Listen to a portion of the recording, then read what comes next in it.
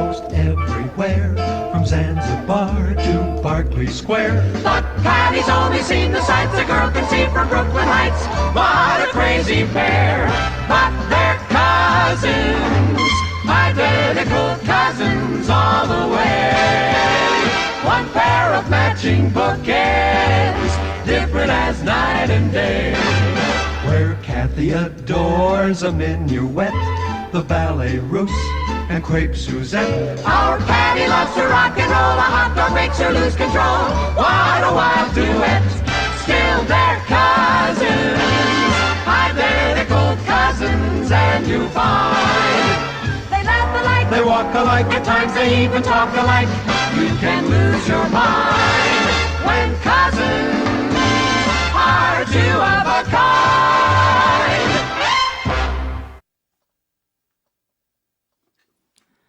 Hey, what time is it? Hey, what time is it? You see what I did there? I said it double, like double Patty Dukes. Uh-huh. You're a real funny guy. Well, what time is it? It's Patty time!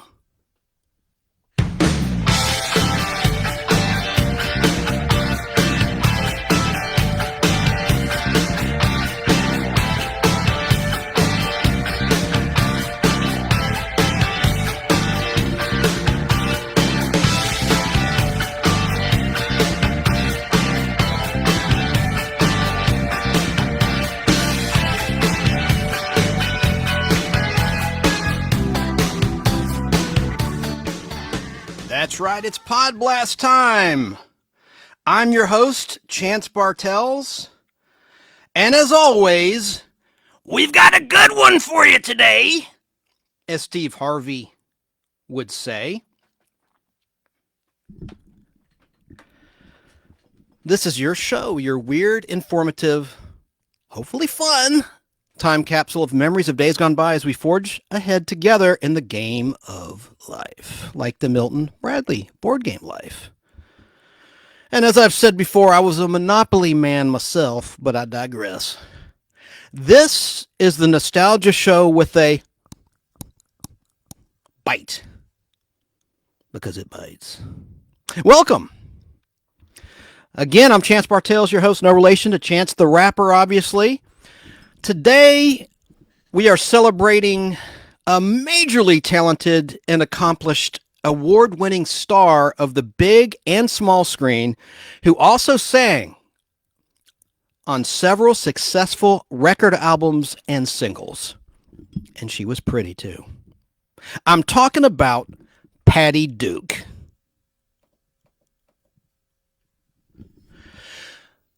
You'll hear about the history of the Patty Duke Show with a brief biography to kick it off of Patty Anna Marie Duke before we talk about that classic ABC sitcom. You're going to hear every aired version of the catchy and parodied Patty Duke Show theme, the theme song, as well as a sing-along instrumental version. More importantly, this is key. For my film and video vault, you're going to hear clips that you cannot find anywhere else right now. This is material from the Patty Duke Show, from an actual episode. This is footage that's missing from the DVD release and is also missing from the televised syndicated reruns. And I've tried to find the Patty Duke Show streaming, and I checked Tubi, I've checked Prime, I've checked the usual suspects, Crackle, and I can't find it. I'm surprised because that was an MGM show, which Amazon now owns. So I figured it'd be on Prime. Maybe it will be soon. I don't know. But in this lost piece of footage from a Christmas episode of the Patty Duke Show, Patty breaks the fourth wall and speaks directly to her audience. Now, why this cool moment and piece of TV history was cut by MGM, now owned by Amazon, I'll never understand. But you'll hear that exclusive clip right here on the Nostalgic Pod Blast. Also, Patty was a classic game show queen for a while. And did you know that as a little girl, she brought the house down when the $64,000 question game show scandal erupted back in the 1950s. Now, on the game show front, I will play exclusive clips from Patty's very best game show appearance of all time, especially if you like the Patty Duke Show. And these game shows, to this date, have not aired on the wonderful classic game show network called Buzzer, which is a free over-the-air digital network, easy for me to say, which is owned by Fremantle Media, who own The Price is Right. They bought the Goodson-Todman Library of Classic Game Shows, and they also put out American Idol, and they're a media empire, and the parent company is now out of England. But as we're live, this particular lost game show appearance is not on YouTube right now. I searched, or on any digital platform. My fellow game show fans, this clip comes to you from my personal video vault. It was on VHS, and I converted it digitally and had it transferred. It was such a pain to find the tape. I have thousands and thousands of videotapes amongst my films and DVDs and Blu-rays and everything else, comic books. It took me hours and hours and hours to find this particular clip, but it's good stuff. Trust me. It's good and it's rare, and I'm sure it'll wind up on Buzzer one of these days because it's something that Fremantle Media owns. They own this actual content. I just happened to capture it on video back in 2008, a long time ago. Also, we're going to remember Soul Sister and former Acid Queen, Tina Turner. And of course, Acid Queen is a reference to the 1975 movie Tommy, which Tina appeared and performed in with The Who, Elton John, and other beloved, talented musicians. We also will talk about another of America's junior crushes, Karen Valentine from Room 222, who had a recent birthday, and the regal Joan Collins. Joan is now 90 years old. We also will stroll down the best hamburger memory lane. So my question to you as we're live is, who makes the best hamburger, past or present? Leave a comment or call in at 770-438-1050 with your picks of who makes the best burger. Now, I'm talking about a restaurant, talking about all over the world, not just in America. Who do you think makes the best burger, aside from mom or yourself or a family recipe? I want to know which restaurant. I'll give you one right now. I think Ruby Tuesday makes a darn good hamburger. At least they did the last time I ate there. And I like their salad bar too. But they're kind of going away. They're closing locations left and right. But I think they make a good burger. So I also have the usual fake rant of the week.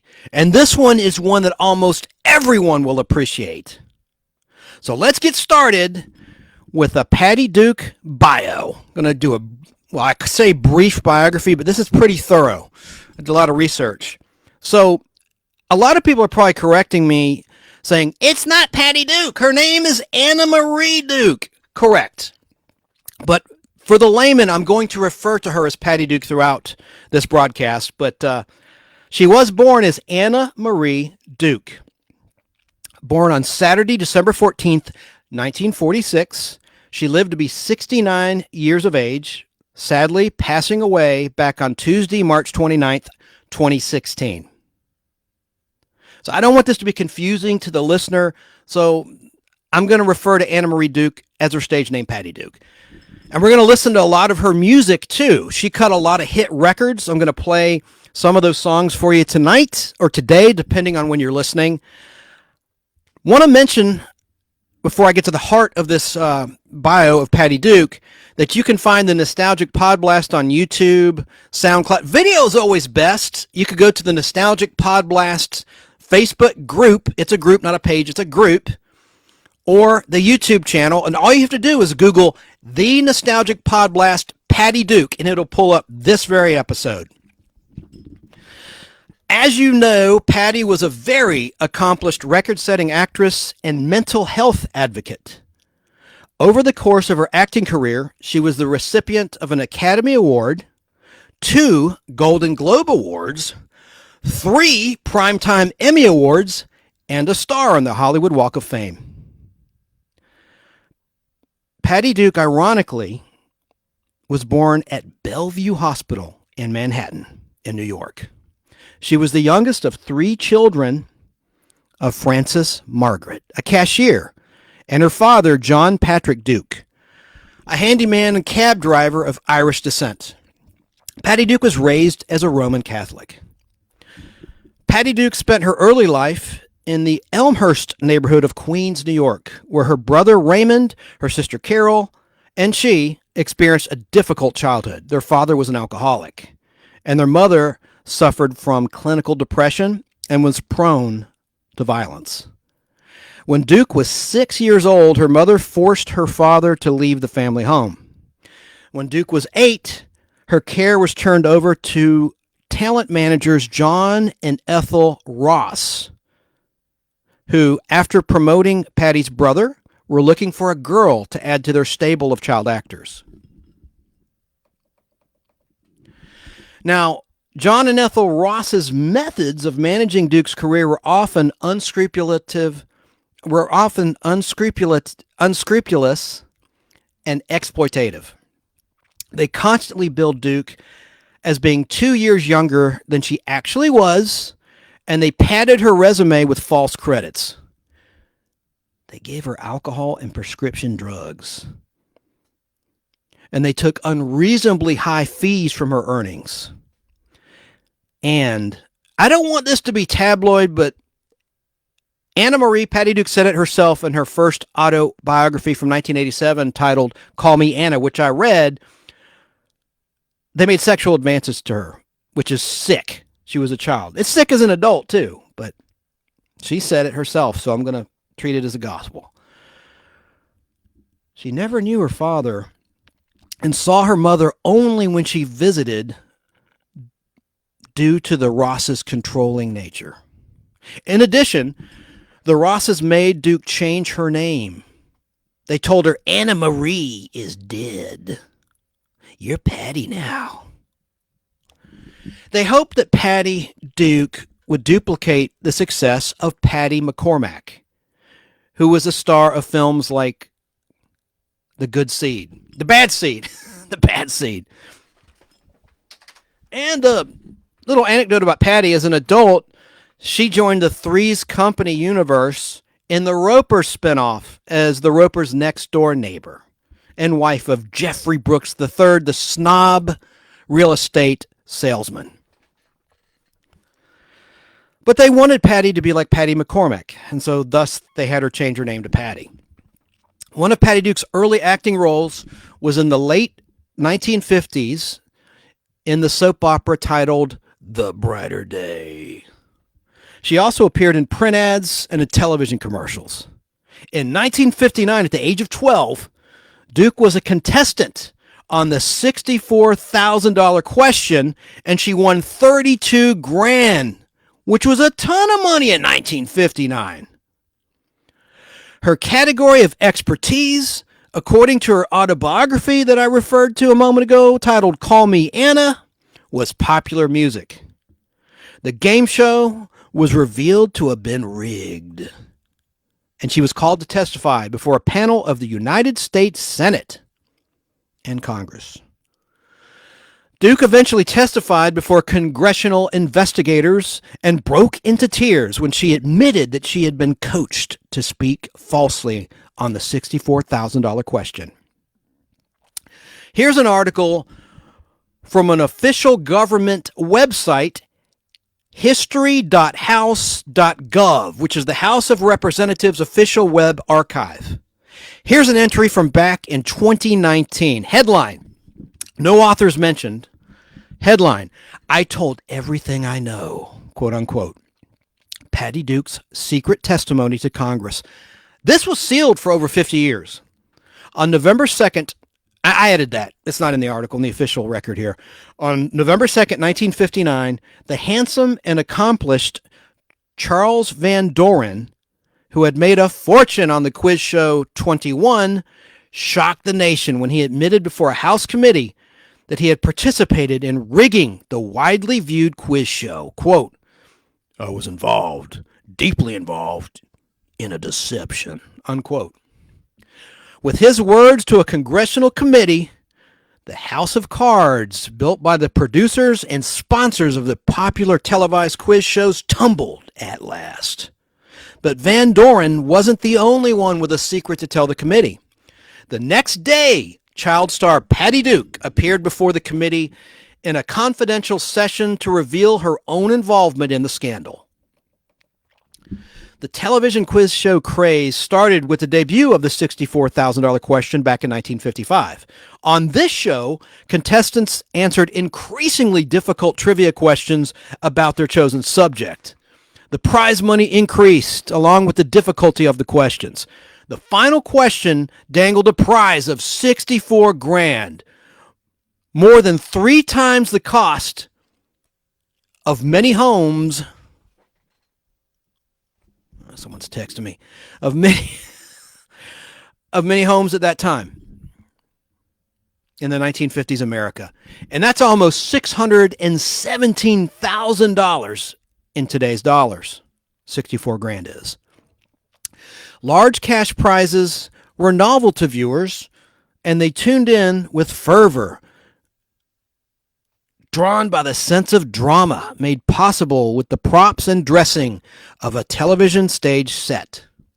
The popularity of the $64,000 question quickly spawned competition, including the shows 21 and Dotto, spelled D-O-T-T-O. After a couple of years' market saturation, quiz shows struggled to maintain viewer interest, and constructing an even more compelling show became paramount to the survival of the game show or quiz show at the time. Unknown to viewers, however, was that producers boosted ratings by ensuring particularly popular questions came out on top, feeding them answers in advance or telling their opponents to throw the game. In 1958, revelations that Dotto was rigged and enveloped.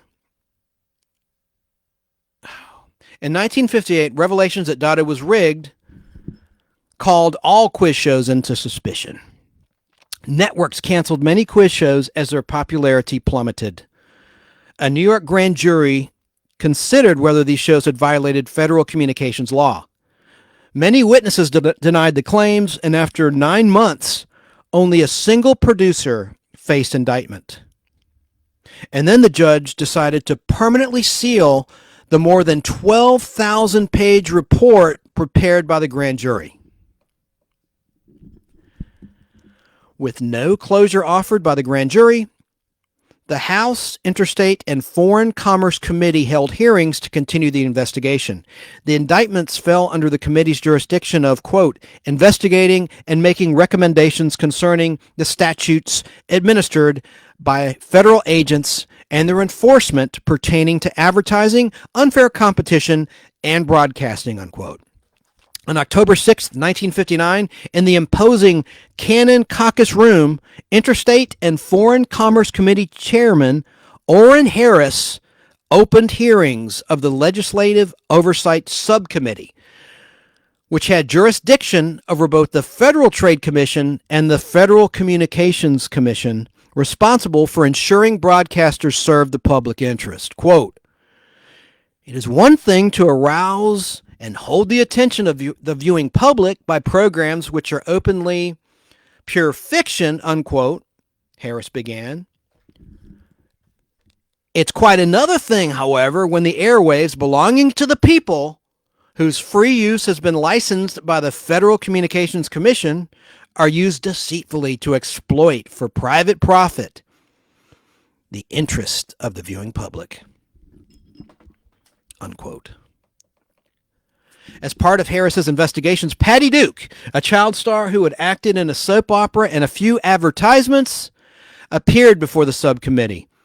Duke had appeared on the $64,000 challenge, which is an offshoot of the $64,000 question. And she was on there when she was just 11 years old, and she won $32,000. But behind the scenes, she was coached. An assistant producer instructed her on what to study and quizzed her in advance.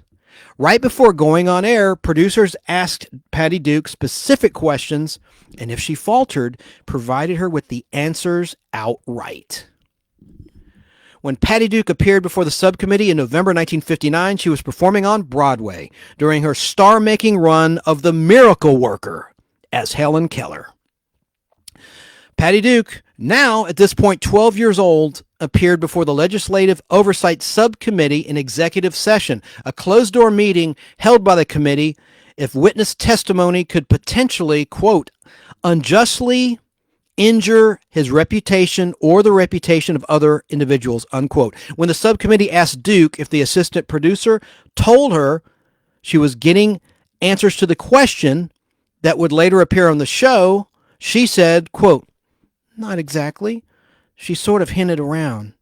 She said, you better study these things because they might be on the show. We're not sure, but they always were, unquote. She wrapped up her testimony by saying, quote, I hold the truth. I told everything. I told the truth. I told everything I know, unquote.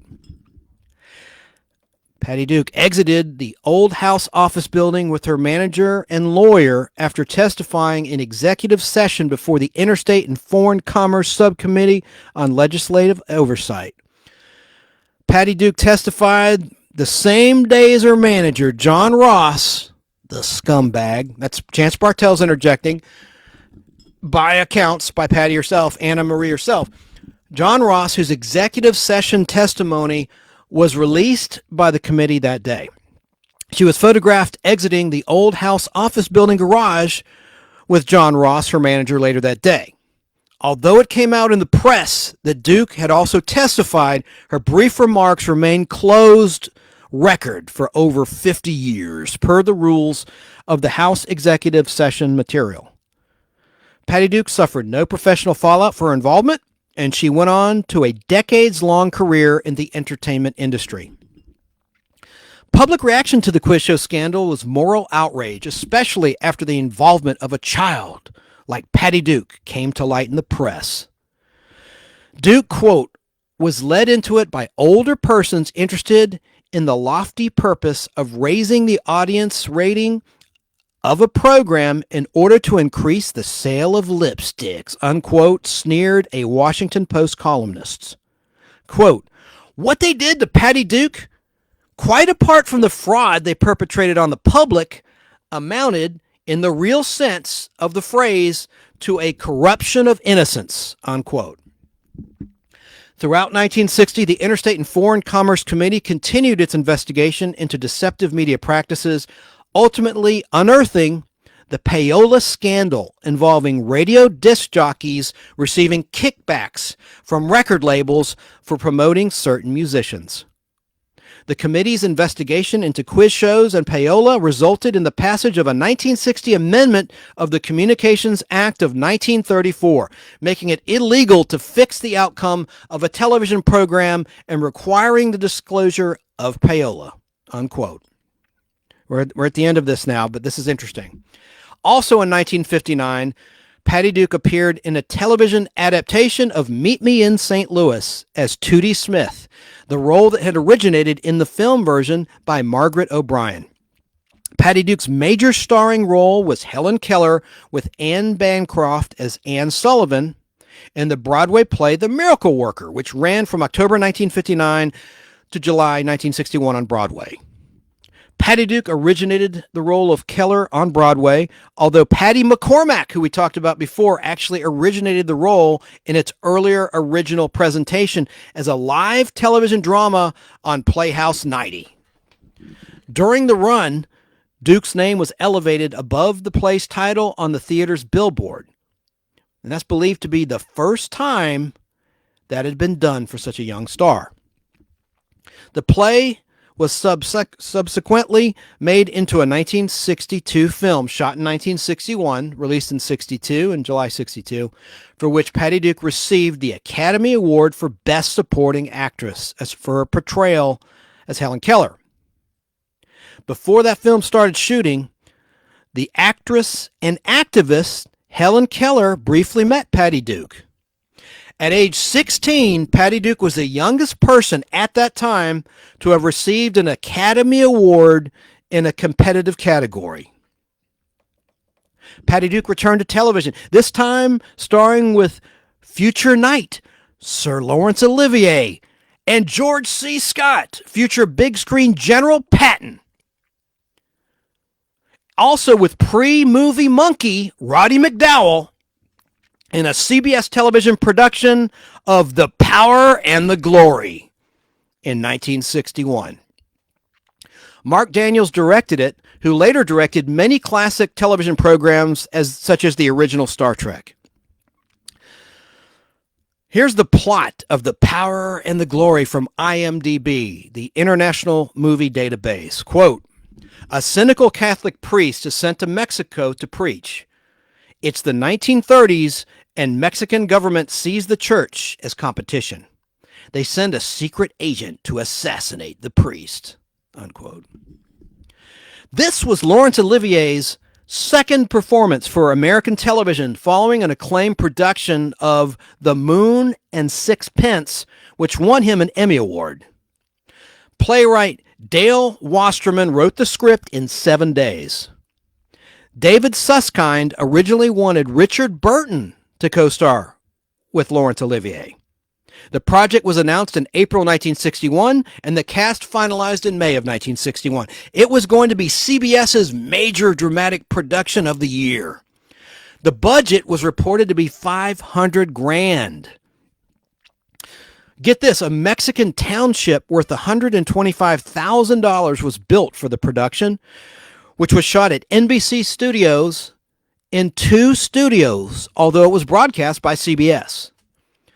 It was one of the most elaborate productions shot for television at that time. Taping started on May 30th, 1961, over a 4-week period between the end of Laurence Olivier's run in Becket, Becket, and his return to England.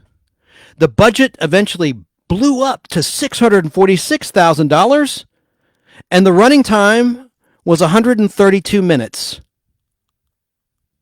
The Power and the Glory aired on CBS on October 29th, 1961.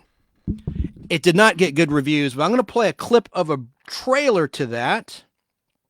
The Power and the Glory. And we're about to get to the Patty Duke Show in a moment. I got some fun clips for you. Let's see if I can find that for you now. Yeah, here it is. This should be the Power and the Glory trailer.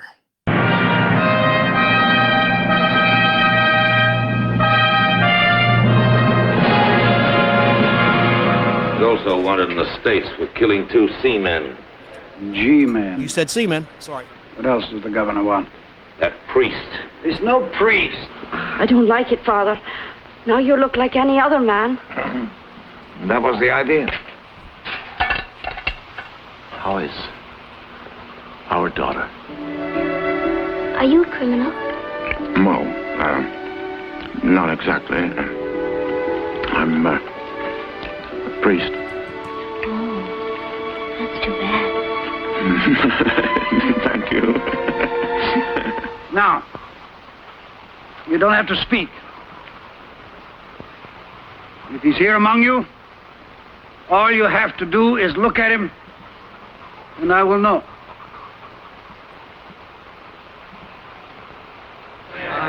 Wonderful to say a mass without fear in church, with candles, bells, a real altar, and vestments such as these. How fortunate you preserved them. Oh, Father, we knew someday a priest would come. It was a miracle you got across the frontier. Yes, I think it was a miracle. I must ask you not to try to escape.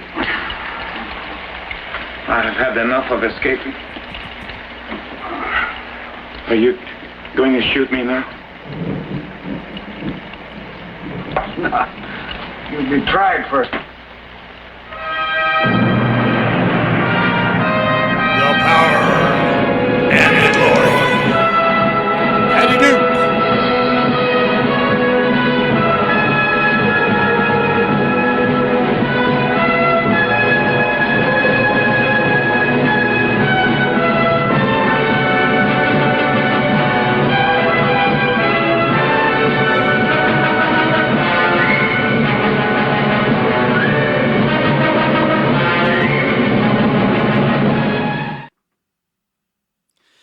Tim O'Connor also was in the cast, who many years later was one of the main cast members of season 1 of Buck Rogers in the 25th Century. About the Power and the Glory, the New York Times called it, quote, a proverbial milestone and a major disappointment, unquote. The Los Angeles Times said it was, quote, less than it could be, unquote. I can't stand critics. Probably Siskel and Ebert were the last critics I could stomach. These people generally are not very creative, and all they do is sit and watch. They couldn't create anything to save their lives, even though Ebert, he wrote the sequel to Valley of the Dolls, Beyond the Valley of the Dolls. And that's not saying much. It's kind of proving my point. That's the extent of that guy's creativity, God rest his soul. But I liked Ebert okay. So next up, at age 15, Patty Duke portrayed Helen Keller in the movie, the film version of The Miracle Worker, which was released on Saturday, July 28, 1962, a role she had originated on Broadway. She won that Academy Award for Best Supporting Actress for her performance. Around this time on television, Patty guest starred in a short-lived one-hour TV show which aired Thursday nights at 7:30 on NBC titled Wide Country, which ran from September 20th, 1962, my dad's birthday, until September 12th, 1963, and that was a rerun on that date, September 12th, 63. Wide Country starred Earl Holliman and Andrew Prine, and Andrew Prine had acted with Patty as her older brother in The Miracle Worker, about a year or so in actual production time before this episode was shot, that Patty Duke guest starred in Wide Country, though the movie had first ran in theater starting on July 28th, 1962. So the show Wide Country was a modern Western drama revolving around champion bronco rider Mitch Guthrie, played by Earl Holliman, as he encountered the adventures of rodeo life in the early 1960s while trying to persuade his kid brother Andy, played by Andrew Prine, not to become a rodeo bum like himself. Now, Patty's episode was titled To Cindy with Love, airing on NBC on Thursday, February 28th, 1963. To give it context, the Patty Duke Show premiered on September 18th, 1963. So this was around the time the pilot of the Patty Duke Show had been filmed in early 1963. From IMDb, here's the plot of this episode, and this episode's really, really sad. From IMDb, when young Cindy Hopkins' beloved horse breaks her leg, the vet tells her that the horse must be put down. But Cindy refuses to accept it. Another vet, an old friend of Mitch and Andy, thinks the horse can be saved, but is too unsure of himself to attempt it. Cindy is thus driven to desperate measures. And I have this episode on 16 millimeter film in my film library, and it's extremely tough to watch. And Cindy's horse breaks her leg and has to be put down. And I got to say, Patty's acting in this is gut-wrenching. Oh, does it show my address? I better not. Well, there's the film. Let me pull up the reel. It's extremely sad. Like I said, I watched it one time, and it's just anything with animals being hurt, even in fiction, just really, really upsets me. I don't even see that on camera. Anyone that's listening on Fistful of Radio or Apple Podcasts or TuneIn or Spotify, or I would direct you to the Nostalgic with a C, not nostalgia, the Nostalgic Podblast YouTube channel. Just Google search The Nostalgic Podblast YouTube Patty Duke, and it'll pull up. But that's what the reel looks like. And hang on, let me put this up. Gotta make sure I don't mess up my collectibles as we're live here. Okay.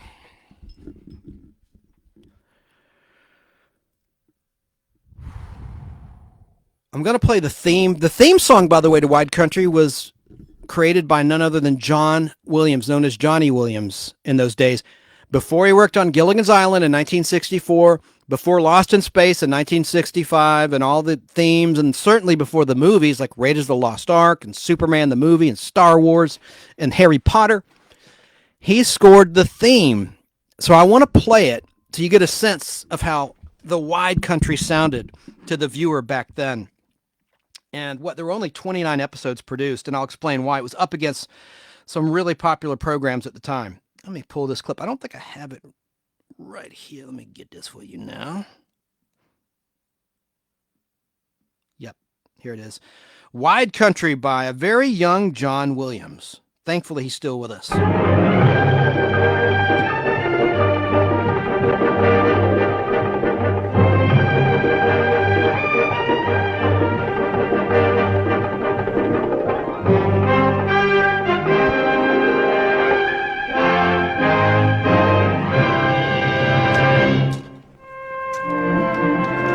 Here's the end titles. Oh, that's the opening, I'm sorry. Listen up.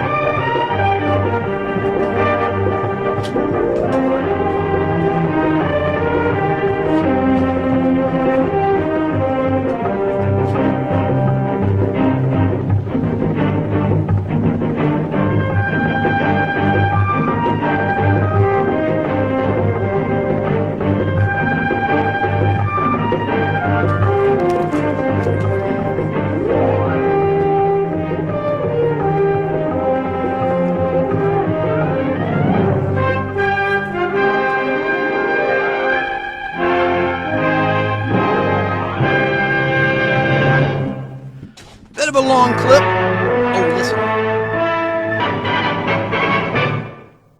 I love that review logo. MCA. For those watching, I'd held up the wrong episode of Wide Country. I've got several on film, but I've managed to grab the right one and hold it up for the viewer. So, as I said, Wide Country lasted 29 episodes. It had really tough ratings competition, with CBS scheduling Mr. Ed and the first half of Perry Mason against Wide Country, while ABC had Ozzie and Harriet, which was still popular, and the Donna Reed Show. Those shows all took out Wide Country on NBC. It was canceled. Now, in this Wide Country episode with Patty Duke titled To Cindy with Love, Patty looked exactly as she did in the unaired pilot of the Patty Duke Show with very short, butch, hairstylish hair. This episode of Wide Country was filmed just before production of the Patty Duke Show pilot began. I already said that, I know. Repeating myself. Finally, we're going to get to the Patty Duke Show pilot. This is kind of an interesting fact. The Patty Duke Show was a brand new starring vehicle for the fall of 1963, which has connections to both Bewitched and I Dream of Jeannie. Oh, I meant to pull that too. I want to show you. I have that on film as well, the unaired pilot. I'll get to this in a moment, but it was actually recut as the final episode of season 1 of the Patty Duke Show, titled The Cousins, a flashback episode, but they had to reshoot scenes.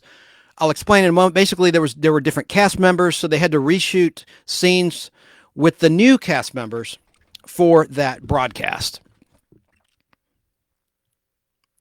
So this pilot for Patty Duke's own series titled The Patty Duke Show was created by the future creator of I Dream of Jeannie, Sidney Sheldon, who later became a prolific author.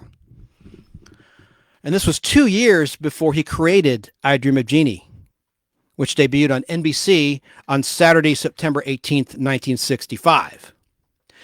Before that bottled Barbara Eden magic, Sidney created this new and complicated sitcom, especially for Patty Duke.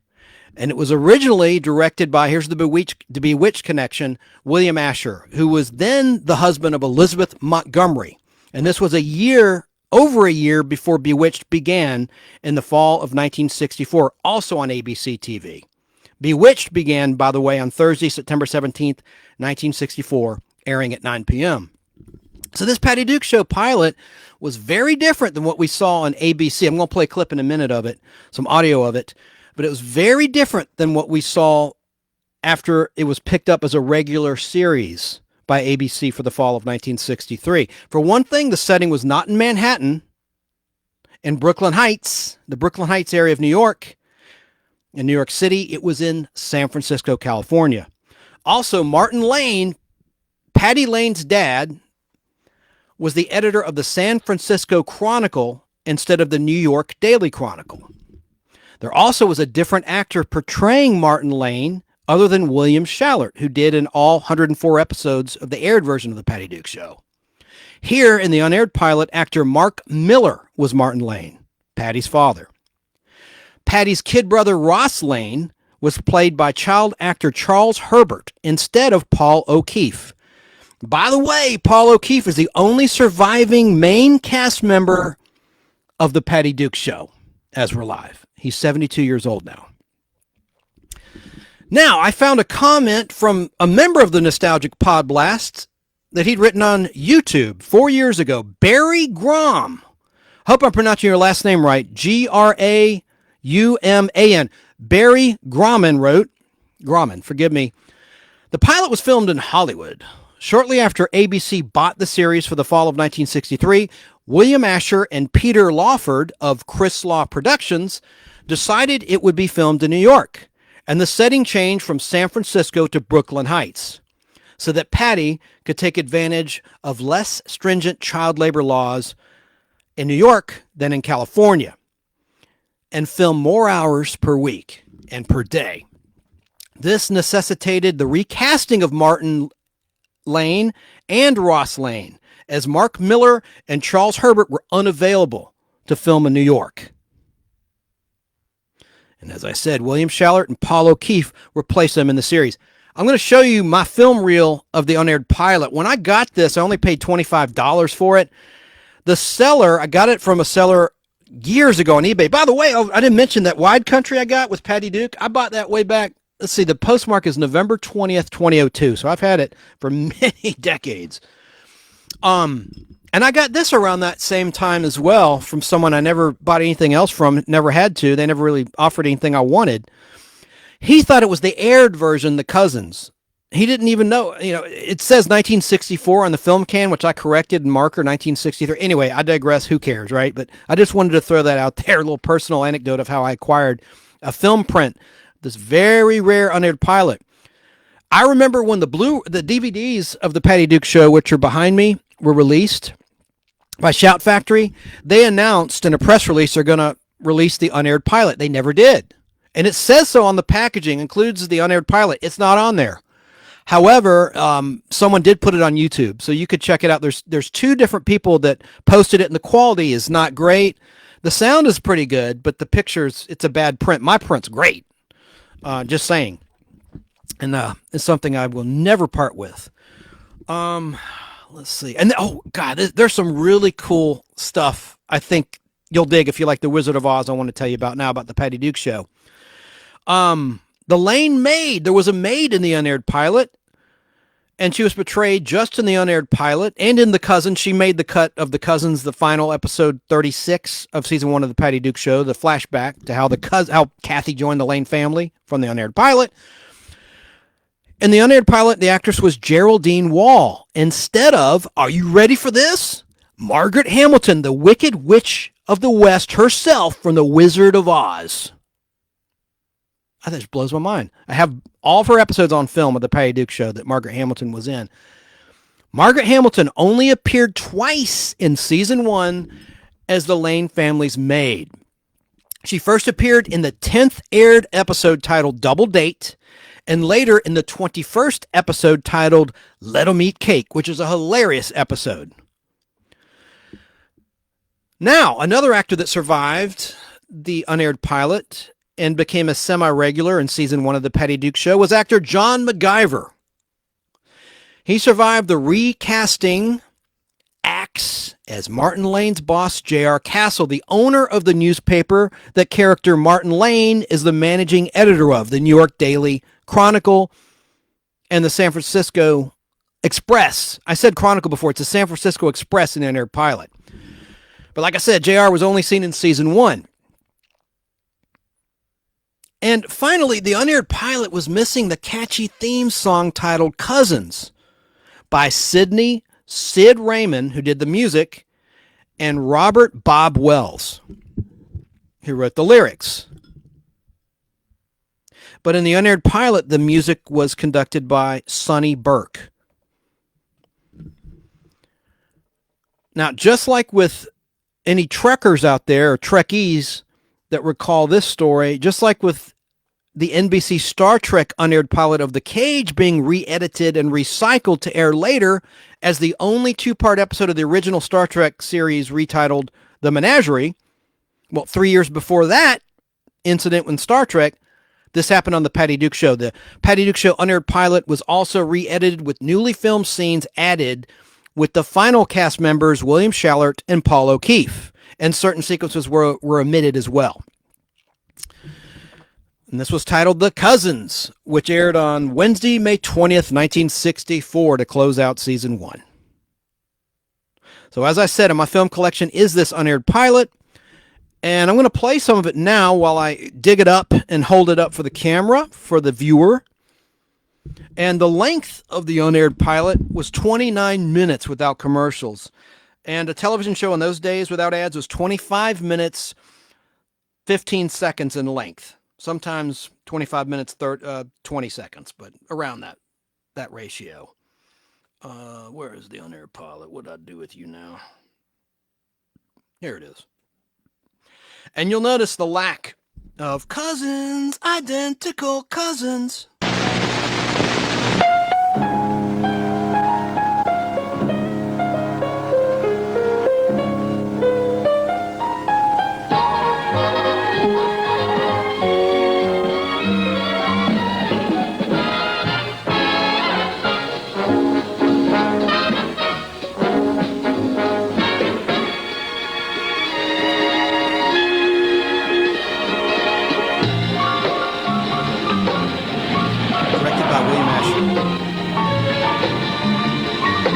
Director, like I said, husband of Elizabeth Warren. Now it's showing Patty Lane's boyfriend Richard getting out of his hot rod. A shot you didn't see in the aired recut version, The Cousins, at the end of season 1. A cool shot on location.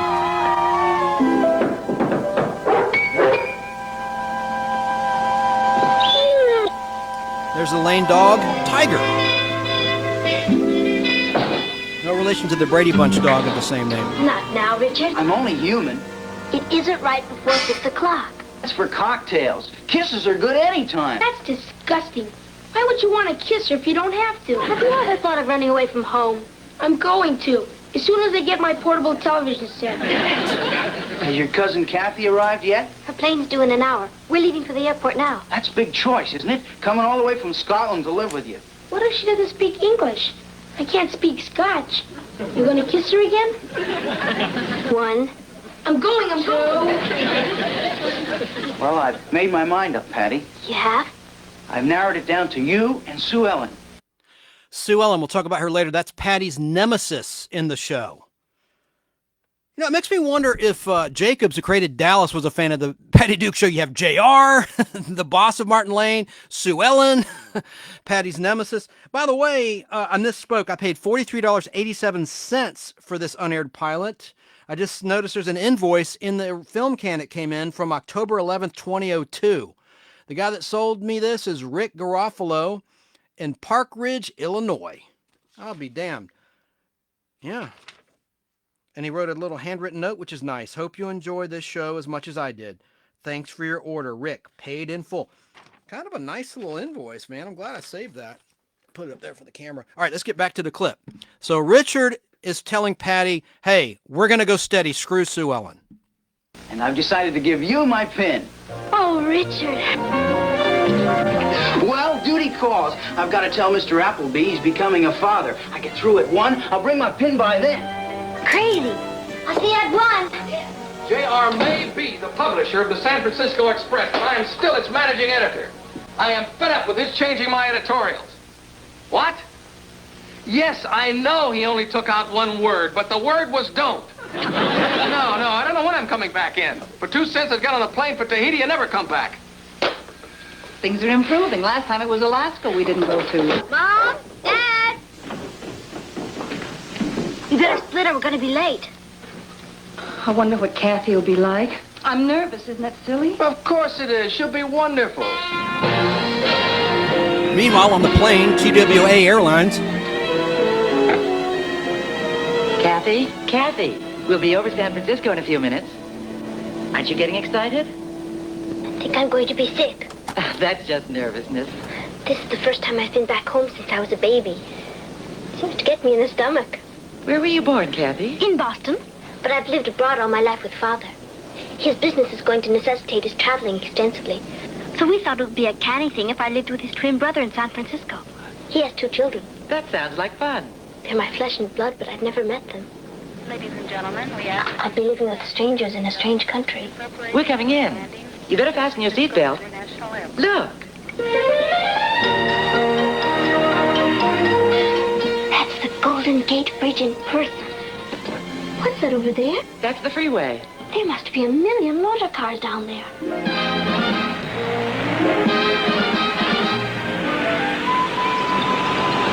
Do you believe this freeway? Wall-to-wall cars.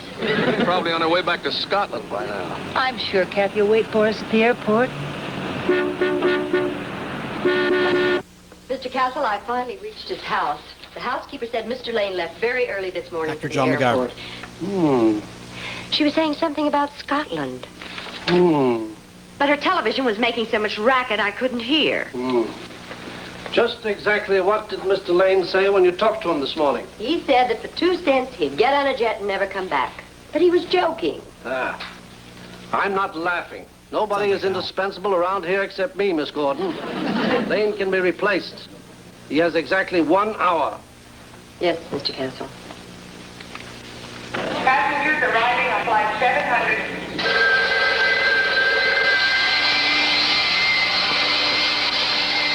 That whole scene was not in the aired version that was recut between JR and the secretary. There's the maid. That's missing too. There's no answer. He's probably at his office. Perhaps I better go there. She's at the airport. This is also not in the aired version, The Cousins. Bye. Bye. Good luck.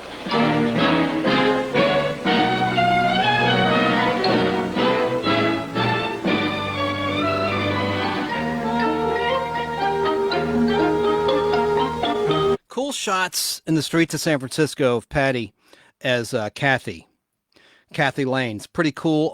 And again, you can find this on YouTube. Look up Patty Duke Show Rare Pilot if you want to see this. I'm going to play a little bit more as I'm stalling.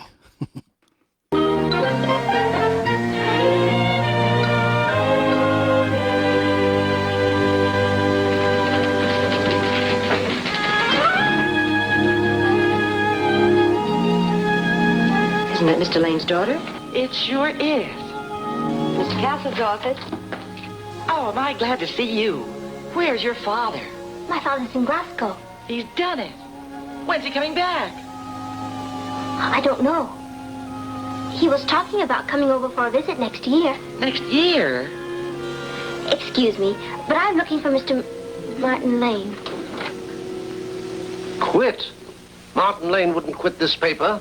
He's indispensable and he knows it. Who said he quit? Pauline got it from the horse's mouth. His daughter, she's here. He's in Scotland. Don't be ridiculous, Miss Gordon. What would he be doing in Scotland? Probably sitting on the bonny banks of Loch Lomond fishing. Very well. If that's the way he wants it, that's the way he's going to get it. Clean out his desk and send for Albert Marcus. I'll have a word with that young lady. You, janitor. You, janitor. Take that name off the door right now. Yes, sir. And as for you, young lady, you can take a message to your father. I hope he enjoys living in Scotland. Oh, are you a friend of my father's? Well, I thought it was.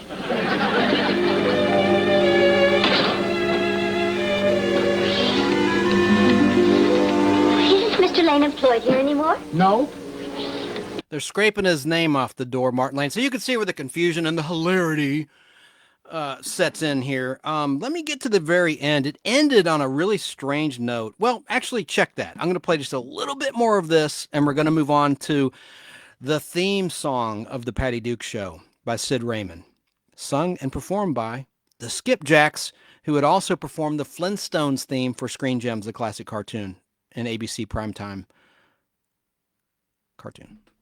Perhaps that's why he couldn't meet me at the airport. I'll try him at home.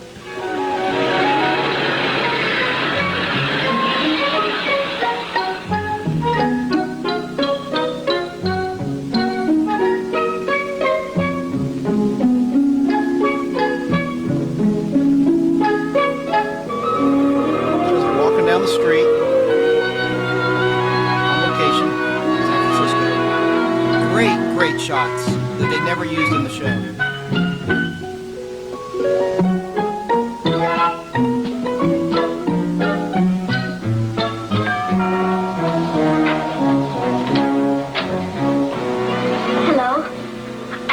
Well, don't just stand there. Go clean your room. It's a mess. Folks will be back in a minute.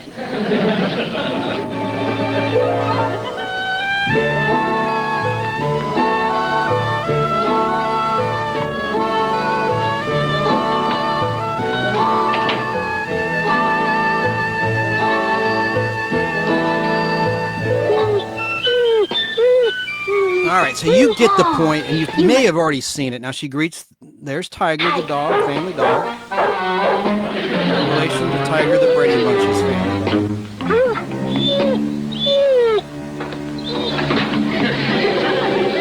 A lot of these shots were, of course, used in the opening credits in season 1 and 2 of the Patty Duke Show from this pilot.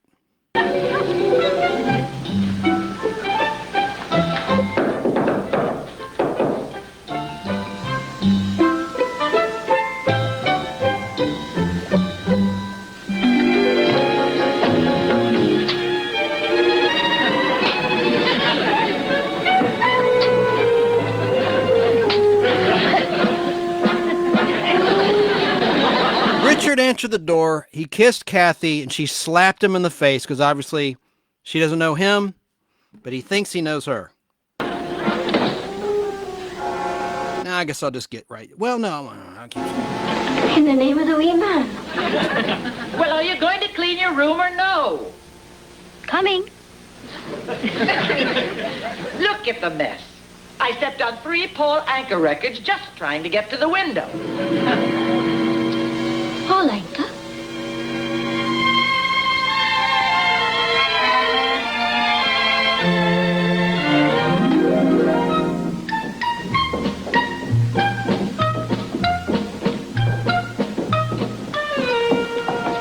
Well, if she's lost, she could have gone to the police. Maybe she did. I'll call.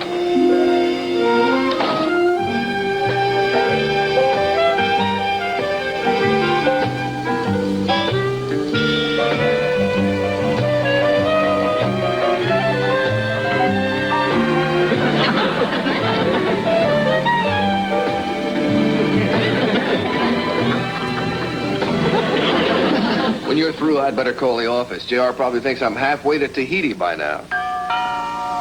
She's here. Oh, it's you. Hi, Richard. Come on in. No, thank you. I just came to give you a message from Sue Ellen. She says to tell you she is crazy about my pin. Sue Ellen? I thought he was going to pin you, dear.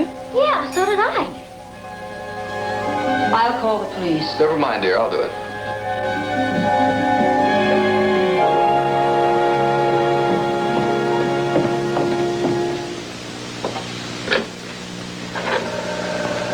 Hello, everybody.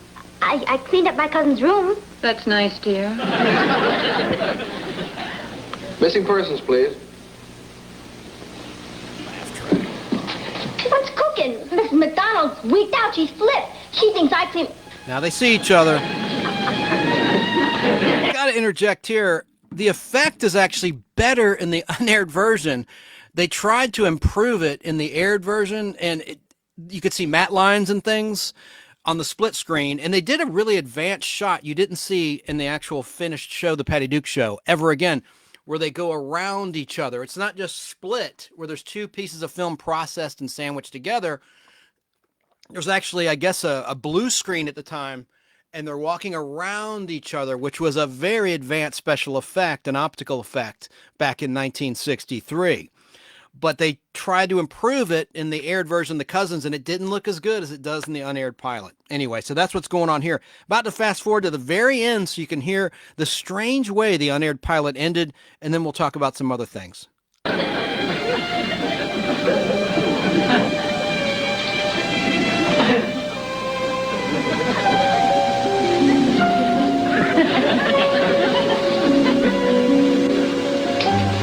Holy moly! It's me!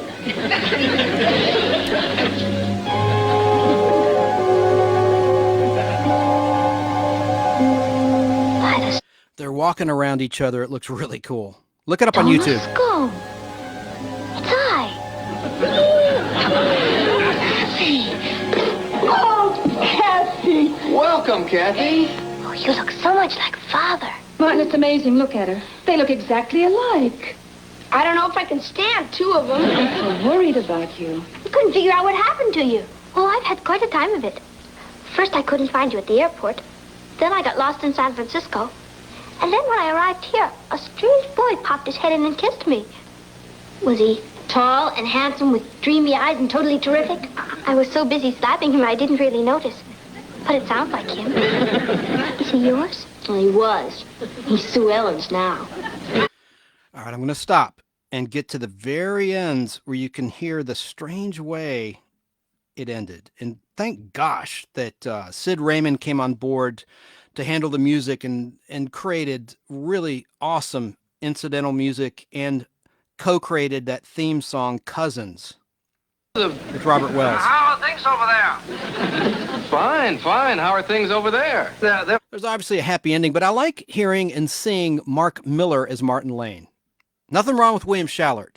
And I didn't mention Natalie Lane. The actor who plays Natalie Lane worked with William Shallert previously in The Many Loves of Dobie Gillis. They both played college professors.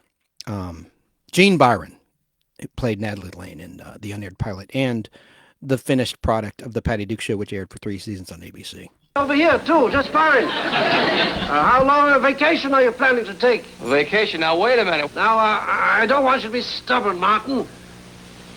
I need you back. The paper needs you. What about my editorials? Well, we'll discuss that when you return from Scotland. How soon can you get back? He thinks I'm in Scotland. Well, I don't know, J.R. It's beautiful country over here. The heather's in season, and Kathy all of a sudden has bagpipes. Where did those come from, right? In the Lane house for the background. I can hear the... Obviously, they're messing with J.R. Castle, who is getting his comeuppance for being a dick, excuse my French, to the Lane family in this unaired pilot. Bagpipes, awful.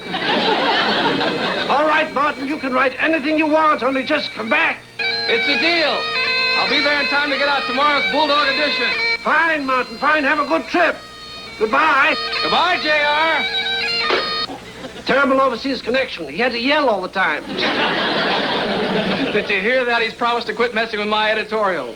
And it's all because of you, Kathy. You're the most exciting thing that's happened to this family in years. I only told you.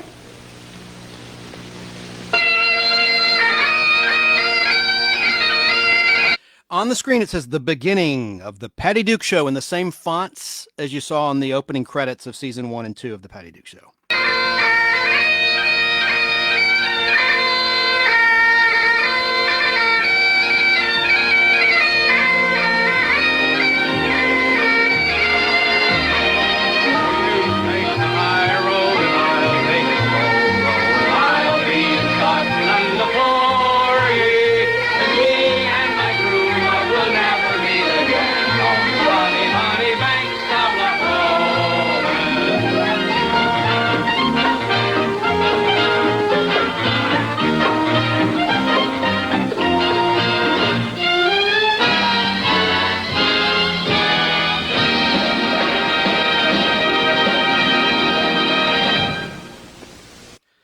Weird. I thought that was really, really strange.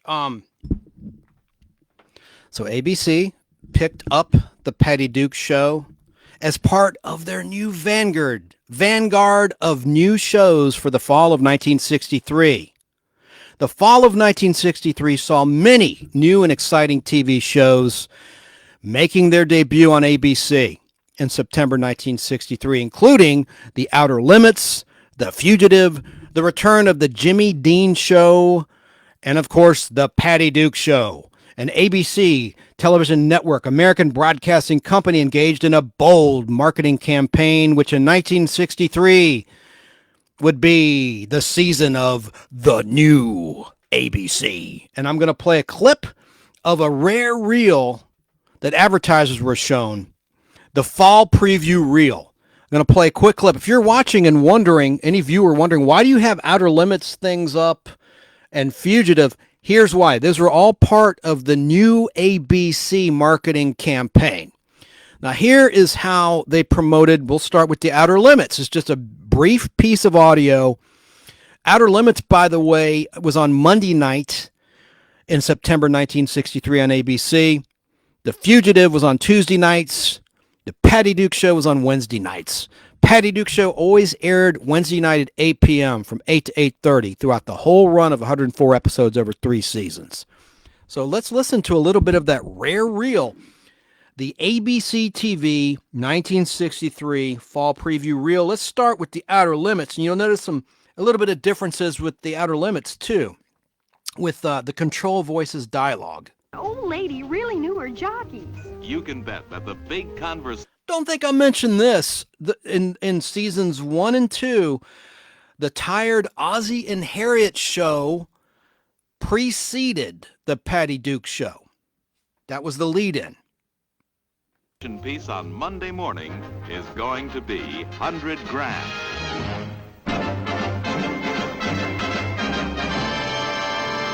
What you just heard there was a promo for Sunday night's 100 grand game show, primetime game show on ABC.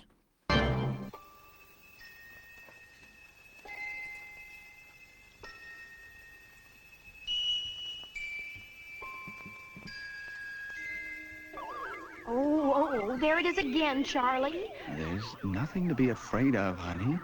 It's only science fiction. Outer Limits. 7:30, 6:30 Central Time. There is nothing wrong with your television set.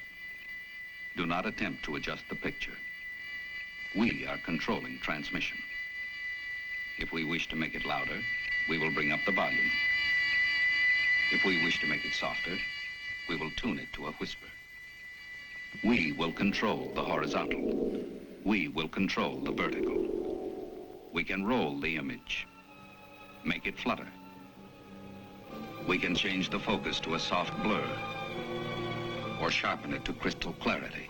For the next hour, sit quietly and we will control all that you see and hear. We repeat, there is nothing wrong with your television set. You are about to participate in a great adventure.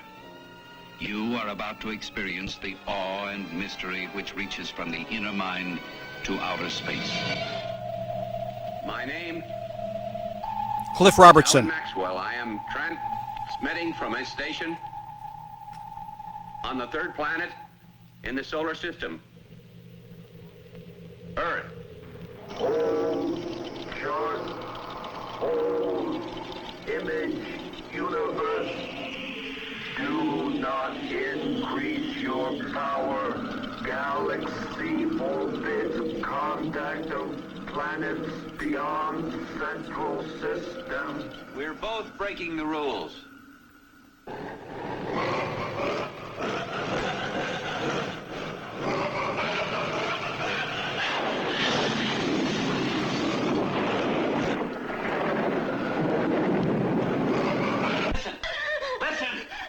From another dimension, another galaxy. We contacted through mathematics. I decoded through the computer. It's all right. It won't hurt you. Back! Listen! It's all right! Listen, I know it looks different than us, but it's got a mind similar to us. Please let me It go. didn't want to come here, but it made contact out of curiosity. Don't you understand? We brought it here. I've got to get it back! At 8:30, 7:30 Central Time, comes... Look, isn't that wagon train? Why, sure enough. I wonder what it's doing on Monday night. Oh, I saw in the papers where it's going to be seen at a new time. It's going to be a 90-minute show this coming year. Bigger and better than ever, with a whole wagon load full of guest stars. So now I'm going to fast forward to The Fugitive. Now that Outer Limits, the woman you heard was Jacqueline Scott, who was cast in The Fugitive as Dr. Richard Kimball's sister, Donna. And she appeared in every season of that show, including the finale, The Judgment, parts 1 and 2, which concluded on August 29th, 1967. I sometimes say 27th. I got to make sure I got that right. August 27th. Wait, Tuesday, August 29th, the day the running stopped. William Conrad. That's a terrible impression of the great William Conrad, but just trying to think in my head. I always get confused. Is it August 29th? Tuesday. Yeah, and then in Canada, it was September 5th. They aired the finale of The Fugitive a week later. 29th, 30, 31. Yeah, the 29th. Okay. So now here is how, and by the way, sometimes these fall preview reels did actually air on the network. I said they primarily were for sponsors, and they were from behind the scenes business dealings to show footage from the pilots of these new shows and explain what they're going to do with existing hit shows that they kept on the schedule in the coming season. But it was a big deal, the new ABC. And The Outer Limits had a lot of fanfare about it. But let's move on to The Fugitive, and then you'll hear the Patty Duke part of this presentation of the new ABC. I can frickin' find it. Where's my little note here? Oh, yeah. I got to find my cue mark. Doing this live sometimes as a bear. Okay. Oh, now.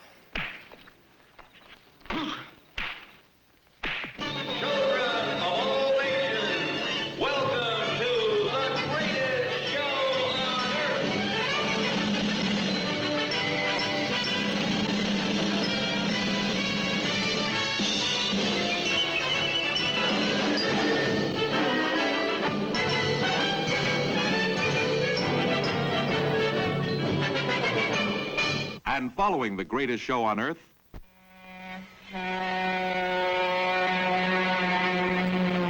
Name, Richard Kimball.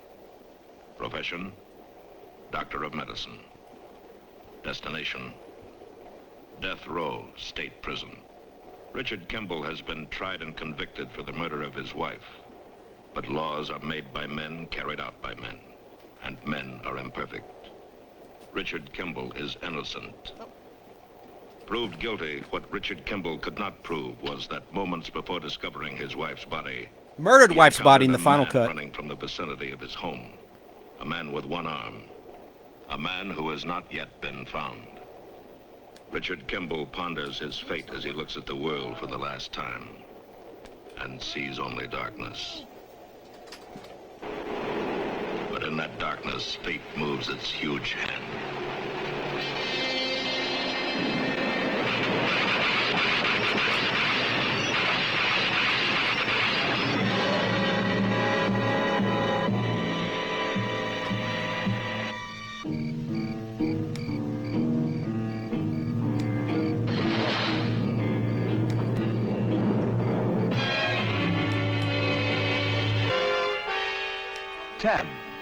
9 Central Time. That was it? Oh. Now 6 months a fugitive. This is Richard Kimball with a new identity. And for as long as it is safe, a new name.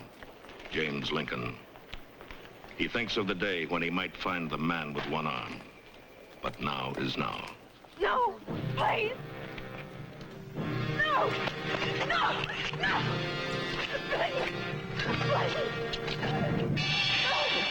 No, no.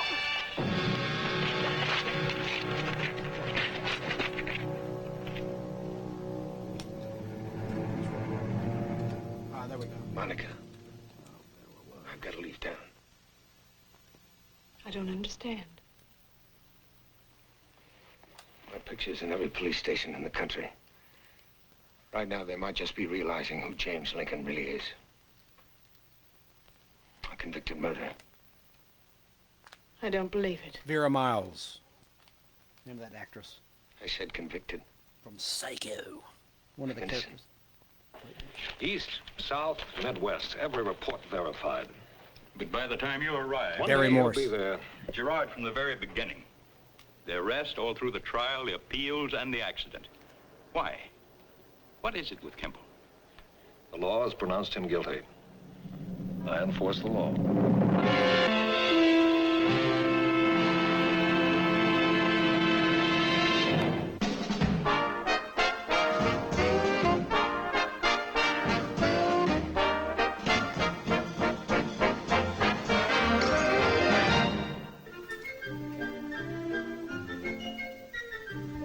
Okay, Mother.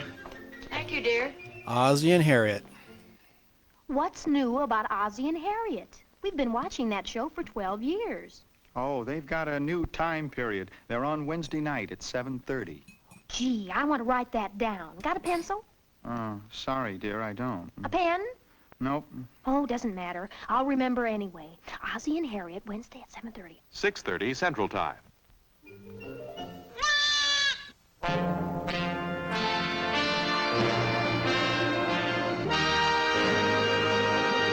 New!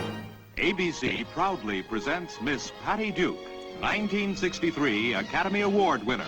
8/7 Central Time.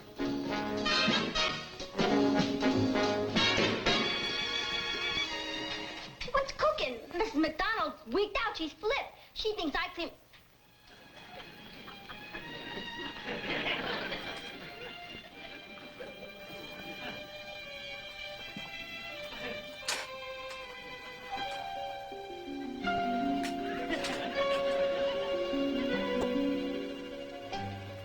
Holy moly! It's me!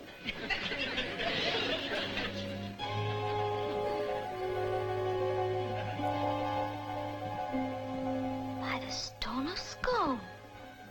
It's I. Kathy! Oh, Kathy! Welcome, Kathy. Oh, you look so much like Father. Martin, it's amazing. Look at her. They look exactly alike. I don't know if I can stand two of them. I'm so worried about you. I couldn't figure out what happened to you. Oh, I've had quite a time of it. First, I couldn't find you at the airport. Then I got lost in San Francisco. And then when I arrived here, a strange boy popped his head in and kissed me. Was he tall and handsome with dreamy eyes and totally terrific? I was so busy slapping him, I didn't really notice. Skyping him? Holy cow, I've got to hear him. What are you doing here? Well, you called me. Well, she called me. Who called me? I did. He's going to get his pin back from Sue Ellen. Oh, Kathy. You're Kathy? Catherine Margaret Rowan Lane of Glasgow. Boy, are we gonna have fun. Who's we? Well, how am I gonna know who's who? You'll know.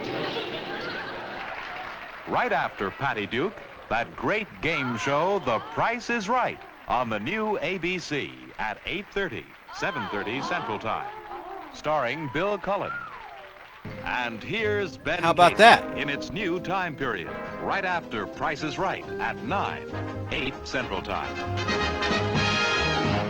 Those were the ones I wanted to feature, the big three, in my opinion, that have survived the test of time. The Outer Limits, The Fugitive, and of course, The Patty Duke Show, the main emphasis of this edition of the Nostalgic Podblast. Going to play the very beginning of that promo reel, the 1963 ABC TV Fall Preview reel, because there's a pretty cool little introduction, and then we're finally going to get to the Patty Duke Show themes and backstory. Check it out. Charlie, what's that? Gee, honey, I don't know what it is. I never saw anything like that before. Of course not. It's new.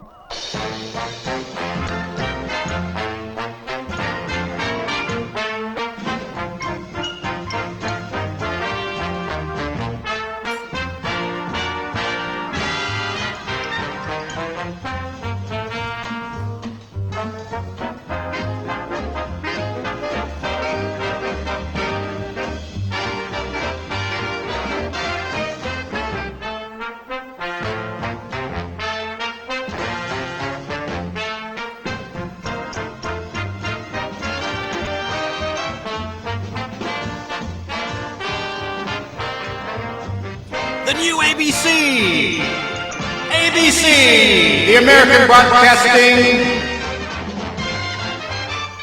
Miss Edie Company.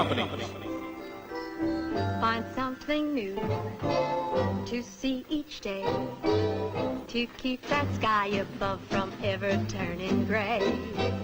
Keep two sharp eyes out all your life through for something new. That's something new. I like it. I like it. It's like, remember the movie Modern Problems with Chevy Chase, which is a pretty bad movie, but I like it. Remember that scene with Chevy Chase? I like it. Okay, I digress. Sorry if I busted anyone's eardrums there. I just busted mine. So, getting back on track with the Patty Duke Show. At that time, when Sidney Sheldon created the Patty Duke Show, Patty Duke, Anna Marie Duke, real name, had not yet been diagnosed as having bipolar disorder. But Sheldon did notice that she had two distinct sides to her personality, so he developed the concept of identical cousins. Identical cousins with, that's annoying stuff, with contrasting personalities, which of course in reality is preposterous. How can you have an identical cousin? Patty Duke portrayed both main characters very effectively. You would swear it's two different actresses. And the camera tricks they used were very innovative for the time and still hold up in many cases. We'll talk about the back of Patty Duke's head.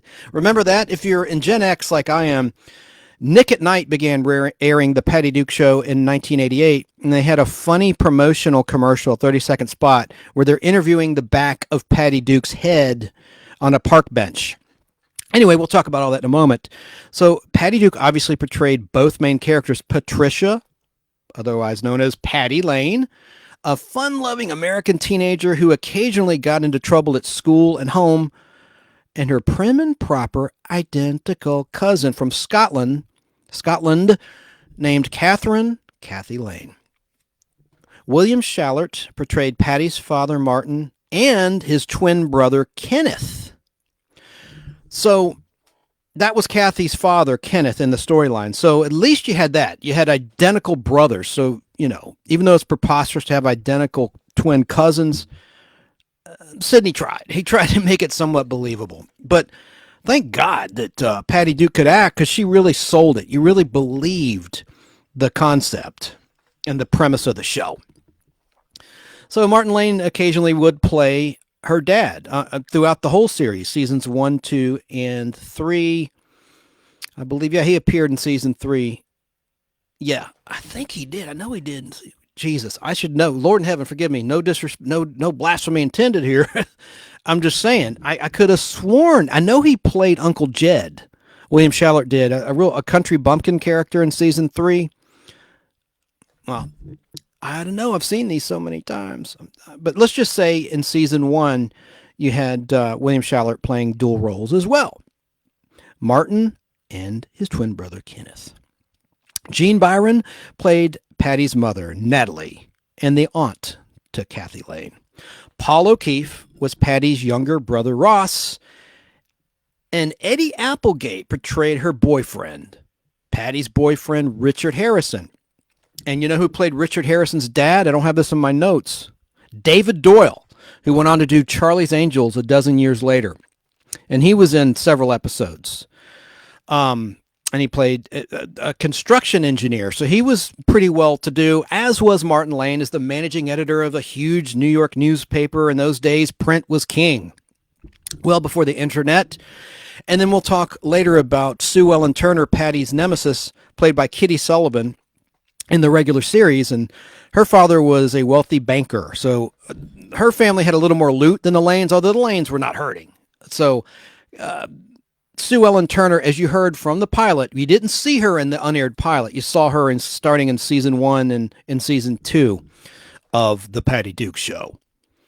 But Eddie Applegate was much older than Patty Duke in real life, and it showed. And I mean, I have no disrespect. And Eddie Applegate passed away in 2016, sadly, as did Patty Duke. And William Schallert passed away in 2016. That was a tough year. And Gene Byron is gone as well, unfortunately. And as I said previously, Paul O'Keefe is Ross. That's the only regular cast member that survives to this day as we're live. After the pilot, the first regular series episode to be filmed in New York City was an episode titled How to Be Popular, which featured a cameo by Frankie Avalon, the actor and trumpet player and singer who appeared on the big screen in 1961 in Voyage to the Bottom of the Sea. And he also had performed as a little boy the song Blue Skies with his trumpet live on the Jackie Gleason Show in December 1952 in the big live Christmas show, hour-long show, when he was just 12 years old. That was his first prominent break on a national level. But this episode, How to Be Popular, which was the first regular episode to be filmed of the Patty Duke Show, didn't air until the 12th episode in the ABC Network original aired order, 3 months into the series, on Wednesday, December 12th, 1963. And that's one of the better episodes. I have it on film. I'll show on the camera in a minute. I got to get to a clip where I can show you that. But my print of How to Be Popular, unfortunately, is going bad. It's warped. Oh, it makes me so sad. That's the thing with film. Sometimes it's a rush. It's like playing Russian roulette. You don't know which film will go bad. They don't all go bad. Our friend Al Hardy has me convinced they're all going to go bad if it's acetate film stock, and I disagree, because they won't. But anyway, I just love that episode, How to Be Popular, where Kathy is desperate to make new friends in high school and be as gregarious and outgoing as her cousin Patty. And so she writes like Dear Jane, like Dear Abby. And Dear Abby gives her some crazy advice and how to improve her popularity, hence the title How to Be Popular, written by the great Sidney Sheldon. It's one of the better, it's the one where you see Patty dancing, you know, in like that little leopard skin blouse that you saw in the opening credits of all the season 1 and 2 episodes. And you see Kathy coming down the staircase in the nice evening gown. That's a dream sequence that Kathy in the episode is having, where she's dreaming about showing up all the friends at Patty's party when Frankie Avalon comes to the door to take her out. And it's a funny line in that, where Kathy, everyone wants to date Kathy in her dream. And she goes, I'm sorry, I'm booked up until 1973. I don't know. It's not laugh out loud funny, but it's kind of amusing because, you know, in retrospect. Kind of like Space 1999. God, I wish they set that in 2099. It's just so dated. And that's a great show I like as well. And I just wish they named it something else for the newer generation. It just seems to attract newer, younger people to how great 1999 was, filmed on the James Bond sound stages, Pinewood Studios, England, et cetera, et cetera. It's a great, well-written show, and it's got some things that are dated, like the title. Ugh. Anyways, but I thought that was a funny line. Oh, I'm booked until 1973. So the ABC chose an episode titled The French Teacher to kick off the show as its premiere episode. In that one, Patty is smitten. I can't read my own handwriting. In that episode, Patty is smitten with her French teacher, Andre.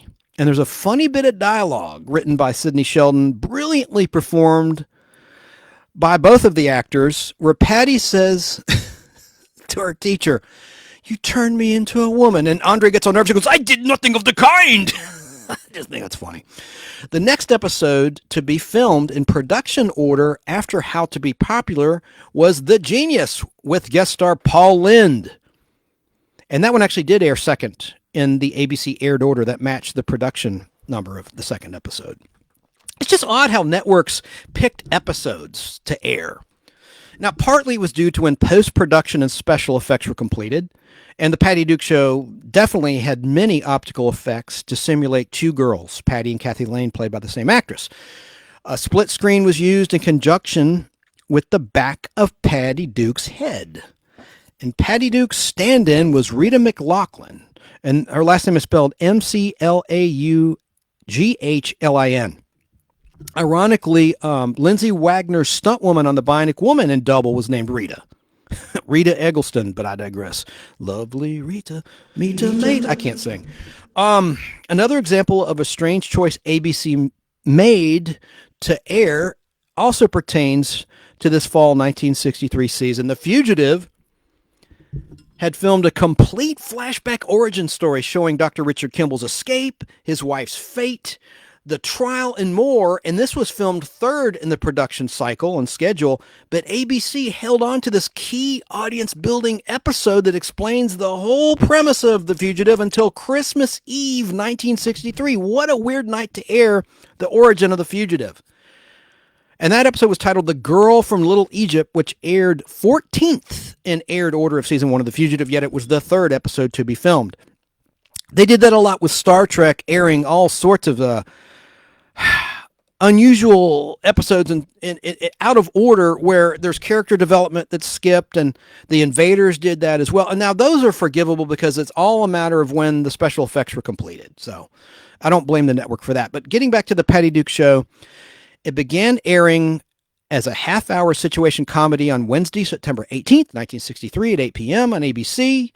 But now, with this catchy theme tune performed by the Skipjacks, who I already said previously sang the Flintstones theme song, among other high-profile performances of theirs. So I'm going to play now. Here is the alternate, though. This is at the very beginning of this show, I played the standard season 1 and 2 opening theme. But in season 1, there were some alternate themes. And I want to play one now. This is the alternate season 1 theme that did air in a few episodes in season 1.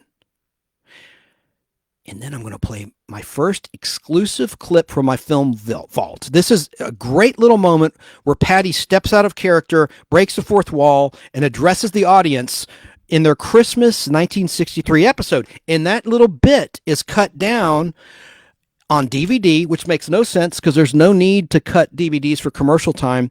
And also, obviously, in syndication on Antenna TV. That was the last network. And MeTV aired briefly the Patty Duke Show a few years back. But Antenna TV, I believe, now runs it as we're live. And the version they play is cut. But we'll get to that in a moment. But I want to play a clip of the alternate version, and this is from the 34th episode of season 1, titled The Little Dictator. And I'll play the 1 minute leading up to the theme. I think it's maybe 2 minutes leading up, because it's a funny bit. This is one of my favorite episodes. Yes, to have it on 16mm film, but the premise of this one is where Patty thinks she's going to be appointed the student principal of Brooklyn Heights High School for a whole week. But instead, someone else, of course you can guess who, gets that honor. So the version of the theme you'll hear after this short scene clip is that alternate version performed by the Skipjacks with slightly different lyrics. Instead of "Meet Kathy, who's lived most everywhere," it says, "Here's Kathy, who's..." And they did that in the end. The end theme did say "Here's Kathy," but you didn't hear that in the beginning. I know that's a nitpick, but it's notable, and it's true, and it's a variation in the lyric, and it's a different orchestration by Sid Raymond and his orchestra. And I kind of like this alternate version. And then I'll play, there's an alternate end title version in the same episode I'll play as well. Let me just get this real quick. I know I'm a spaz. It's the coffee, folks. I'm not on drugs. I do my homework. All right. As you know, today is the day that Mr. Brewster is going to appoint a student to act as principal for a week. Now, whoever is selected will sit in on the faculty meetings and will be put in charge of some of the classes. This way, he or she will get a practical working knowledge of the job. I Bet I could tell them a few things about how to run this school. Right into the ground. Patty, make a great principal. Yeah. Wouldn't Kathy be surprised if they picked me instead of her? Patty, would you stand up, please? I'm sure the whole class would be interested in what you were discussing. I was just saying that I thought I'd make a good principal. All right, that will do. I'm not sure Brooklyn Heights High is ready for you, Patty. Richard? Richard? Yes, Mrs. Lissa? What are you reading? It's a magic book. If you'd like to try some real magic, let's see you get a passing mark in this course. Mrs. Leslie? Yes, Maggie. Mr. Brewster would like to see Patty Lane. Pick me! Patty, you may go to Mr. Brewster's office. Congratulations! Wait till Kathy hears they pick me instead of her. The first thing I'm going to do is shorten the hours. Quiet! Hi, Miss Holmes. Mr. Brewster wanted to see me. Yes, he's expecting you, Patty. Go right in. Thank you. Hello, Mr. Brewster. Hello, Patty. I suppose you know why I've sent for you. I have an idea. As a matter of fact, I've kind of been expecting it. I might as well tell you the name of our student principal for the week. Yes? Your cousin Kathy.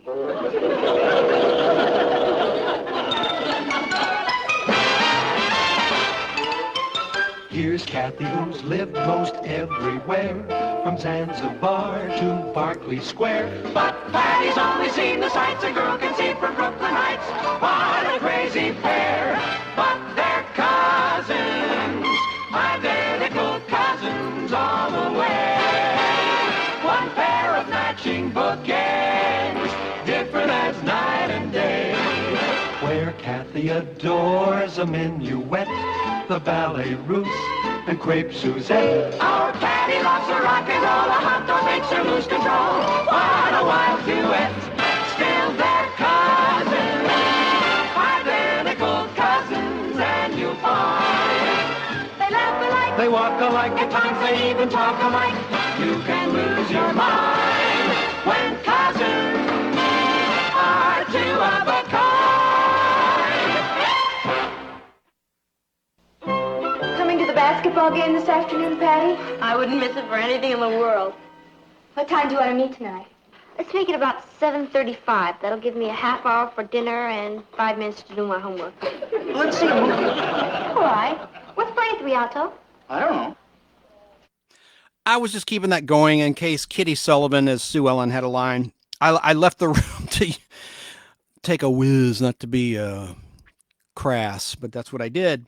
And so I can't recall if she had a line, but she has a very distinct voice. And they recast her in the reunion movie in the year 1999 that we talked about earlier. We're talking about Space 1999 that aired on CBS. Cindy Williams played the character in that reunion movie, of course, from Laverne and Shirley and the movie The Conversation and American Graffiti, who also is sadly no longer with us, Cindy Williams. But I'm going to play now the different orchestra. That opening credit, yes, it's subtle, but if you have an ear for classic TV themes, you did notice the subtle differences, and you could tell it was a different take of the singers, of the music, and the lyrics were slightly different. Just at the very beginning, it was "Here's Kathy" instead of "Meet Kathy."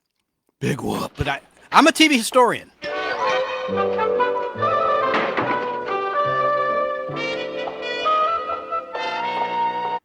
Okay, now I'm going to get to the end. I like that little bit of music, the theme, Sid Raymond. Okay. This is, where the hell is it? Get out of here. If you can't stand the heat, stay out of the kitchen.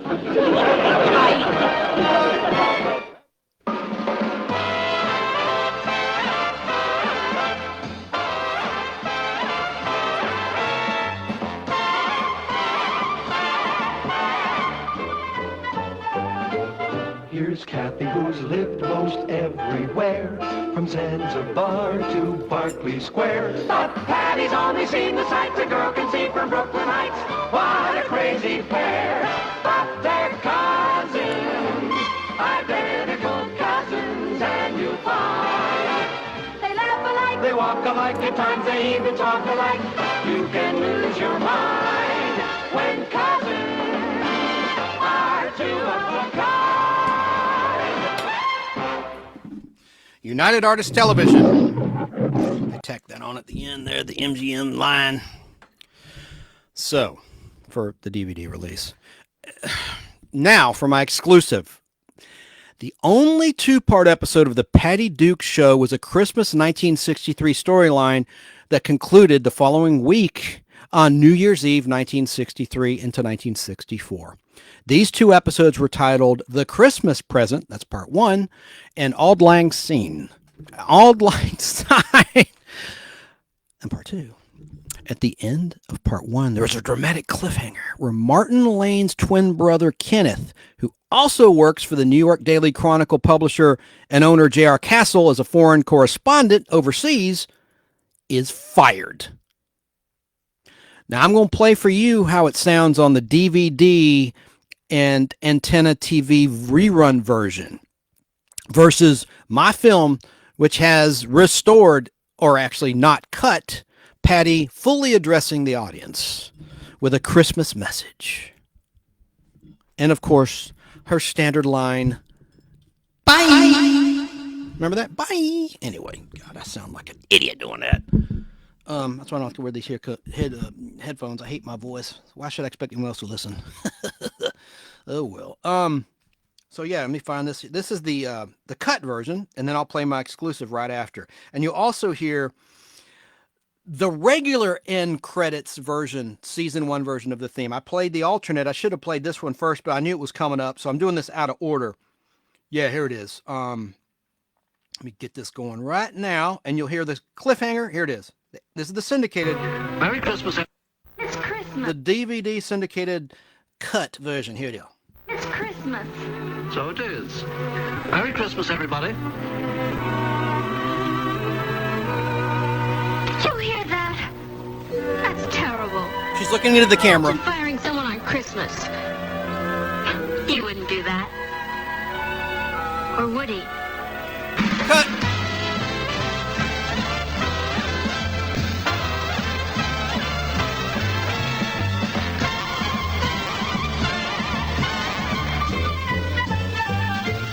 Here's Kathy, who's lived most everywhere, from Zanzibar to Berkeley Square. But Patty's only seen the sights a girl can see from Brooklyn Heights. What a crazy pair! But they're cousins, identical cousins, and you'll find they look alike, they walk alike, at times they even talk alike. You can lose your mind when cousins are two of a kind. Stop the tape! Stop the tape! Here's my exclusive. This is from my film print, where you hear that same scene, but it continues on when Patty addresses the audience on Christmas Eve, 1960. What? JR, in 60 seconds it's going to be Christmas. I'm not responsible for that. Martin has something to tell you. You're going to give Father a bonus. I don't think so. Tell him, Martin. I'm sorry, Ken, but you're fired. Fired! You can't fire him. It's Christmas. So it is. Merry Christmas, everybody. Did you hear that? That's terrible. Imagine firing someone on Christmas. He wouldn't do that. Or would he? Is J.R. Castle going to turn out to be the rat of the Western world? Tune in next and we'll all find out. Bye. Merry Christmas, everybody. The Patty Duke Show has been brought to you by...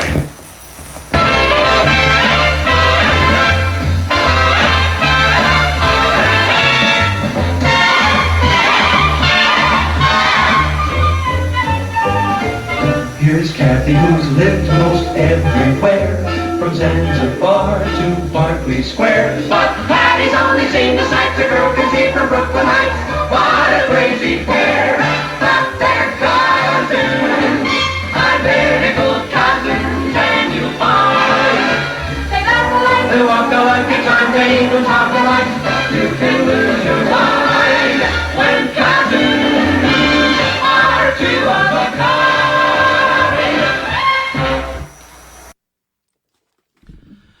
Double your pleasure, double the fun. Double it up because I'm double dumb. No, I just did that because I just want to keep my film going. I love the way film sounds. So you see how she said, Merry Christmas, everybody, and she had her classic catchphrase, bye, in there. Why would they cut that out? It didn't mention a sponsor or anything. And the way it looks, I wish I could show you the video. She's looking in the camera. She looks so pretty. And actually, they use this moment in one of the books, Patty Duke and the Mystery Mansion. I'll show that on camera later. Listeners are like, don't care, I'm listening, I like the audio. Well, anyway, and this show is geared for the listener, but I try to make it interesting for the viewer as well. In my primitive fashion, I intentionally want this to look like it's shot with a 1980s camcorder, JVC, like in Back to the Future, that Marty McFly had, that prop. And as I said, Sue Ellen Turner was a notable character in the Patty Duke Show. And she was Patty's nemesis, Sue Ellen Turner. So how about that? I know I mentioned this earlier, but in case you tuned in late. So you had a character, JR, Martin's boss, and Sue Ellen in the Patty Duke Show. So I guess the Dallas TV show creator David Jacobs was a fan of the Patty Duke Show and Sidney Sheldon's writing. Sue Ellen Turner was a privileged girl whose dad was the president of a bank. She was upper class. Now, Martin Lane, as managing editor of a major New York City newspaper, was no slouch either with the cash. But the stories made it known that Sue Ellen's family was a bit wealthier than the Lane household. And also, we're going to talk about Patty Duke's songs. The real Patty Duke, the Anna Marie Duke, she sold a lot of records as a singer. We're going to listen to some of her music as a result of singing on the Patty Duke Show. I'm going to play a couple clips of her singing on the Patty Duke Show. Patty sang as Kathy for the first time on the show in the season 1 episode titled The Songwriters, which I have on film somewhere in my film vault. In the story, Jimmy Dean, the Sausage King. See, kids today know Jimmy Dean from the grocery store. Of course, he's long deceased, but you know the brand, Jimmy Dean, from looking at your freezer, your grocer's freezer. Jimmy Dean makes sausages and, sausage biscuits, chicken biscuits, But he also had a TV show. And he was a musician, a country singer. So in this story, Jimmy Dean, the Sausage King, appeared as himself. Since, get this, I should have played this clip when I played the new ABC promo reel. They brought back his variety show starting in September 1963, and it aired right after the Patty Duke Show. How about that? A little piece of TV history for you not many people talk about. So, Jimmy Dean hosted a real musical variety TV program in those days, and it started on CBS, a rival network in CBS daytime from April until December 1957. Then there was a nighttime version also on CBS from June 22nd, 1957 to September 1957. Then again from September of 1958 through June 1959 on CBS. Well, ABC, and by the way, you heard ABC brought back The Price is Right in that clip I played earlier in the show, hosted by Bill Cullen, the original host of The Price is Right, which was on NBC, but ABC picked it up for that new ABC Fall 63 season. Well, anyway, I'm all over the place here. Well, ABC TV revived the Jimmy Dean Show, that late 1950s show, as part of the new ABC Fall 1963 TV season that we discussed. And it aired on ABC from September 1963 until April Fool's Day, April 1st, 1966. It debuted Thursday nights from 9 to 10 p.m. on ABC. Before the network, it wasn't right after Patty Duke. Patty Duke was on at 8. So I misspoke. Let me back up here. And we're going to talk about Shindig and a lot of other shows that were around the same night as the Patty Duke Show and how they cross-promoted each other in just a little bit. But let me get this right. I don't like to make mistakes. The Jimmy Dean Variety Music Show debuted Thursday nights from 9 to 10 p.m. on ABC. before the network moved the show around to different nights and times, including Friday night at 10 p.m. in its last season, the third season, which totally killed the ratings of the show. So anyway, this Patty Duke show titled The Songwriters, which was the 13th aired episode on Wednesday, December 11th, 1963, was used to promote the Jimmy Dean Show. And in the story, Patty Lane plagiarizes a poem from a book which Kathy unknowingly sets new music to that she wrote. And Patty submits the song to the Jimmy Dean Show. Now, in this scene, Patty and Richard come back home after going out on a date to hear Patty's playing something on the piano. And it turns out it's the song that Patty stole out of a book. Let me find you, my little friend. Yeah, here it is. Oh, it messed up on me. I get it. Let me find it here, my cue mark.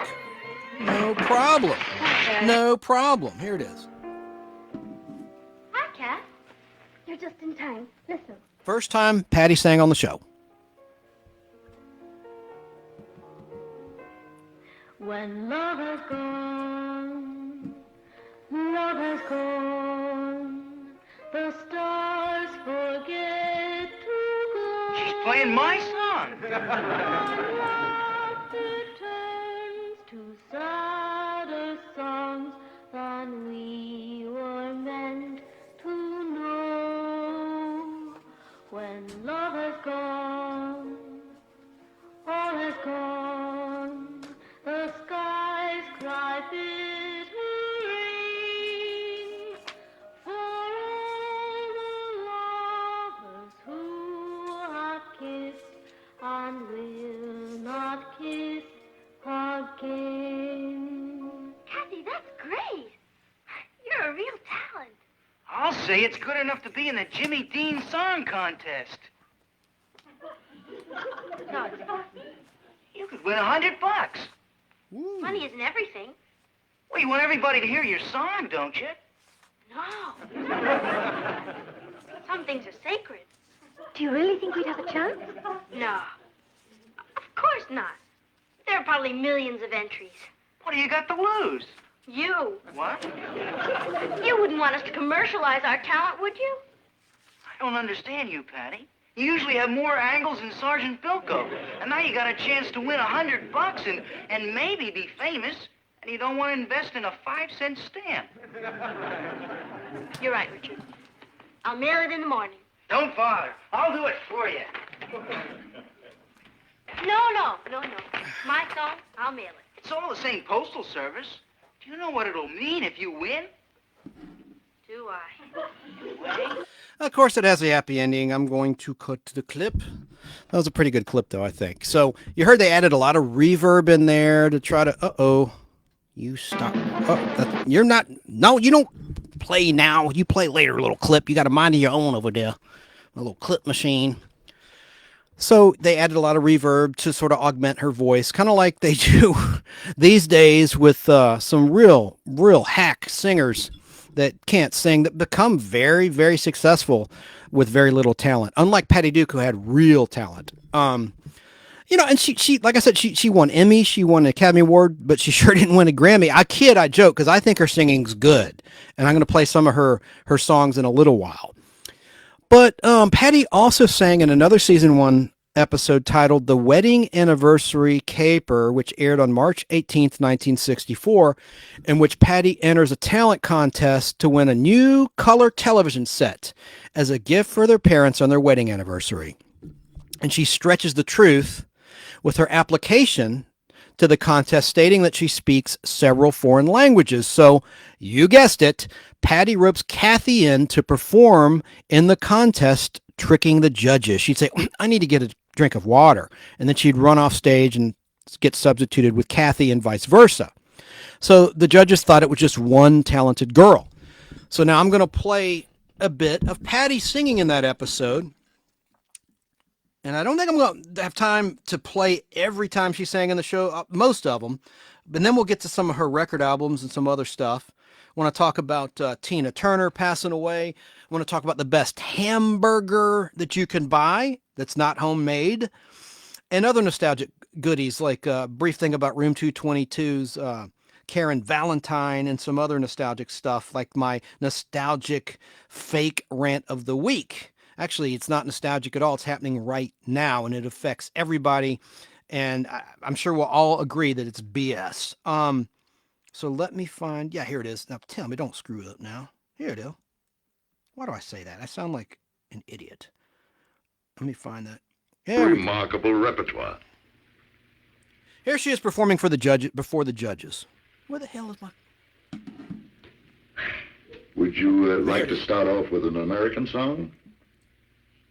I want to say something here. The music by Sid Raymond that accompanies these lyrics was used in many episodes, even into season 2, where they'd be in the Shake Shop. That was the hangout. I haven't mentioned that yet. The Shake Shop was literally where the soda jerk was, and, you know, that's where the teenagers would hang out. Non-alcoholic drinks and, you know, chocolate, banana splits and chocolate fudge sundaes and all that stuff. They called it the Shake Shop. And there was an episode where in season 1 where Patty actually works there briefly, and she stuffs herself with ice cream and stuff. But let me get on point here and play this for you now. So the point was the music you'll hear here was recycled in later episodes, particularly in the Shake Shop. It seemed like every time there was a setting in that place, they played this music from this song, Tell Me Mama, that Patty performs here. Here it goes. Okay. Do you know, Tell Me Mama, key of, E? Tell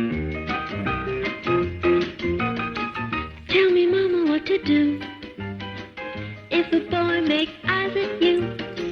Tell me, Mama, what to say when he looks at me that way. Should I let him hold my hand? Tell him that I think he's grand. Tell me, Mama, tell me, Mama, tell me what to do. I don't know what I should do, 'cause I've been taught by the golden rule. If he wants to be my steady beau, should I go and play it cool? Tell me, Mama, if it's nice. Do you know I need your advice? Tell me, Mama, it's okay if he wants to see me every day. Should I let him know I care? Do you think I should beware? Tell me, Mama, tell me, Mama, tell me what to do. Tell me what to do. Tell me what to do.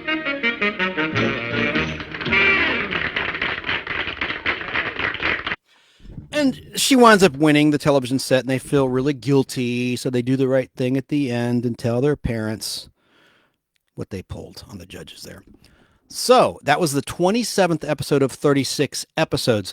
That was a full season, 36 episodes. Same with the Beverly Hillbillies and a lot of the shows of the time. What gets me is I saw an article recently about Blake Shelton quitting The Voice. And I thought, and they said, he's been on for 21 seasons. And I thought, look, they may do more than one session per year, and they do. But to me, a season means a year, you know, so I think that's a little disingenuous to say he's been doing this for 21 seasons, but I guess technically, yes, it's a season, but I don't know, like Dancing with the Stars pulls the same crap, you know, saying, oh, this is the 30th season of Dancing with the Stars. I'm like, no, it's not. The show's been on maybe 15 years, 17 years, possibly 20. I don't know. Well, you know, you catch my point. I don't know. I didn't research when Dancing with the Stars started. I think it was maybe 2005 or 2006. I'm going to look it up while the next clip plays. I'll get back to you on that. Getting back to the Patty Duke Show, here's something that was really strange. In between seasons 1 and 2, Patty was contracted to star in a feature film musical titled Billy, which incidentally is on Paramount Plus right now. I thought that was strange. I was researching where can you find Patty Duke Show, so I'm searching Patty Duke Show. I'm like, holy crap, they have Billy on Paramount Plus. Well, let me talk about Billy. The cast was actually very good and interesting, but the movie was bad. And Patty played a female track star jock who was gender bending, competing with boys in track and field. In her head, Patty's character hears the beat. That's what she calls it, the beat. And when she's running, this beat that she hears propels her to record statistics on the track as she races right past the boys on the track at their fictional high school. The cast, here's that decent cast I talked about. Obviously, Patty Duke, who already was an Oscar winner at that point in time for The Miracle Worker. We talked about that. Jim Backus, Mr. Magoo himself, played her father. And, of course, he was in Rebel Without a Cause, the classic film. And, of course, on the small screen, he was Thurston Howell III on Gilligan's Island. While this was in production, he'd already wrapped on season 1 of Gilligan's Island. This was filmed in the summer of 1964. And then Ted Bessel was in the cast, who played Patty's character's older sister's fiancé boyfriend.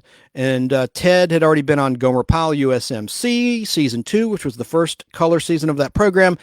And then Donald on That Girl. So, that's who Ted Bessel was. You had Jane Greer, Dick Sargent, the future Darren in Bewitched, to replace Dick York. Charles Lane was in it, who was in everything in those days, and others. Billy D. Wolfe, he played the heavy. Patty's dad in this show is a politician, or he's running for mayor of the town. And so Billy D. Wolfe plays his opponent, who takes an issue with Patty's character running track with the boys. So you can't have that. You can't have genders mixing it up in athletics.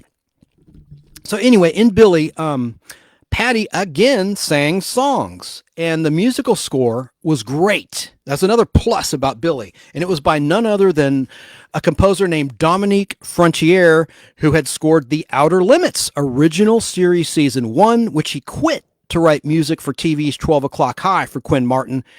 And then later, also for Quinn Martin, he did the music for season 1, most of season 1, not every episode, of The Invaders. Now, I own a Technicolor 16mm CinemaScope film print of Billy. Gorgeous color. And I'll show it when I play some songs from Billy here in just a sec. But the movie Billy, which is on Paramount Plus, starring Patty Duke and all the others I just mentioned, was directed by Don Weiss. Billy hit movie theater screens on September 1st, 1965, released by United Artists, but it was no hit. It was a bomb, earning $1.5 million at the box office. Considering all those stars you just heard, it lost money because the budget was much higher than that. Now, what sucked about the making of the movie Billy was that the producers thought it would be a great idea to dye Patty's long, brown, pretty hair to bleach blonde and to cut it very short, just almost as it was in that butch cut in the unaired Patty Duke Show pilot that we just talked about. Now, what does this mean for the Patty Duke Show in season 2? Well, it means that in that show, when it started, in the early days of season 2's production, early weeks and months, Patty, otherwise known, or Anna Marie Duke, I should say, otherwise known as Patty Duke, her stage name, had to wear wigs until her natural hair color returned and grew longer. Even though it was a show filmed in black and white, you can still tell blonde hair from brown hair. And later I'm going to play a lot of Patty Duke songs, including some original songs performed in Billy. But for now, I want to play the theatrical preview trailer to Billy. This is kind of a long trailer. I'm going to try to edit it. It's almost 4 minutes long. That's long for a movie trailer. But there's good audio in it. You don't need to see the visuals. It's good audio, and you can hear the score by Dominique Frontiere and some of Patty Duke's songs that she's singing you hear. And some of these songs are sappy. This was like a girls' movie, you know? I mean, these aren't the best songs in my opinion, but she sang them very well. But they're kind of sappy, and they tug on your heartstrings and stuff, and they sound kind of weird. But anyway, while this clip plays, I'll take a break and show the viewers on the Nostalgic Podblast YouTube channel feed and the Nostalgic Podblast Facebook live feed in the group The Nostalgic Podblast, the Billy Laserdisc, the soundtrack album, which I got sealed. I opened it to listen to it years ago, and my Technicolor CinemaScope 16mm print. That's a lot of stuff to have for a movie you don't like. Pack rat. Anyway, And I'm repeating myself, but in case you didn't hear it, Billy, and it's spelled B-I-L-L-I-E. I didn't mention that. Not Billy, like Billy Goat, but Billie, B-I-L-L-I-E. Is that how Billie English spells her name? I think so. B-I-L-L-I-E, yeah. So let's listen to some of the trailer. Note the music by Dominique Frontier and the singing by Patty Duke. And then we're going to play some of her music and talk about season 2 of the Patty Duke Show, and then season 3, and then we're going to move on to other nostalgic goodness. Let's see here. Where are you, my little friend? There you are. Okay, let's dig it, if we can.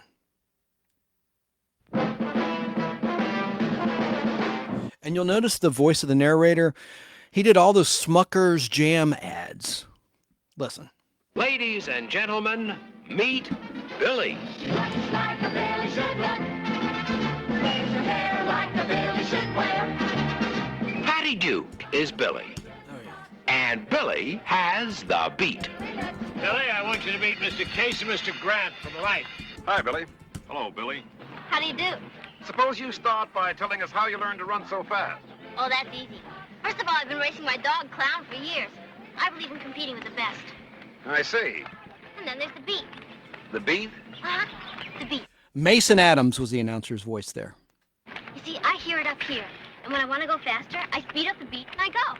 Suppose you give us a sample. Well, sure. Billy has the action beat.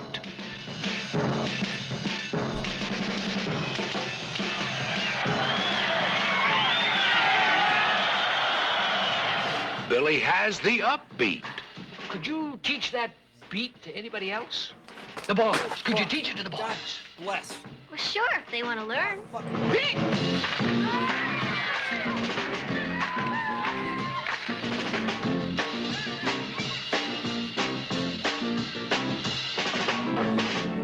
Billy has the heartbeat. From now on, try to remember that you're a girl. I wish I was a boy. Well, so do I, but you're not.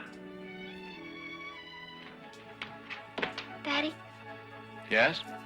do you love me? Of course I love you. I'm glad. Because you're really going to have to. Tonight I found it nice just to be a girl and feel butterflies. Funny little butterflies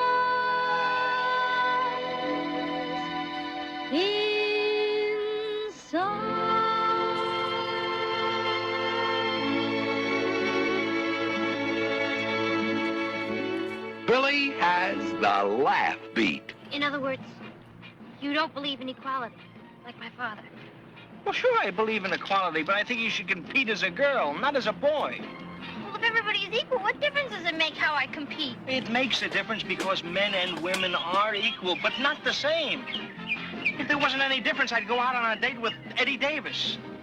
What for? I can run faster than he can. Bob and Jeannie are gonna have a baby. Well, that's... A baby? A baby? Congratulations. Congratulations! What are you talking about? Daddy, please let me explain. Explain? What is there to explain? Howard, now... Well, nobody ever explained to me what you were majoring in college, but somebody should have told me there was sex. Oh, now listen. Well, I don't know why I sent her away and spent all that money. When she could have done the same thing right here at home in Muskegon. A girl is a girl is a girl, and she makes it understood. The girl is a girl is a girl, and she makes the team look good. Even when in action, a star attraction remains a lady to a T. The girl is a girl is a girl, and we all agree.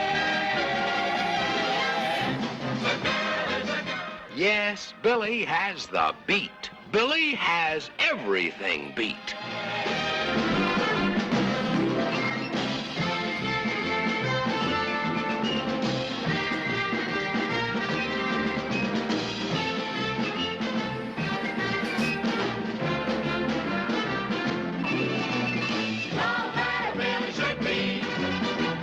All right, I'm going to cut that. So I'm going to play just a little bit of the soundtrack, and then we'll get back to the Patty Duke Show. Get back on track.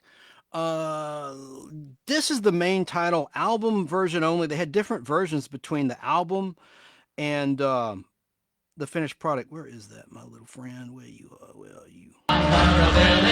Yeah. Okay, you heard in the trailer, I don't like the film version, but I like this song, okay? Patty doesn't sing in this, but it's like kind of militant. I don't know, I like the beat. I always like Dominique Frontier's music. He was a great composer. Let's listen to a little bit of this.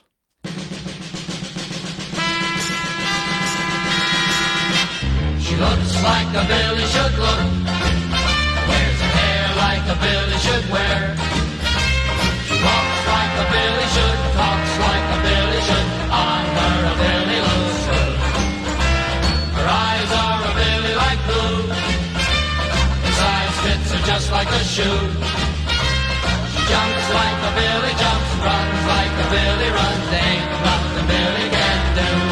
She is a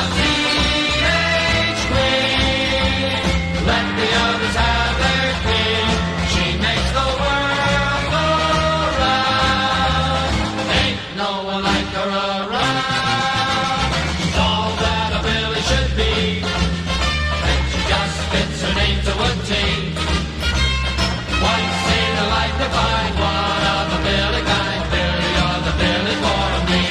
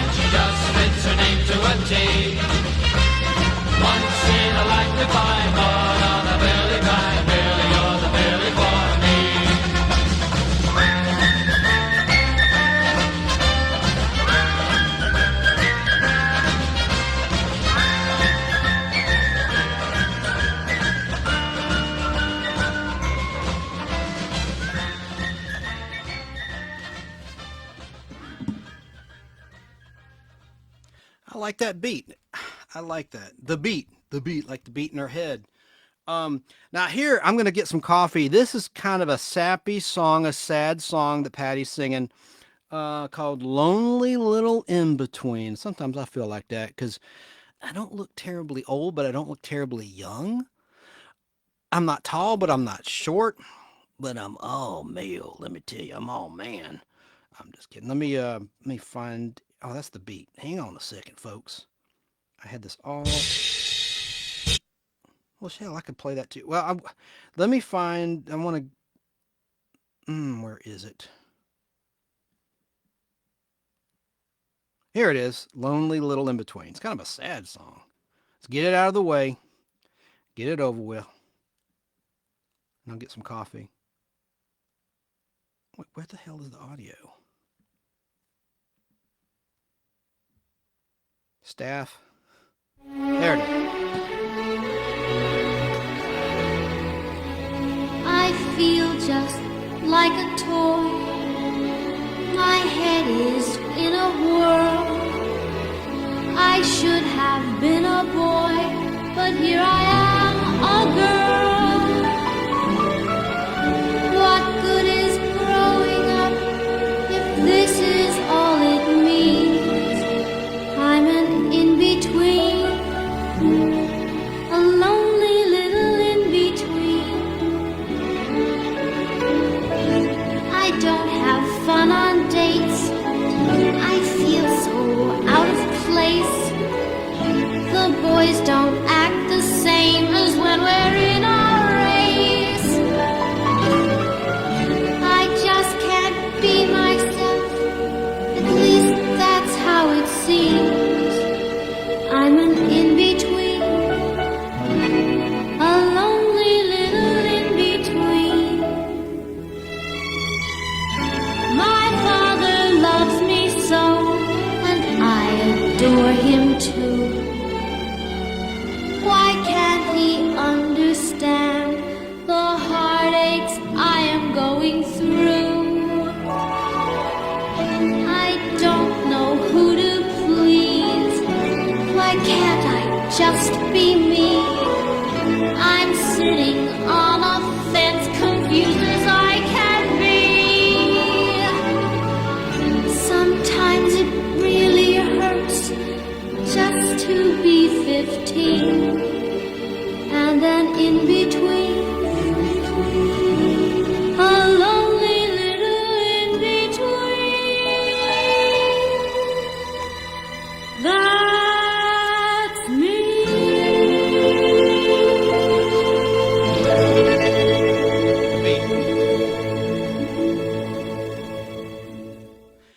I think some people can relate to that. No, this isn't a coming out party. Not that there's anything wrong with that.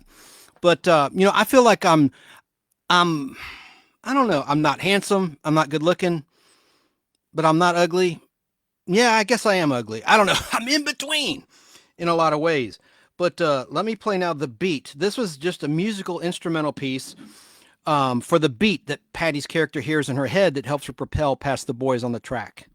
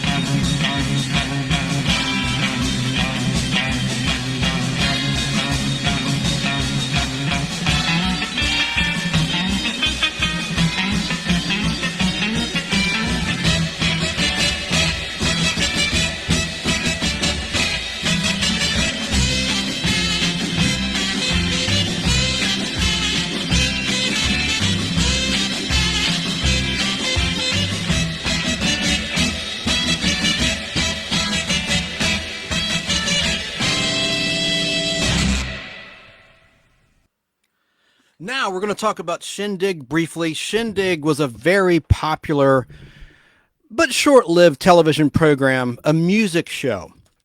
And Patty performed another song from Billy titled Funny Little Butterflies on Shindig.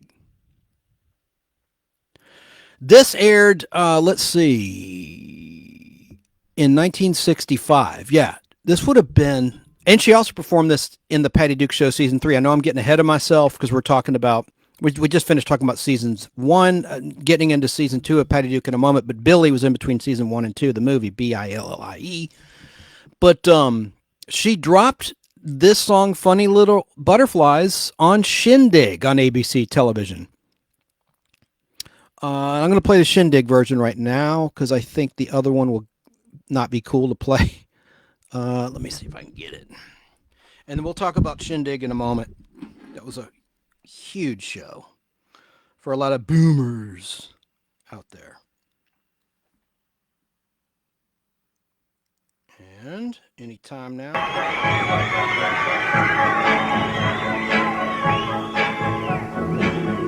I must be growing up. I'd like to run and hide.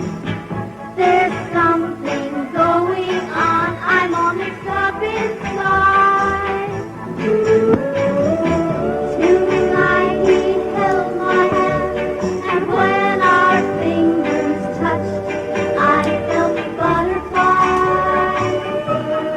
Funny little butterflies. I'm still a little scared. It happened much too fast. I'm still a little lost between what's coming and what's past. I know it's not a dream. It's lasted much too long. Each time I close my eyes, it's still so strong. Tonight I found it nice just to be a girl and feel butterflies. Funny little butterflies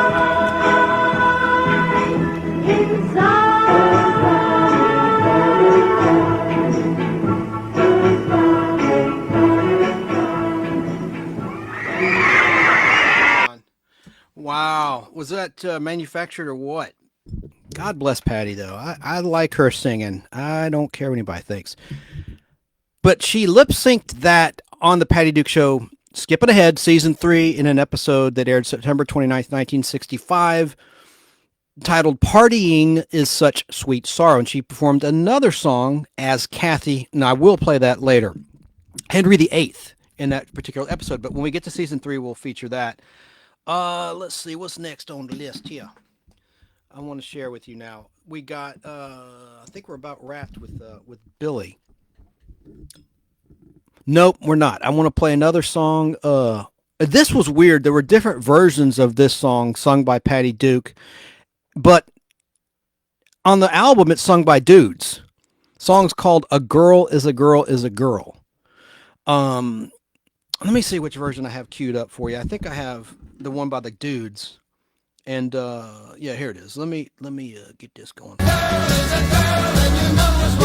Yeah. I want to play this. This is the soundtrack album version, but it's completely different than how it sounds in the movie. But it's dudes singing it in a locker room scene, where they're like, how do we share a locker with a girl? You know, that's kind of what's going on here. But again, this is a cheesy 60s musical. So here it is.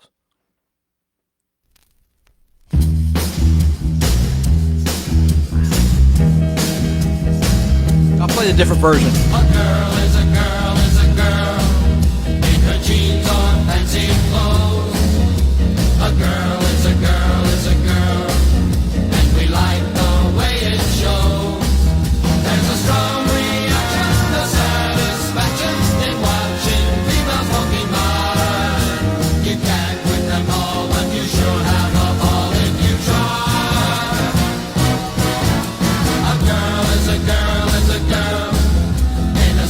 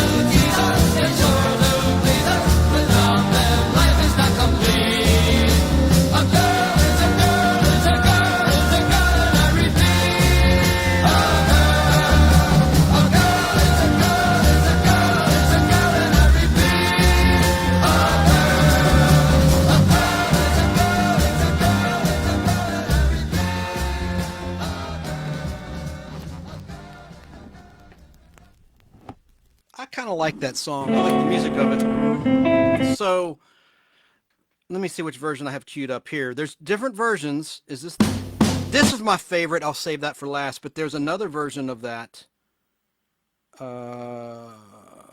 Yeah. Here's the end. Like I said, there was a locker room scene. There's two scenes with this song. Here's where Patty's singing it at the very end of the movie. It's very brief. It's not the whole song, but listen to the differences. God dang it. Hang on now. Maybe this time it'll be a boy.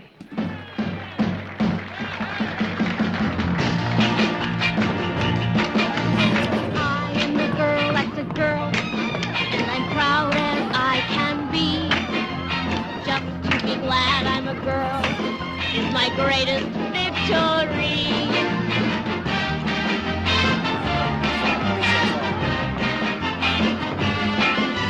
A girl is a girl is a girl, and it's plain to see. I am the girl that's a girl, that's what I was meant to be.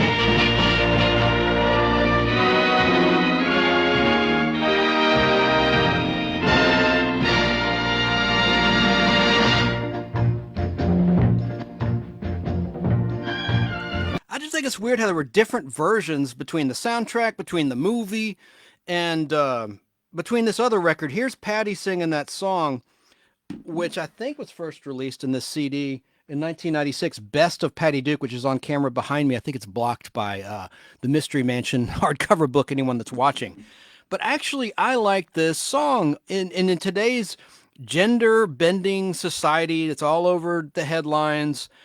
I'm not making a judgment one way or the other. I think this is kind of timely. But I think Patty does a good job with the song, and I like the orchestration. Listen.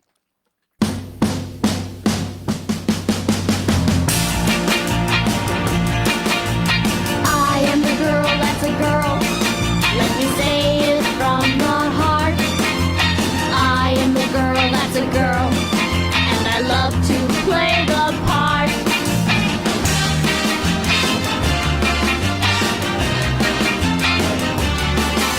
I never was meant to be one of the boys from the start.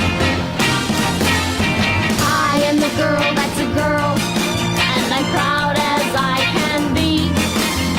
Just to be glad I'm a girl is my greatest victory.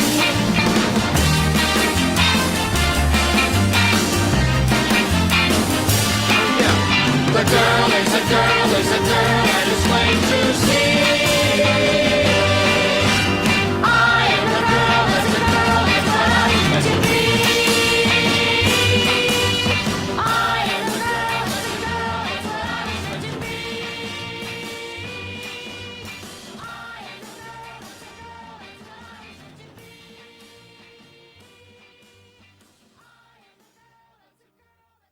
I'm surprised like the gay community hasn't like adopted that as an anthem or something. I'm as proud as I can be and that pride stuff. I don't know.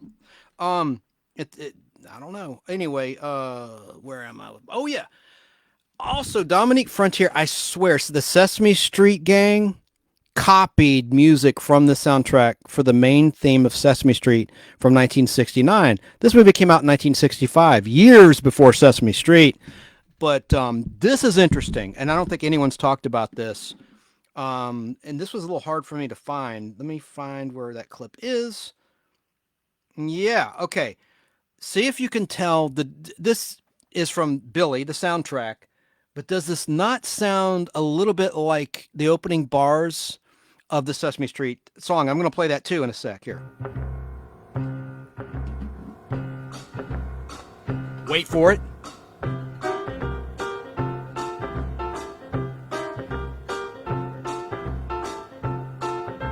This is called Discotheque in the Billy soundtrack. Billie. Billy. Here comes the Sesame Street part.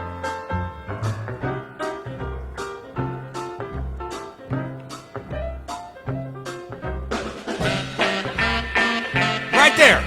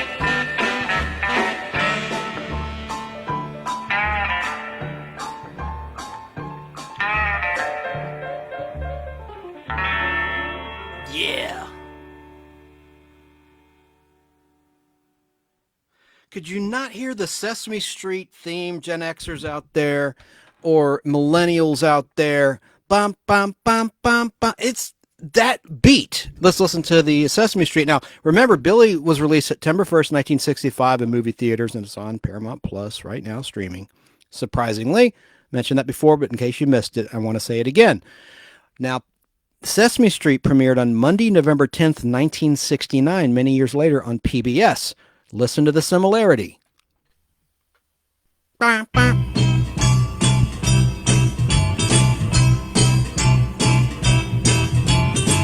Sunny day, sweeping the clouds away. On my way to where the air is sweet. Can you tell me how to get to Sesame Street? Come and play, everything's A-OK. Friendly neighbors there, that's where we meet. Can you tell me how to get to Sesame Street? How to get to Sesame Street? How to get to Sesame Street? How to get to Sesame Street? What a ripoff. That's the same beat. Back up the tape. Stop the tape. Back it up. That is Dominique Frontier's music, Discotheque, from the Billy soundtrack, 1965. Thieves, music thieves. But nothing against Sesame Street. Good educational quality program, and so is Electric Company. Okay, so that was my little story and clips of music from Billy, which Patty Duke worked on in between season 1 and 2 of the Patty Duke Show. The Patty Duke Show obviously was renewed and returned for a second season, which the second season premiere debuted on Wednesday, September 16th, 1964.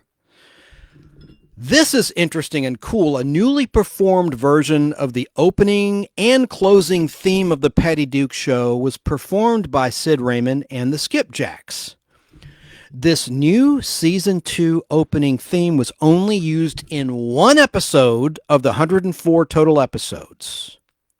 And it was used in the season 2 episode titled Patty the Organizer, as in Union Organizer, which aired on Wednesday, October 7th, 1964, the fourth episode of season 2 on the ABC network in their aired order. And it was the 40th overall aired episode of the 104 total episodes of the Patty Duke Show. But the strange thing is that the new season 2 end title theme was used in almost every season 2 episode. I don't know why they didn't use the opening, but let's listen to both, and you'll notice how similar both versions sound in terms of the background music and the singing. This is a very rare version, like I said, only in one episode, and it's my favorite version of the Patty Duke Show classic theme song. And I found it on film. I have it on film. I was delighted since it's the only one the seller didn't know, and that's okay, you know. It's a buyer's market. Let's listen.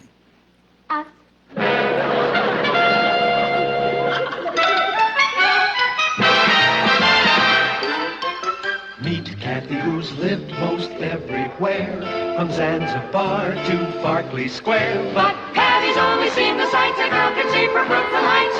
What a crazy pair, but they're cousins, identical cousins all the way. One pair of matching bouquets, different as night and day. where Kathy adores a minuet, the ballet russe, and crepe Suzette. Our Patty loves her rock and roll, a hot note makes her lose control. What a wild duet, still they're cousins, identical cousins, and you'll find they laugh alike, they walk alike, at times they even talk alike.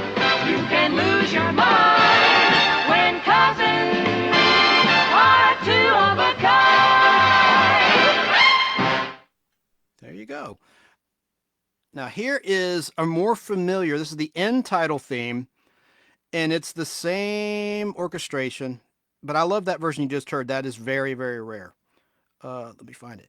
By the way, they redid the openings. You heard the hot dog makes her lose control. A lot of people with dirty minds out there have made jokes about that bit of dialogue. Well, in the season 2 opening credits, I'm not going to say explicitly what this looks like, but there's a shot in the season 2 opening credits in every episode, not the music, just the visual, from the season 1 episode Let 'Em Eat Cake, which had Margaret Hamilton in it as the Lane's maid, the Wicked Witch of the West and the Wizard of Oz. That's one of the episodes she was in season 1. And the plot is where Natalie Lane is baking a cake for a cake competition, and has a friendly bet with her good friend, or snob good friend, who's also baking a cake. And whoever wins the competition has to take the other couple out to dinner in the theater. And so at the beginning of the episode, Patty screws up the cake, takes a slice out of it, sees it in the kitchen, not realizing, oh my God, that's got to be entered in the competition. So they have to bake a cake to enter, and look at the recipe, and they screw it up, of course. But there's a shot of, I shouldn't even say this, but there's just a shot that looks really weird in the season 2 opening credits from Let 'Em Eat Cake, where this cake batter goes all over her face. All right, let me get to the end credits. I got to keep this as a family show. I'm just telling you, look at it. Look at that shot. So will I. Here's the end credits of season 2 of the Patty Duke Show. Let's try to keep it that way for a while, huh, Patty? Sure. But Papa, in spite of everything. And I like how she called her dad Papo. That was one of the things, one of her little catchphrases, kind of like bye, where she called him Papo. And they had a great relationship, the character of Patty Lane and her dad, Martin Lane. Oh, bit old Sam Gompers would have been proud of us.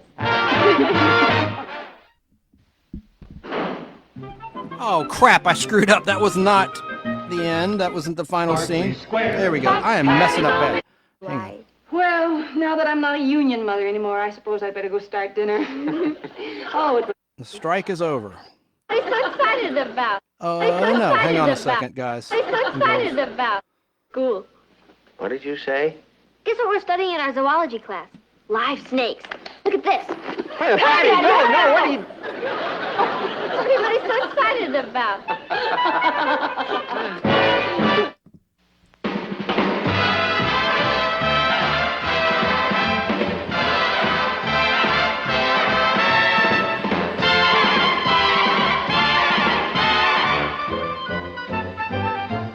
Here's Kathy, who's lived most everywhere, from Zanzibar to Berkeley Square. But Patty's only seen the sights a girl can see from Brooklyn Heights. What a crazy pair, but they're cousins, identical cousins, and you'll find they laugh alike, they walk alike, at times they even talk alike. You can lose your mind when cousins are two of a kind. If only I could edit Relive to do a comparison back to back. That's the same orchestration. That's the season 2 version of the Patty Duke Show theme. Don't know why they only used the end and not the beginning. But I thought the beginning was great. So season 2 of the Patty Duke Show, just like season 1, had Paul Lynde and also Charles Nelson Riley. Didn't mention that. Charles Nelson Riley was in a funny episode as a nervous basketball coach. Season 2 also had some high-profile guest stars, such as Sammy Davis Jr., which was a big part for an African-American performer, although he was huge, part of the Rat Pack. So he transcended all that, but it was still cool to see an African-American in 1964, on TV in a prominent role as an entertainer that everybody loved.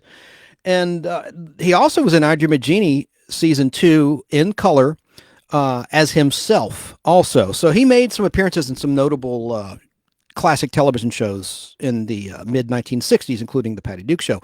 But then you had Peter Lawford. I didn't care for him. British guy, and he was really one of the executive producers of the Patty Duke Show, Chris Law Productions, was in it. Robert Goulet was in season 2. Have that on film. Funny episode where he's a teacher who's teaching genealogy. And Patty is on the hunt for the most suitable, basically, sperm donor. who will produce the best child for her down the road. So there's all sorts of funny stuff going on in that episode where she's interviewing different guys, like a jock on the basketball team, and then she wants someone that's smart. So she goes into this class, and she goes, "Okay, stand up." And the guy's like, "I am standing." And he's like a short dude like me. Really, really amusing, really funny. And of course, you had James Coco, who wasn't big, but he did appear in season 2, The Patty Duke Show. Sal Mineo, who was ill-fated down the line. Like, I think in 1976, he was stabbed to death. Terrible thing. And of course, he also was in Rebel Without a Cause, as everyone knows, along with Jim Backus, that great James Dean classic, one of the 3 movies that James Dean starred in. So, and this was cool in season 2. I'm not going to play a clip of this or anything, but Patty took on 3 screen roles in season 2 in the episode titled The Perfect Hostess. Makes me hungry for Hostess snack cakes. I'd like to have a ding dong. That sounds like I'm hitting the gutter tonight, folks. I'm not trying to. And I'm straight. Not that anything wrong with the other side or alternative lifestyle. It's becoming more mainstream. It has been for some time. But I do like Twinkies. That's why I'm fat. I'm about 10 pounds overweight. Hostess. Anyway, Patty played 3 roles in The Perfect Hostess, which originally aired on Wednesday, January 13th, 1965. She also portrayed in that episode Cousin Betsy Lane from Atlanta, Georgia. And Betsy only appeared in that episode. So in the beginning scene, right before they cut to the opening credits, you see Patty a triple split screen. And Betsy had blonde hair, so she's wearing a blonde wig with a southern accent. And Patty could do a good accent. And I haven't mentioned this yet. I'm going to play some clips of Patty herself talking about the Patty Duke Show. And she, early on, had to take lessons to lose her New York accent. But she sure did a convincing southern accent as Betsy Lane from Atlanta, Georgia. And I read online that they got it wrong. A lot of online episode guides said she was from Chattanooga, Tennessee. No, Atlanta, Georgia. Watch the episode. So that was cool when she played all 3 roles. The Patty Duke Show made a dramatic move when, at the end of season 2, the show moved production from New York City to Hollywood, California. And sadly, Sid Raymond was replaced as the music man, and a new rockin' groovier version of the theme was orchestrated by Harry Geller. Dig this, and I'm going to play an instrumental version in a minute. This is a season 3 version of the Patty Duke Show theme. I'm not trying to just gloss over season 2, but we got to move the show along here and talk about some other stuff.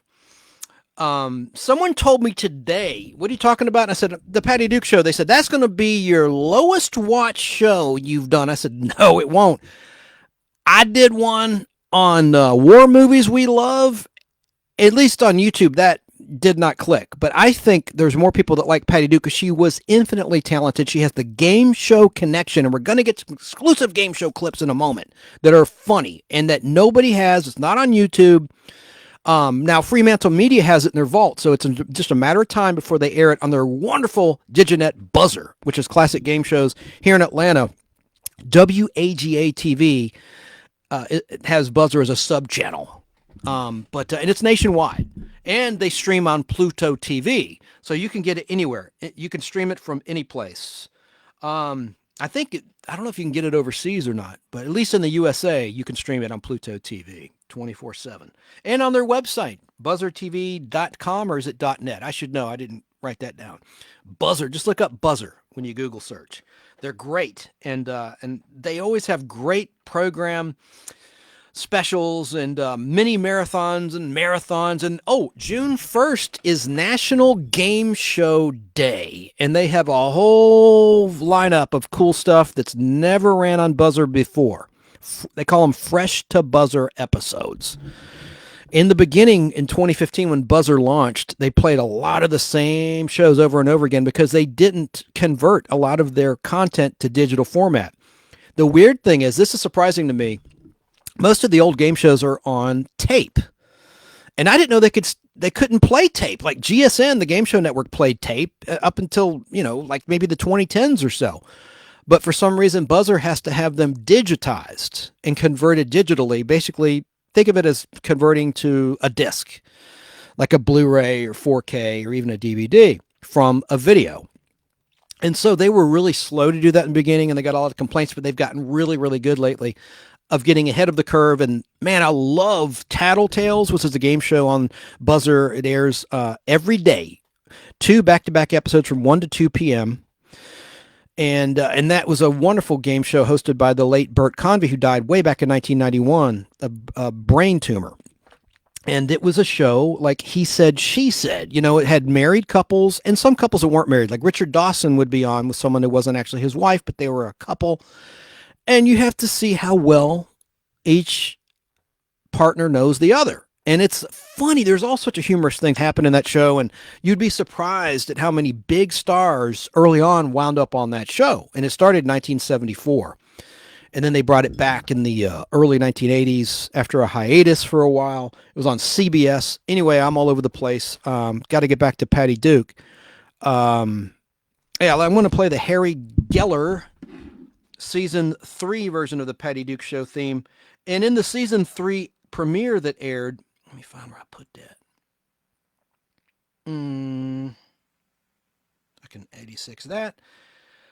They brought back the great Frankie Avalon, but he was in pretty much the entire episode. It wasn't just a cameo, like in that first filmed episode, the 12th one that aired, we talked about in season 1, How to Be Popular, where Kathy has a dream that Frankie Avalon's picking her up to go out on a date, and all the kids are wowed at this party. This was him. His car breaks down, and so he knocks on the Lane's family door, see if he can, call the AAA club. And Patty, of course, is smitten.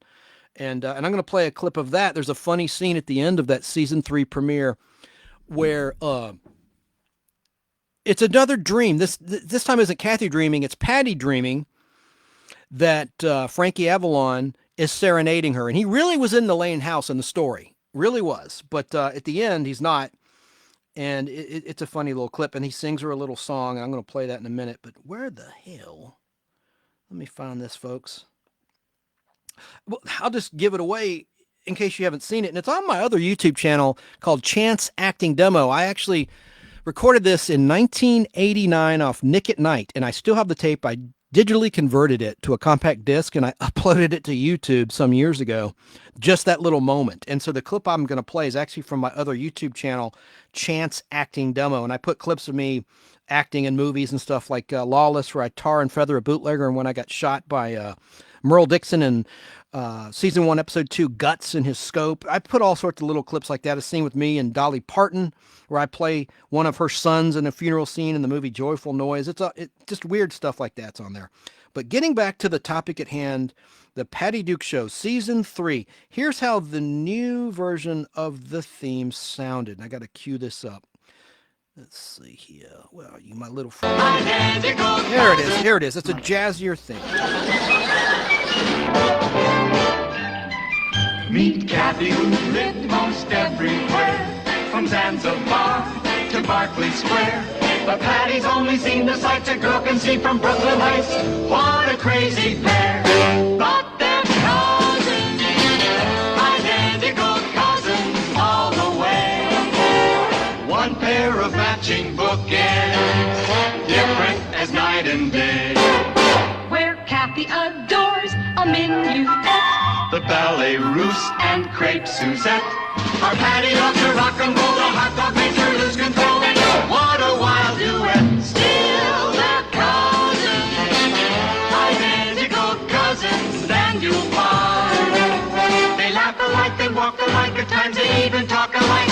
You can lose your mind when cousins are two of a kind.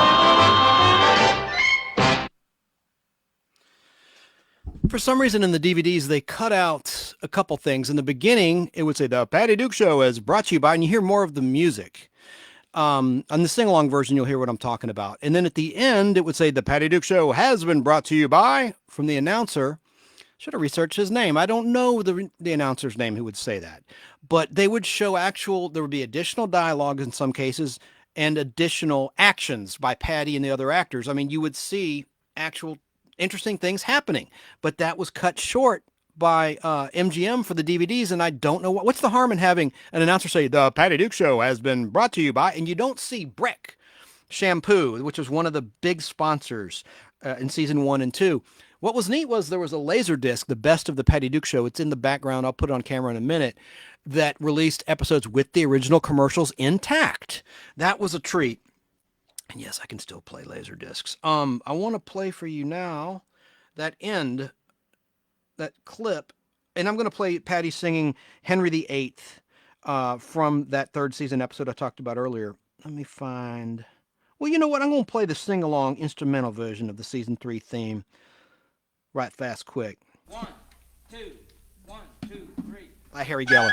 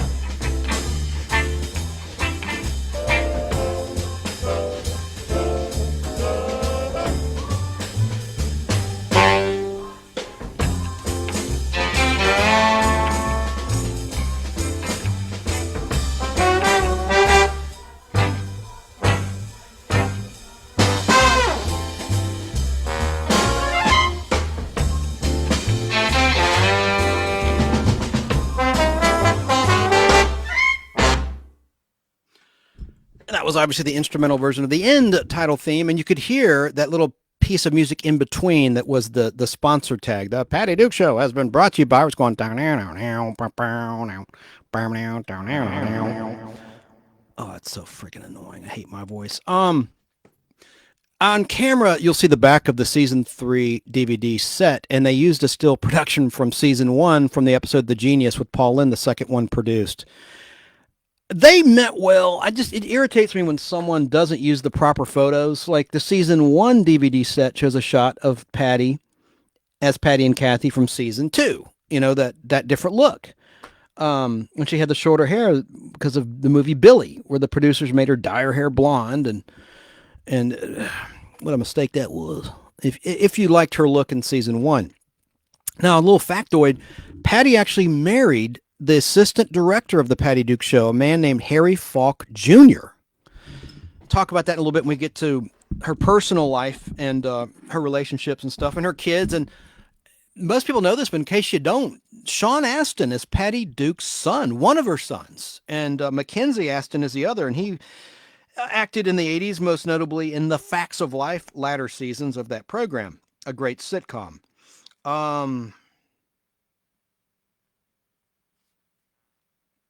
Yes, this is where I want to go now with you.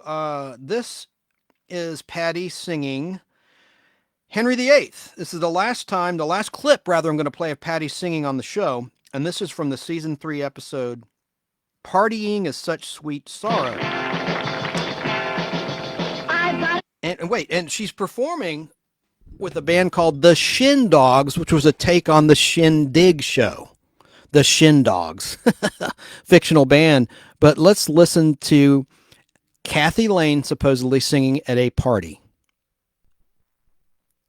Actually, I think it's actually Patty disguised as Kathy. Let's listen. Miss Kathy Lane.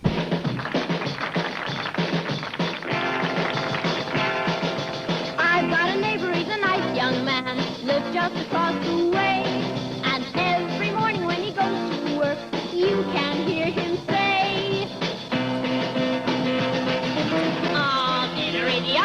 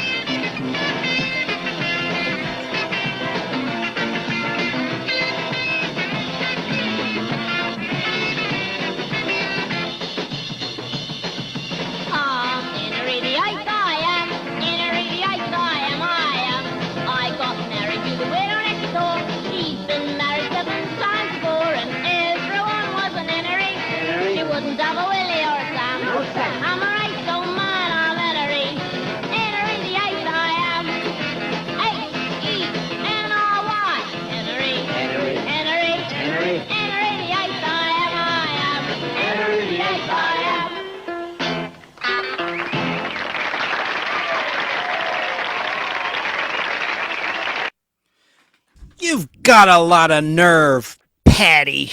There's a character, Monica, which was the nemesis in season 3, replacing Sue Ellen Turner. For some reason, Sue Ellen was done, probably because Kitty Sullivan was in New York and the show was filmed in California now for season 3. But Monica, early on, was Patty's new nemesis.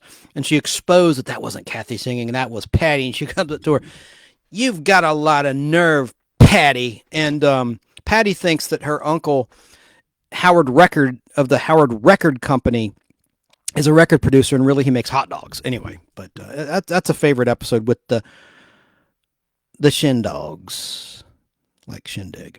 So season 3 of the Patty Duke Show began on Wednesday, September 15th, 1965, with the episode titled "A Foggy Day in Brooklyn Heights," with guest Frankie Avalon as himself, as I said. At the conclusion of that episode, here's that fantasy sequence in which Frankie serenades Patty Lane. And again, this is from my 1989 recording from Nick at Night of this episode that I uploaded to YouTube. Should I admit that? I guess it's okay. Let's see. And this is kind of a cute little song, I guess. You guys that are into heavy metal are going to be laughing. If Danny's out there watching, he's going to laugh his ass off at me. He's going to think, what a sissy. Danny Cochran, he's a big Iron Maiden fan and stuff. Hey, man, I like that too. You do you. I'm going to play this stuff.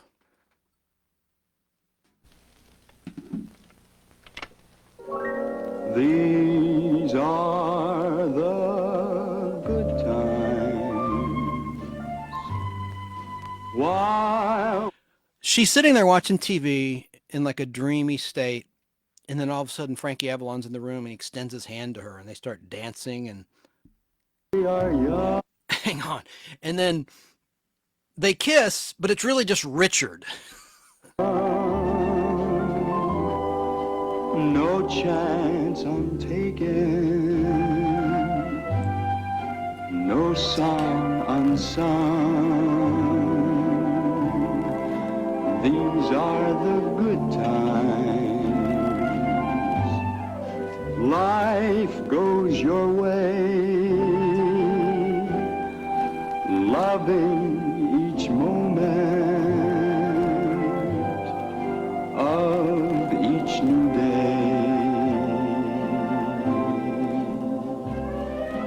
While the meadows are green, free as the wind are we, sharing a dream, living our destiny. These are the good times.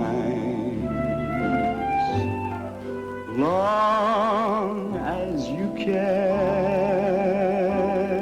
and all of the good times we'll always share.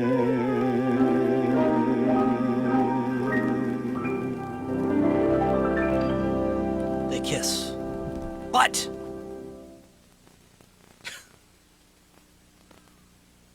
Wow! Oh, what? You never kissed me like that before.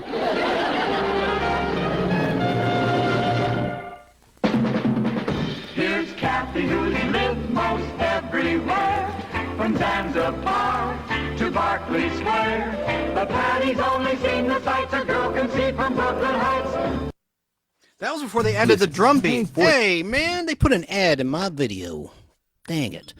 I told you I'd play every version of the Patty Duke Show theme, including the sing-along, and I've done that. Mission completed. We're about to turn the corner on Patty Duke, but I am going to talk about some of her movies that are notable, and we're going to play Al Pacino's very first scene in movies ever. It was in a Patty Duke Show movie, but I won't be too long with that. But we've got to conclude with the end of the Patty Duke Show on ABC. The Patty Duke Show Season 3 on ABC now had very stiff ratings competition.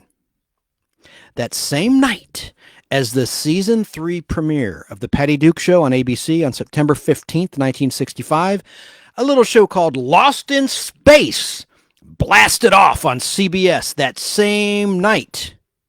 Half an hour earlier at 7:30. which was opposite Tired. Ozzie and Harriet, which got shifted off quick, followed by Patty Duke.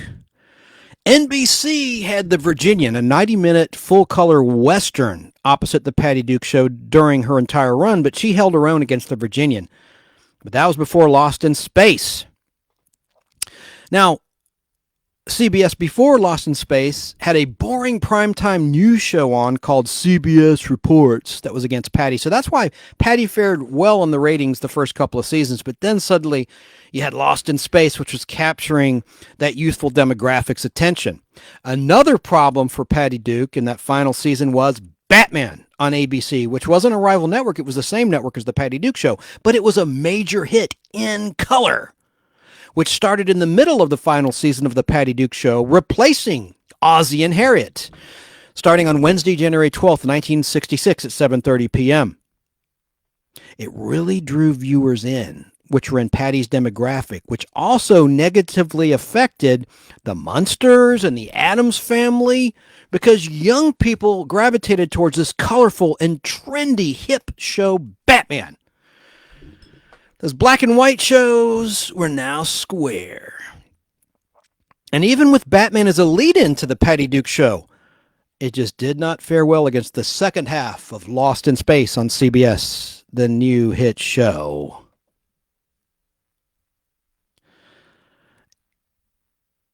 The final original Patty Duke Show episode aired on Wednesday, May 4th, 1966. The episode was titled Patty the Psychic. And there were some preemptions, too, which we could get into. And Kathy Garver acted in Season 3 of The Patty Duke Show a year before she was Sissy on Family Affair. On Wednesday, August 31st, 1966, the final episode of The Patty Duke Show aired on ABC. It was a rerun. Incidentally, the following season, after The Patty Duke Show was canceled, in 1966 to 1967, Batman on ABC took on Lost in Space, both at 7:30 p.m. What a choice that must have been for kids. And then Season 3 of Batman became a weekly show, and it wasn't opposite Lost in Space's third season, but in Season 2 of Lost in Space, which they're both Fox shows on the same lot, and they were friendly, the actors. There's all sorts of shots of Angela Cartwright and Bill Mumy with Burt Ward and Adam West. You know, they were buddy-buddy when Batman first started. But then that following year, after those pictures were taken, because they're wearing Season 1 costumes, when during Season 2, they probably weren't so friendly when they were competing with each other on rival networks. So, to summarize, the Patty Duke Show series lasted 3 seasons and earned Patty Duke an Emmy Award nomination. Didn't mention that yet. By the way, in 1999, the program's characters were revisited and updated in the Patty Duke Show Still Rockin' in Brooklyn Heights reunion movie on CBS, which aired originally on Tuesday, April 27th, 1999, and all of the main actors returned, except for Kitty Sullivan as Patty's rival Sue Ellen Turner.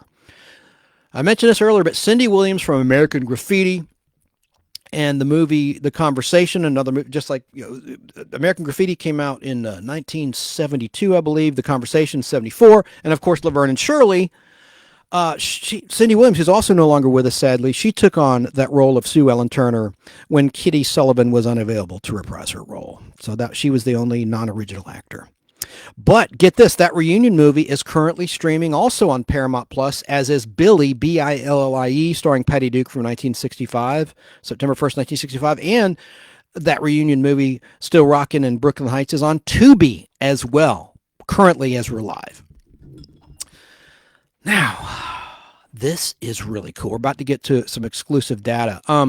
So if you factor in that CBS reunion movie, the show was on ABC. Well, did you know this? No one's talking about this on Wikipedia or online, but I know it, and you're going to know it now too. And a lot of you already do know this, but not many know. Before the CBS reunion movie, Patty and Kathy Lane appeared on NBC TV. NBC. When Patty was the age of 35 in 1981. Patty had recently turned 35. Now I'm going to play exclusive clips of this later here on the Nostalgic Pod Blast from my library. I recorded this in 2008. It's not on YouTube. I looked everywhere. And I had to dig for this tape so I could bring this to you. I wanted to go pull out all the stops for this. I want to do this biography of Patty Duke right. I almost said something that sounded really bad there. So, Patty and Kathy Lane appeared on all three pre-Fox television networks. ABC, the 1963 to 66 show, NBC in 1981, more about that later, and on CBS in 1999 in the reunion movie. So let's quickly review. The Patty Duke Show always aired Wednesday nights at 8 p.m. 104 episodes of the MGM-UA hit show were filmed in New York for the first 2 seasons before the cast relocated to Hollywood to film what would ultimately be the final year of that program. After the Patty Duke Show ended, Patty progressed to more mature roles, such as Neely O'Hara in the cult film Valley of the Dolls, based on the book by Jacqueline Suzanne, the smutty book Valley of the Dolls, which was released in theaters on November 28th, 1967 by 20th Century Fox, now owned by Disney. So Disney owns Valley of the Dolls. And Valley of the Dolls production budget was $4.4 million, but it made $44.4 million at the box office. Say that 3 times fast. So it was a big hit, made $40-some million plus back then. Now, originally, Judy Garland was cast in Valley of the Dolls, but she was recast when alcohol hijinks came into play and prevented her, reportedly, from performing her role. Let's listen to a little bit of the theatrical trailer of Valley of the Dolls. Listen to how sensational this is. And I do want to mention, as I pull this clip up for you, ill-fated, everyone knows this, but I'll just say it for historical purposes, ill-fated Sharon Tate was one of the girls, along with Patty Duke, in Valley of the Dolls. And I think it's interesting. I'm watching the Beverly Hillbillies on MeTV for the very first time, and she was in season 2 and 3 of the Beverly Hillbillies years before Valley of the Dolls. But they put her in this terrible wig, but she still looked gorgeous. She had a gorgeous figure, and of course that was Roman Polanski's wife. The Manson family killed her, murdered her. Terrible tragedy, but it's surreal to see her on the Beverly Hillbillies. And until recently, I didn't know she appeared on that program. She was a secretary at the bank for Mr. Drysdale. And she had some lines, and she had good little parts in that. So let me find that clip here of the trailer to Valley of the Dolls. I'll just play a little bit of this, and then we're going to get to some Patty's songs. I want to play her songs. Whoops. And, all the bad and I got to take a... I have to use the... I have to... Well, TMI. Never mind. I have to pee. Now, the motion picture that shows what America's all-time #1 bestseller first put into words. Gotta get hold, gotta get... I wasn't much of a man living with you, Neely, but that's over. I'm straightened out now. With that little whore! That little whore makes me feel 9 feet tall. You talking about Willis? Dolls, the instant turn-on. For instant love. Instant excitement. Ultimate hell. Neely O'Hara! Starring Barbara Parkins as Anne. Good girl with $1 million face and all the bad breaks. She took the green pills. Well, how do you think I feel sneaking out of your apartment at 4 o'clock in the morning? Patty Duke as Neely, who was such a nice kid. And then someone put her name in lights and turned her into a lush. She took the red pills. Sure, I take dolls. I've got to get some sleep. I've got to get up at 5 o'clock in the morning and sparkle, Neely, sparkle. Neely, you know it's bad to take liquor with those pills. They work faster. Have you heard from Jennifer? She wanted to know where she could get an abortion. Sharon Tate as Jennifer. International sex symbol, victimized by everyone. She took the blue pills. Oh, to hell with him. Let him droop. Anne, honey, let's face it. All I know how to do is take off my clothes. Susan Hayward as Helen Lawson, who had the talent to get to the top. And I'll make it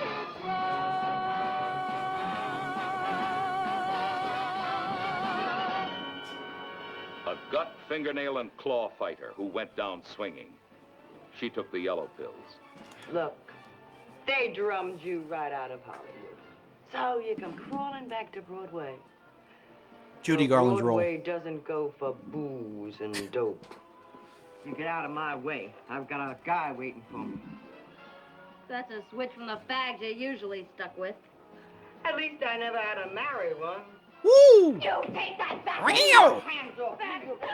She rips her wig off. The nation's most startling and hotly discussed Patty rips- bestseller, now on the screen not realize with she's wearing a every wig. shock and sensation intact. I think I could sleep with you here in this house. This wonderful old house? And you beside me in that marvelous old four-poster upstairs? It's a marriage bed, Lion. You were thinking of marriage. Miriam? I'm pregnant. Sharon Tate. Come on, Neely O'Hara can't hurt you. You bet your ass she can't, because she isn't going to get the chance. Now, the all-time bestseller is the motion picture you wanted it to be. Valley of the Dolls.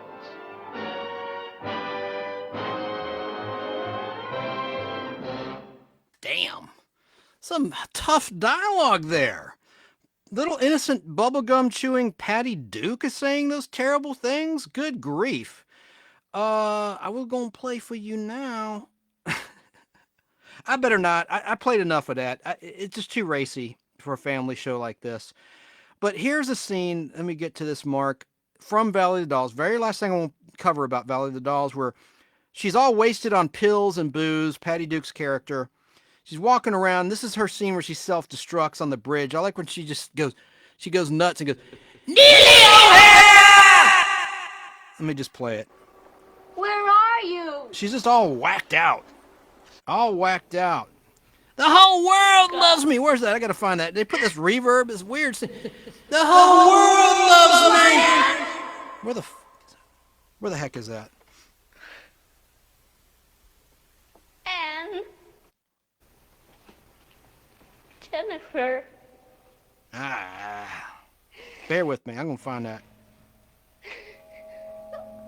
Oh, Neely. Here it is. Neely O'Hara!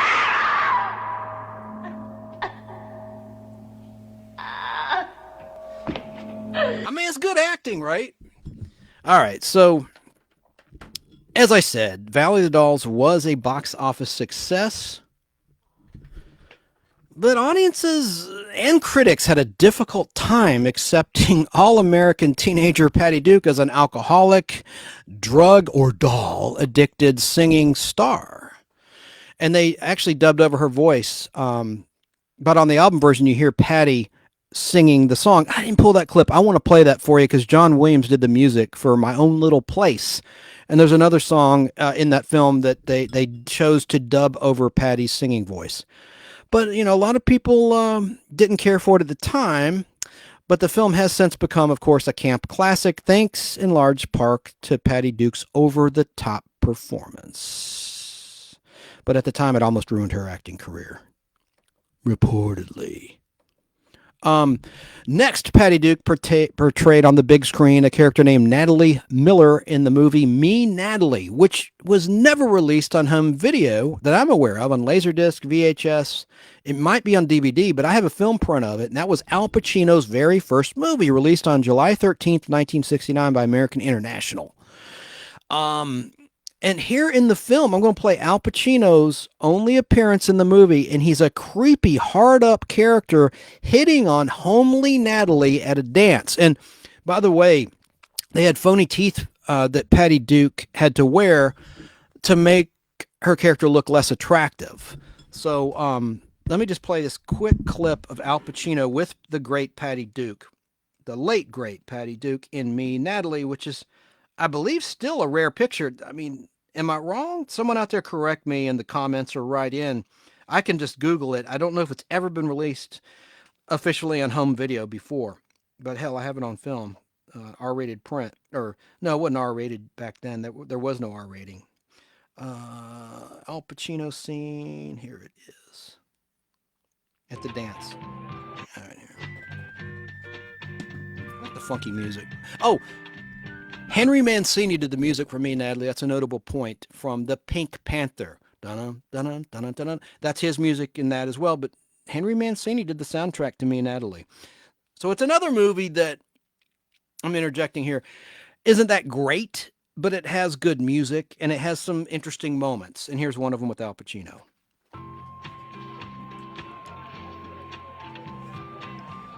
Want to dance?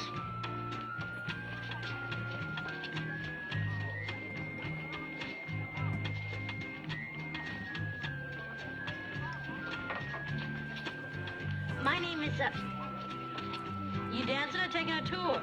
I'm dancing. What do you think? Come on.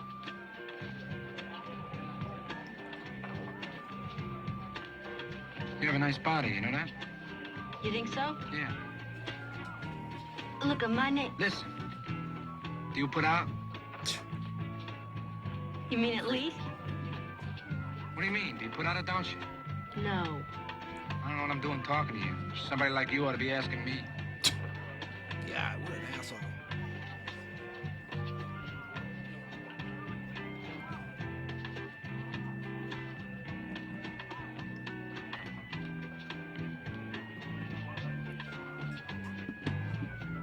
Would you like to dance, miss? Get lost. Can't stand losers.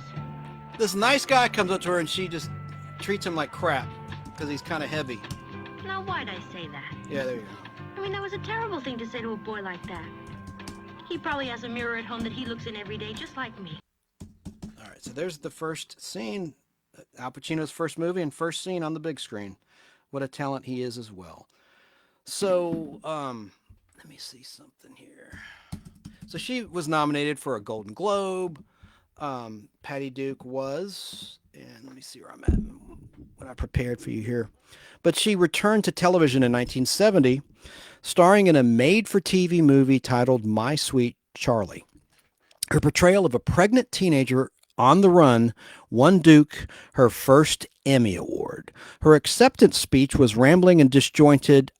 That's what reporters say. I don't think it was that bad. She was just emoting what the Rosses had put her through with alcohol, and they got her doped up, and there was some sexual abuse. And so she was, I think that was like, I won't say a cry for help, but it was like she was acting out. I mean, because if you listen to that moment where she's like, smile, you know, it was just, she was just doing a little commentary. Anyway, her acceptance speech was rambling and disjointed. I'm reading someone else's words here, leading many in the industry to believe that she was drunk or using drugs at the time. She was sitting next to William, Michael Tell. I always say William Tell, like William Tell Oberture. Michael Tell, who is the biological father of Sean Astin. He had that proven in a paternity test.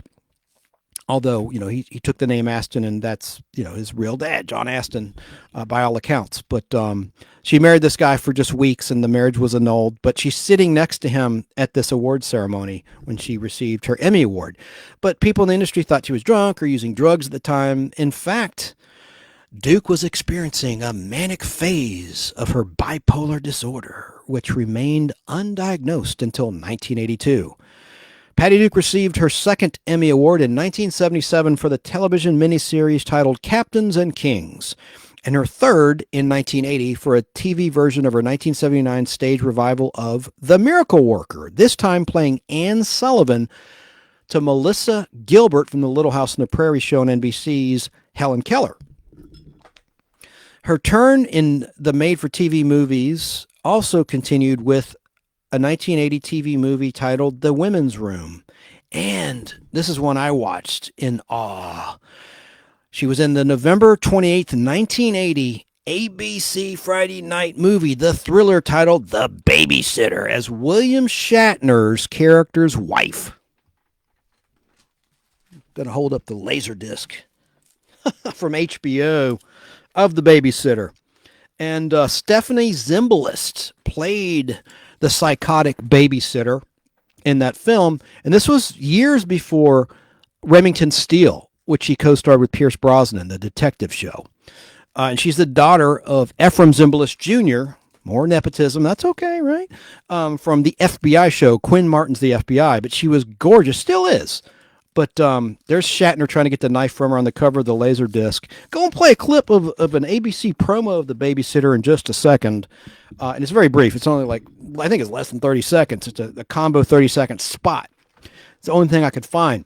But there's a great scene in that of Stephanie Zimbalist's character smashing glass. Like the way it was shot by the director was really cool, I thought, for a TV movie. And it had really terrifying stuff. So Stephanie Zimbalist plays a psycho in love with William Shatner, who's married to Patty Duke's character.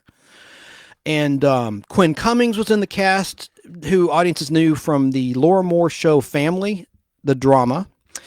And also in the cast was distinguished John Houseman from the Paper Chase movie and television show, who I knew as Dr. Franklin, the Fenbot maker on The Bionic Woman and The $6 Million Man. But he was in that cast too, and he becomes suspicious of the babysitter first. Excuse me, and he travels to a house she took care of before she found, we'll call it the Shatner family with Patty Duke. That was a cool couple, Patty Duke and William Shatner. You know, two of my heroes together in a TV movie. That's still cool. And Patty Duke's character is a hopeless alcoholic in that movie.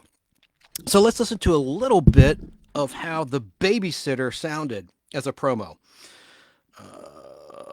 from November 1980. And we're starting to wrap. We're going to wind down the show. Got some other nostalgic things. We'll turn the corner, but Patty Duke deserves reverence. She's so multi-talented. I'm going to play her songs. I'm going to play a lot of her music here in a second for the listeners. And for the viewers, I'll try to show some interesting things on camera. But let me get, here it is. Here's the ABC promo. It's a combo, so you'll hear stuff at the beginning. Here we go. Crime, pipeline ripoff. Ghastly. The victims, you and me, on today's FBI.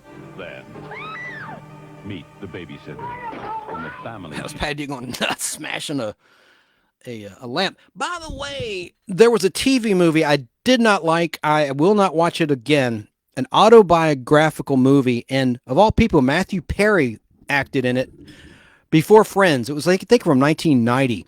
And I just didn't like it because it showed Patty supposedly being manic and destroying Christmas, wrecking a Christmas tree, like real life, like supposedly her real life antics. And it's disturbing, and I don't like it. Nor do I like Please Don't Hit Me, Mom. Didn't talk about that from, I think, 81 with her son. First time she acted with her real son, Sean Astin. It was a ABC after school special. I don't know, VHS. I never converted it to DVD. But you just heard the new FBI. That was ironic. That's something I stopped the tape to point out. I just talked about how Stephanie Zimbalist's father was in a long-running Quinn Martin hit, The FBI. So that's kind of interesting that, you know, preceding a promo for her TV movie is something for the new FBI show. Let's listen again. Monday, the crime, pipeline ripoff. Ghastly. The victims, you and me, on today's FBI. Then, meet the babysitter and the family she possessed. Nobody would ever know. Beware, the babysitter. Tomorrow. That's a cool shot where she smashes the glass She possessed. of a door, glass door. Beware, the babysitter. Tomorrow.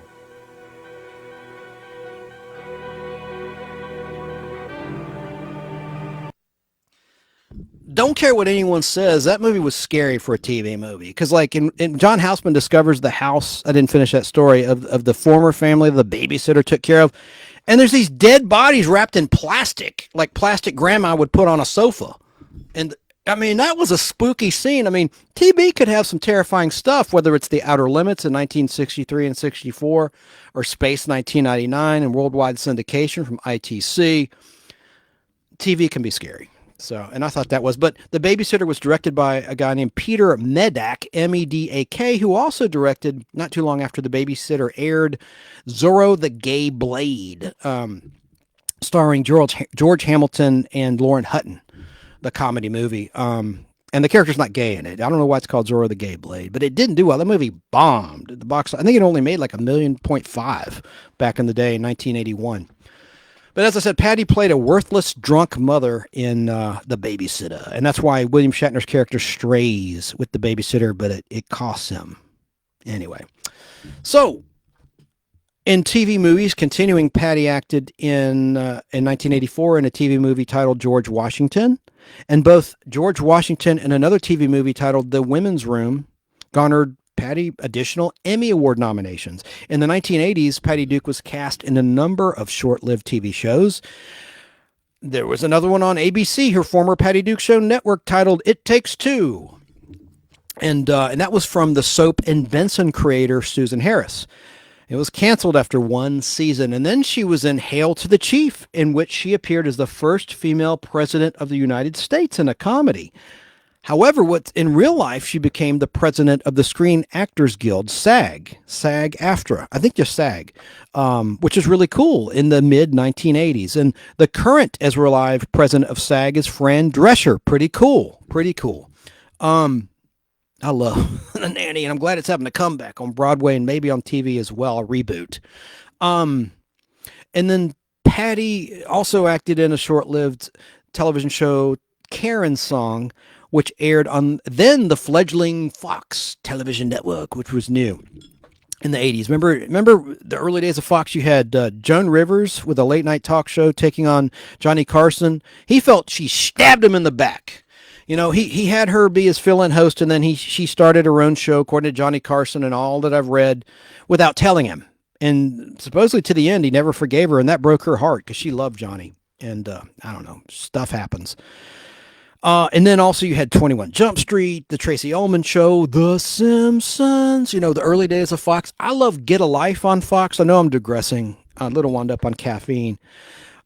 Starring the great Chris Elliott from Late Night with David Letterman on NBC and many other things.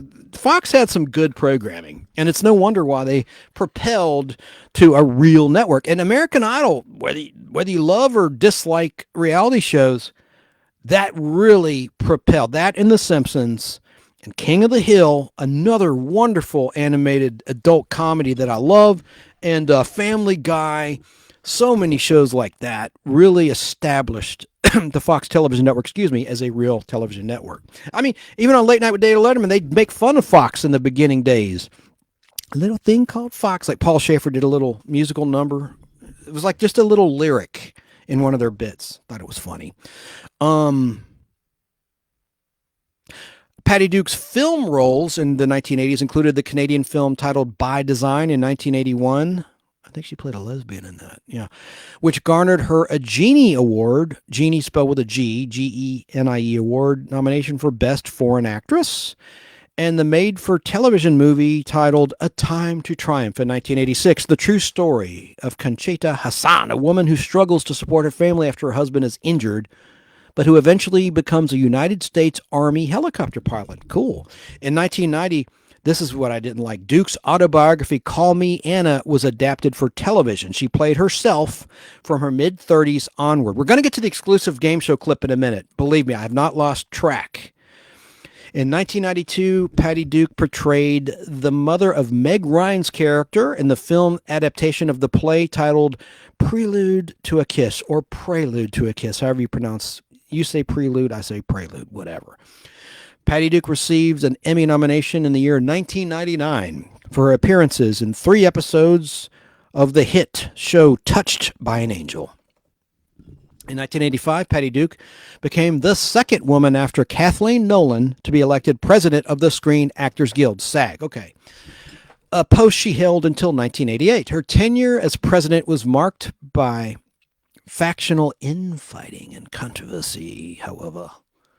She did gain the respect for managing to maintain solidarity among the Guild's members. During her term as the president of the Screen Actors Guild, she led industrial actions and contract negotiations and oversaw the relocation of the Guild's headquarters. Hey, if she were in charge now, if she were still alive, maybe she could fix this squabble with the writers.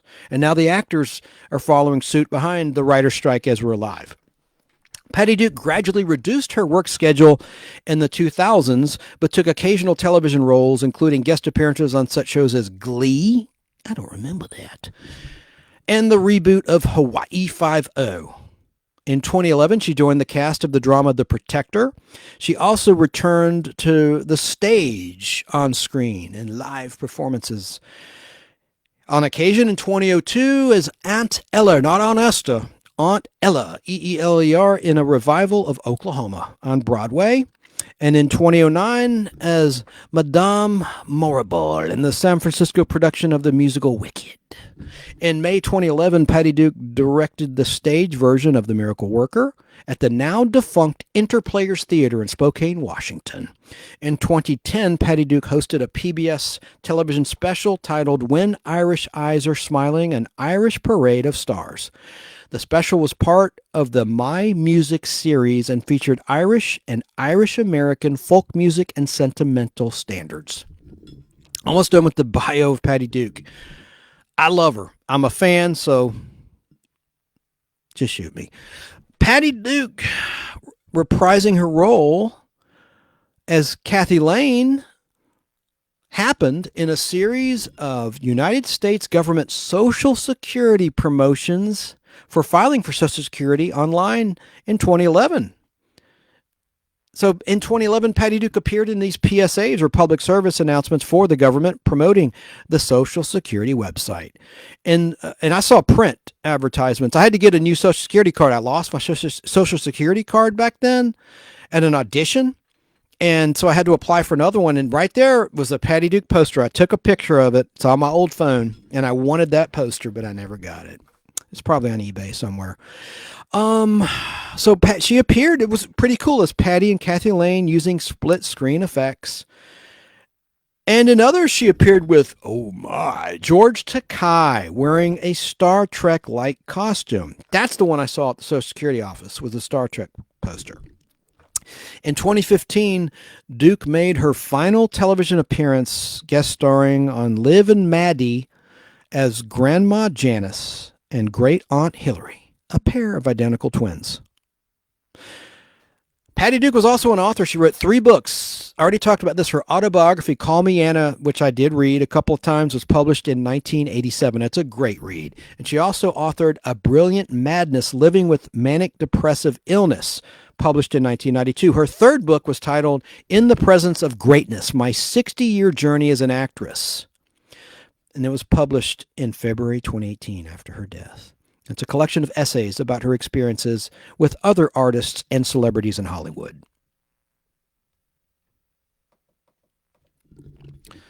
You know, the great thing about Patty Duke's acting, and Lindsay Wagner and others that I just love as actors, is she made you believe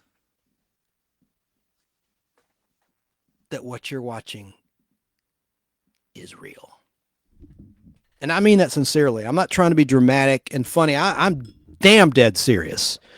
Patty made you believe that it was real. And whether you like her or dislike her, or don't like her voice, or whatever issue you might have had with her, or personality, you can't deny she had talent, immense talent, across many different spectrums and mediums. Now, quickly to Patty's personal life, and then we'll move on to something else. Patty Duke was married 4 times and had 3 children. A Catholic, Duke had dreams of becoming a nun when she was young, in her youth. In her later life, she studied a number of different religions, commenting back in 1995, quote, to suggest that one must spout Moses or Jesus or Buddha or chant like a Tibetan monk in order to be religious, I believe, is not to walk in the path of Christ. I have been a Christian Scientist. If there's a religious definition of dabbler, I guess it would be me. I have studied Buddhism. There was a time when I very seriously considered converting to Judaism. And yes, I do go to church now. I go to a Unity church. I also go to Catholic church occasionally because the child in me desperately needs the bells and the smells, unquote. In 1965, I talked about this earlier, Patty Duke married assistant director Harry Falk Jr., who was 13 years her senior. And he deflowered her. It's in her book. It led to the end of Duke's relationship with her childhood guardians, the Rosses. During their marriage, she had repeated mood swings, drank heavily, and became anorexic, and overdosed on pills a number of times. Harry Falk Jr. and Patty Duke divorced in 1969. In early 1970, at the age of 23, Patty Duke became involved with 3 men at the same time. This is where it gets salacious. I'm reading here, but I don't want to be tabloid in like the National Enquirer. I'm going to play a clip of Patty in her own words in a sec here, but damn. This is true. It's been reported. She talked about it herself. But she became involved with 3 men at the same time. 17-year-old Here's Lucy star Desi Arnaz Jr. actor John Astin, who was 16 years older than her, and rock music promoter Michael Tell, who she subletted her home to. The relationship with Arnaz was widely publicized due in part to the vocal and public opposition of Arnaz's mother, actress and production company executive, the Lucille Ball. By late spring, Patty Duke and Arnaz had broken off their relationship. That was in 1970. In June 1970, Patty Duke learned she was pregnant with her first child. She then married Michael Tell on June 26, 1970, during a manic phase, so they say, to, quote, give her child a name, unquote. Their marriage lasted 13 days before ending in an annulment on July 9th, 1970. Her son, actor Sean Astin, was born on February 25th, 1971. And around that time, Patty acted in an episode of Night Gallery, and you could see her baby bump. In 1985, she told Sean that James Arnaz Jr. was Sean's biological father. Duke said in her 1987 autobiography that the marriage to Michael Tell was never consummated and that Astin was the actual biological father of Sean, otherwise known as Gomez Addams from the original Addams Family. Now, it's fun to watch them together in Tattletales, a game show that I talk about a lot, where it's real couples back in the 70s competing, and there's three couples in like a red, blue, and yellow section, and whichever section wins that game, the audience gets money up to maybe $2,000 at the most, and they would divide up. And I think the sections were like 120. There's 122 audience members per section, so that's not much money really per person. But back then, I guess $20 would be a lot, $10, whatever it is. I haven't done the math. But anyway, it was fun to watch Patty Duke, and just last week as we're live, they played one of the Patty Duke Tattletales episodes from late April 1976 she did with John Astin, her husband. It's really good stuff, funny stuff, and she was just so witty, had a great personality. But Patty Duke said in her 1987 autobiography titled Call Me Anna, that's her real name, her birth name, that the marriage to Michael Tell was never consummated. Yep. And that's not true, supposedly, according to Sean Astin's paternity tests. I remember in 2001 reading that article in Parade magazine in the Sunday paper insert. That's the first time it was publicized that Sean Astin claimed that Michael Tell was his biological father. So several chapters in her book emphasize these assertions about her relationship with Michael Tell and the paternity of her son. It turned out all three statements were incorrect. In 1994, when her son, Sean, underwent biological testing to determine his real paternity, the results showed, this is serious, the results showed that Michael Tell was his biological father. Now, Patty Duke married John Astin on August 5th, 1972. Astin adopted Sean, and the couple had another son biologically together, Mackenzie Astin, who went on to do The Facts of Life in the latter seasons on NBC as a regular. Duke and Astin worked together extensively during their marriage, and they also appeared together on Password Plus and other game shows, and she took his name professionally, becoming Patty Duke Astin. During this period, Duke underwent, I didn't know this, a hysterectomy. None of my business. Patty Duke adopted John Astin's three sons from another marriage, and years later in 1998, Astin's sons reversed the adoption with Patty Duke's approval. I did not know that. The couple divorced in 1985. Finally, Patty Duke married her fourth husband, Drill Sergeant Michael Pierce, in 1986, and remained married to him until her death 30 years later in 2016. Patty Duke and Michael Pierce had met during the production of A Time to Triumph, for which Pierce served as a consultant since he was a military man. The couple moved to Hayden, Idaho, and adopted a son, Kevin, who was born in 1988. From her marriage to Pierce until her death in 2016, Patty Duke occasionally used the name Anna Duke Pierce in her writings and other professional work. Patty Duke had three granddaughters by her eldest son, Sean, actresses Alexandra, Elizabeth, and Isabella. Patty Duke died on the morning of March 29th, 2016, in Idaho, of sepsis from a ruptured intestine at the age of 69. Her son, Shanasted, invited the public to contribute to a mental health foundation in his mother's name called the Patty Duke Mental Health Initiative. Patty was cremated and her ashes were interred at Forest Cemetery. Now, on a lighter note, a much lighter note, because that death could have been prevented. That's a common thing. She should be alive today. As a fan, it still irritates me that she's no longer with us.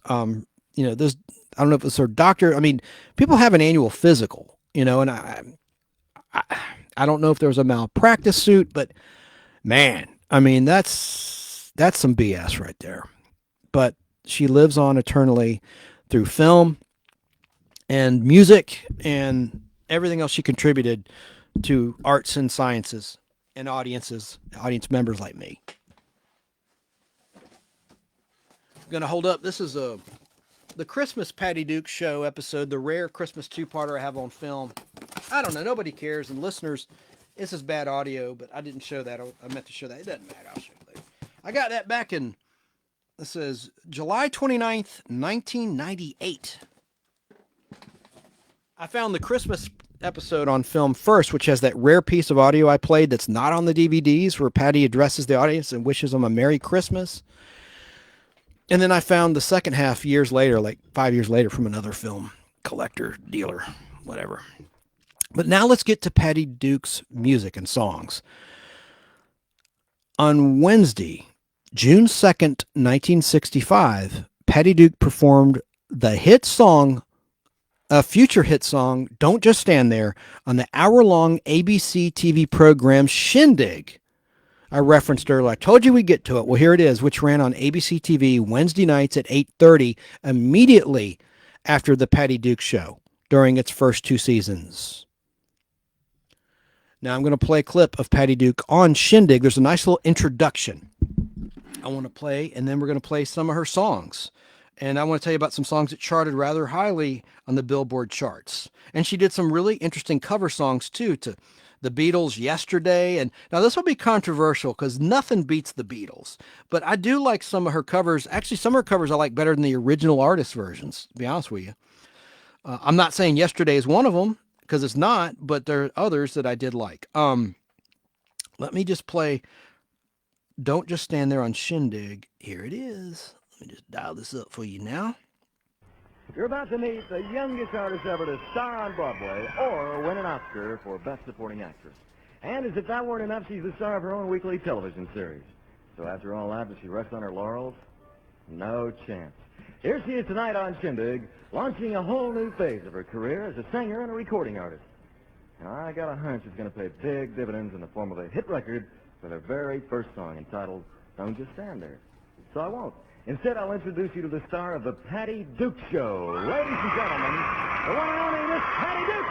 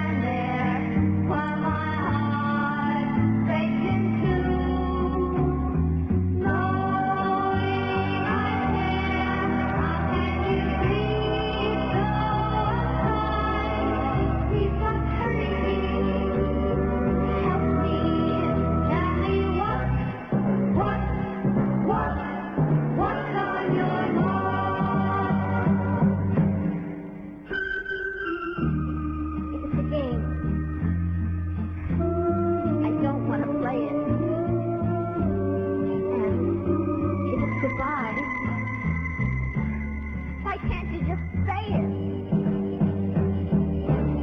Why make me cry like you do? How can you be so unkind? Please stop loving me or leave me. Tell me what's on your mind? Don't just stand there. Tell me what's on your mind? Don't just stand there. Tell me what's on your mind? So I was holding up before the camera the record album, Don't Just Stand There, and it's the shot on the cover was taken during the production of Billy, and she has that silly short bleach blonde hair. It's just not her best look, but God, those producers never should have had her do that. But that's ancient history. It must have been weird to be the son of Patty Duke for Sean Astin and Mackenzie. I mean, maybe not, but I mean, it's like you have all these home movies out there of the Patty Duke Show and all these great films that she did and excellent performances. It's got to be cool, but sad that she's no longer around. And that's cool that Sean set up that foundation in his mom's honor. Pretty cool. But that was Wednesday, June 2nd, 1965, Shindig. And Shindig, by the way, was also gone after January 8th, 1966, because ABC moved the show to Thursday and Saturday nights at 7:30.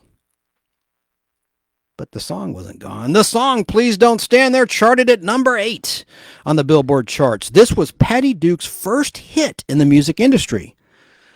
Like many of her predecessors, such as Shelley Fabares, who also acted in shows like One Day at a Time and, of course, The Donna Reed Show, etc., she tried a career as a singer to capitalize on the success of her television career. Now, I didn't write this article. Patty Duke has always been hard on herself about her singing. She doesn't like her singing. I like it fine, but Patty was her own worst critic in terms of singing. So I don't. That conflicts with what Patty said in her own words, and you're going to hear from her in a minute about her career and why she got into it. It was all manufactured by the studios and the Rosses and all that. So, but I'm going to read this article verbatim. Like many of her predecessors, such as Shelley Fabares, Patty Duke tried a career as a singer to capitalize on the success of her television show, notably her sitcom The Patty Duke Show, which ran from 1963 to 1966. Although she managed to score 3 smaller hits after the success of this song, she ended her music career a year later and continued acting. She stated in several interviews that she never considered herself as a singer. She was allegedly pressured by her manager. Okay, here it is. Pressured by her managers and her peers to try that particular field. Okay, well, see, I jumped the gun. I didn't pre-read this part of my show prep. Ralph Casale, C-A-S-A-L, who played guitar on the song Please Don't Stand There, told us he could usually tell when a session was going to produce a hit. But this one surprised him. Said Ralph about Patty Duke, quote, "I didn't know she could sing. I thought of her as an actress only. I didn't hear her sing on the date because many times the artist records after the band has been..." What the hell? I can't read my own. I didn't hear her sing on the date because many times the artist records after the band has been recorded. I guess he means it was dubbed. I don't know what he's talking about. That was a very awkward quote. I don't know what he's trying to say there. I didn't hear her sing on the date. I guess the recording date. Okay. Because many times the artist records, I'm so stupid. The artist records after the band has been recorded. Right. He's saying there's 2 sessions, obviously. I am such a dumbass. Take 3. I thought of her as an actress only. I didn't hear her sing on the date because many times the artist records after the band has been recorded. Yes, I was surprised when it became a hit. She did a great job on that recording. Okay, there were 2 different sessions. Duh. I'm getting punchy. Been a long day. Now, from Billboard's Fred Bronson in 2016, he wrote this article shortly after Patty Duke passed away. Don't Just Stand There, written by Lor Crane, L-O-R Crane, C-R-A, like Bob Crane, and Bernice Ross, was musically reminiscent of Leslie Gore's You Don't Own Me, a number 2 hit on the Hot 100 a year and a half earlier. Okay. Patty Duke followed that first hit, Please Don't Stand There, with 3 more Hot 100 entries, all during the run of the Patty Duke Show. I'm going to play this in a minute. Say Something Funny, also written by Crane and Ross, peaked at number 22 on the Billboard charts in the fall of 1965. The B-side of Say Something Funny, Funny Little Butterflies, also charted, and that was featured in Billy the Movie, Billie, which is on Paramount Plus right now. And the flip side, B-side, Funny Little Butterflies, charted at number 77. Not great, but it's in the top 100. Composed by Crane and Ross with Jack Gold. The flip was from the film Billy, which starred Patty Duke as a high school co-ed who jeopardized her conservative father's political career because she was a girl who excelled in sports. That's probably why it's on Paramount Plus, come to think of it. I was wondering why it's on Paramount Plus. It's just an odd movie. Now, it makes sense, because that's a hot topic, gender bending in sports. Duke's final Hot 100 entry was the song Whenever She Holds You. I like that song. A gender switch remake of Bobby Goldsboro's number 34 hit from 1964, Whenever He Holds You. It was a cover in a sense. More than a sense, it was a cover, but they changed the lyric a little bit for her, because obviously, because it's a girl, not a guy singing it. Duke's version landed at number 64 on the charts. Signed to the United Artists record label, Patty Duke recorded several albums, but only one appeared on the Billboard 200. Named for her first single, Don't Just Stand There, spent 12 weeks on the chart. It peaked at number 90 in 1965. All 4 of Patty Duke's charted singles appear on a greatest hits collection titled Just Patty, issued by EMI Records in 1996. I have it. I bought it back in 96 at Tower Records in Atlanta, Georgia. No longer there, at Lenox Square Mall area, in a little plaza across from the Lenox Square Mall in the Atlanta, Georgia area.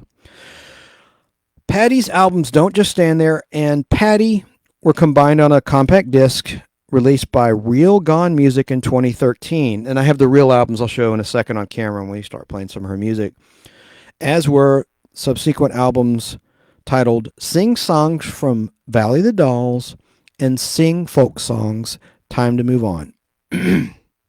Let's listen to Patty's number 22 Billboard charted song, Say Something Funny. And then I want to play also this dark song she did called My Own Little Place, and it was on the soundtrack to Valley of the Dolls. I'll get to that later. I think I pulled that clip. If not, I will find it, because John Williams did the music, supposedly, of that song. Let me find it for you here. Here's Say Something Funny. Let me stay on track, and I'll get to the other songs in a second.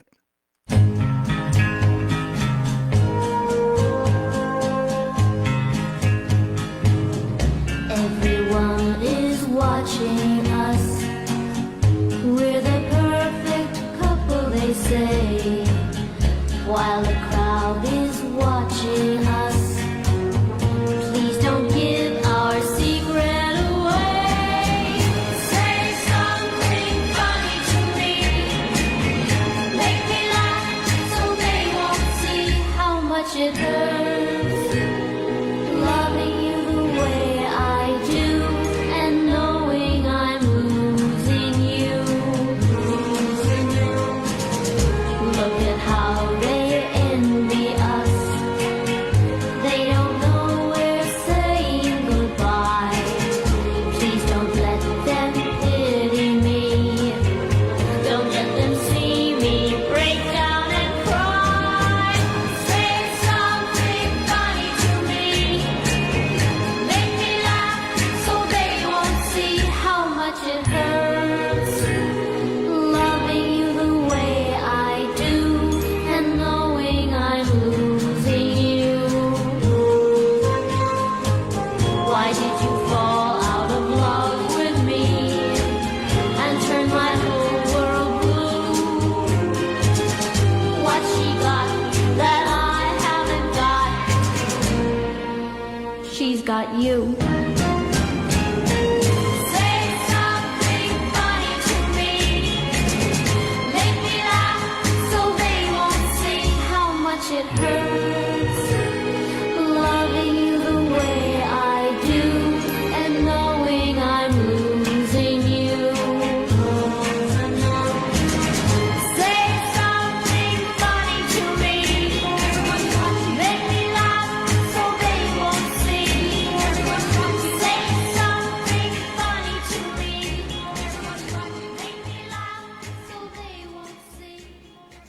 Okay, there's that. And that charted at number 22, as I said. Gonna play 7 Day Wonder. It's another song that I like that she performed. Should have had this ready for you folks. Yeah, 7 Day Wonder. These are short songs. They're like a couple minutes, like Beatles songs. They're short. It's like a beach bingo vibe. Monday is a fun day. We go walking hand in hand. Tuesday, a good news day. Cuddling with my lover man. Wednesday, we have a fight. But soon everything's alright. And Thursday morning we're back together again. 'Cause he's my 7-day wonder. Oh, what a spell I'm under. When we touch, I feel my temperature rise. My heart keeps beating like thunder for my 7-day wonder. Every time I look into his eyes.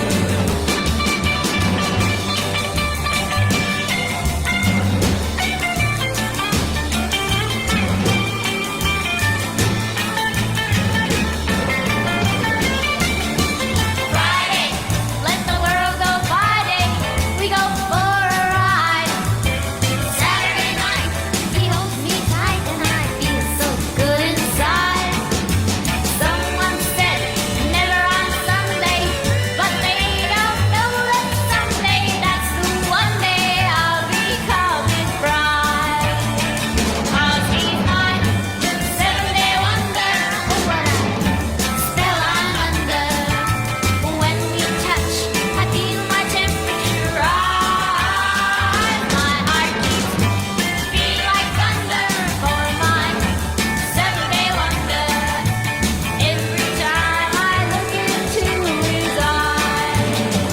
'Cause he's my 7-day wonder. Oh, what a spell I'm under.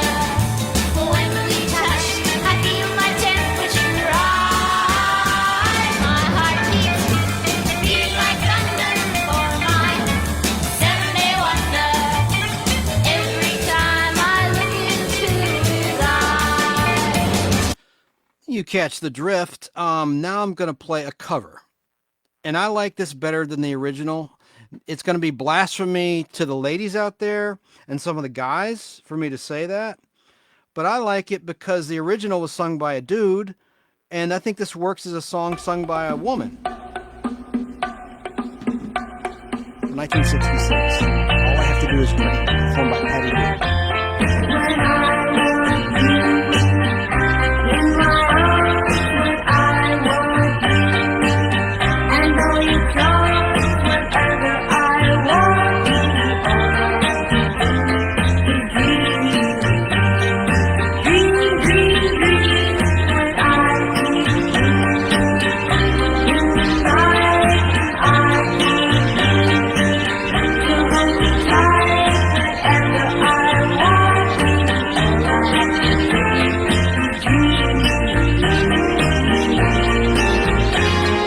I can make you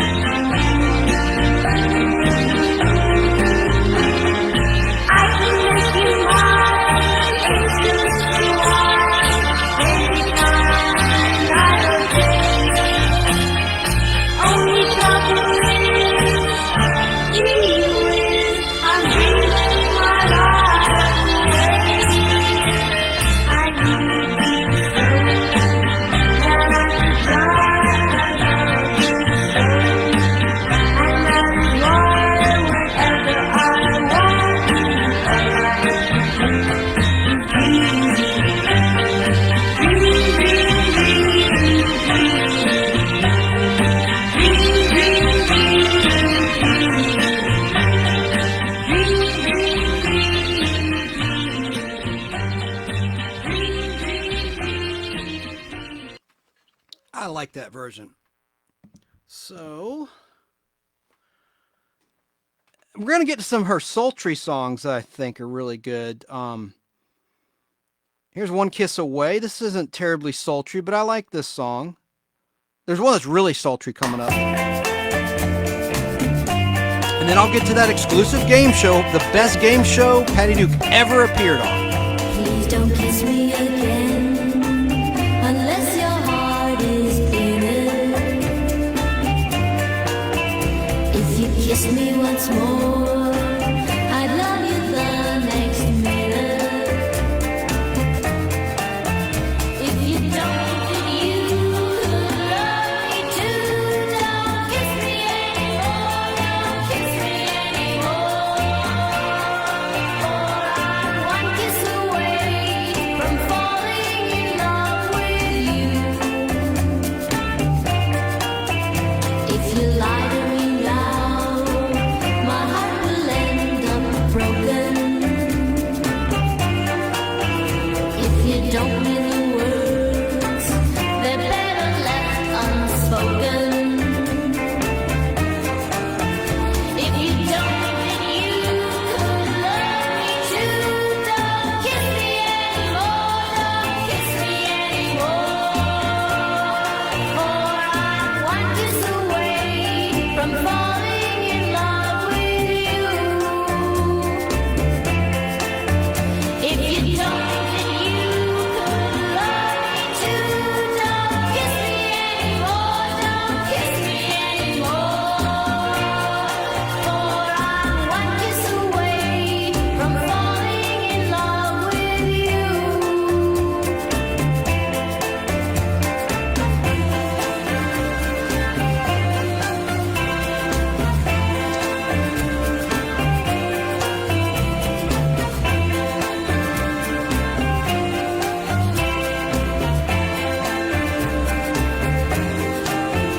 But if somehow you feel your love is real, then kiss me once again, then kiss me once again.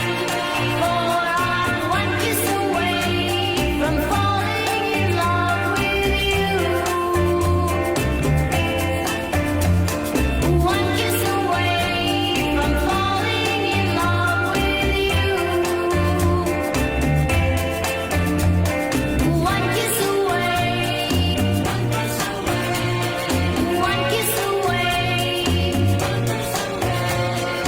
one kiss away from falling in love with you.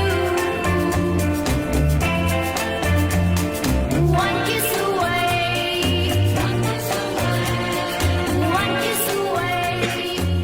kiss away, one kiss away.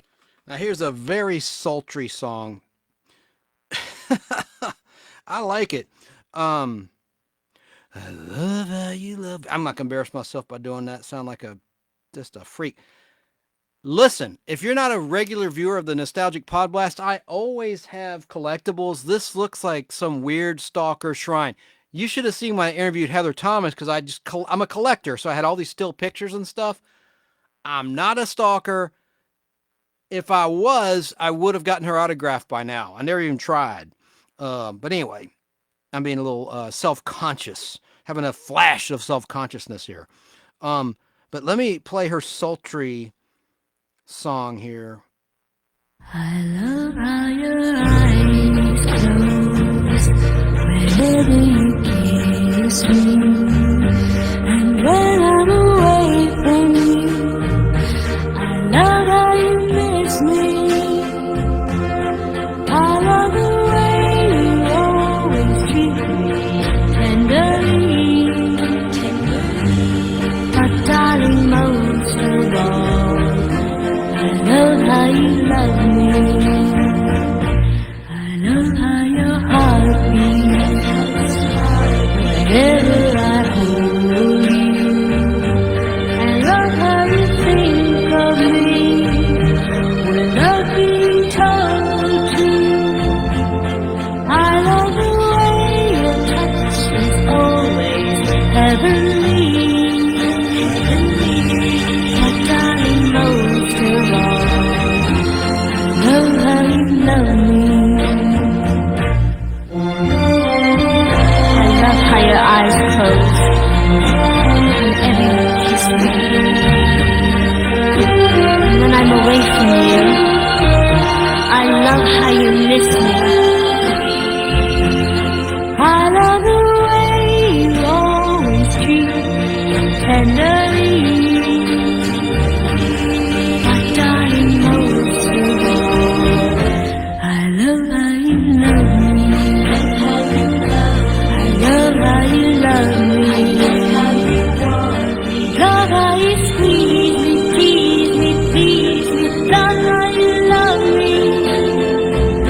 I love how you love me. Love how you love me. Love how you love me. Love how you love me. So, I mean, you can't say she was a manufactured star because she was a star, an Oscar winner, an Emmy winner. And I think she sounds a lot better than like Kesha or one of those really manufactured acts that have absolutely no substance whatsoever or talent in many cases. I'm not saying Kesha to name. I'm saying there are many, and you know it, that have no talent whatsoever that make hit records. I mean, just people. Whatever happened to good taste in performers? Jeez. All right, and writing and music in general. I'm gonna play another one. The World is Watching Us, 1966.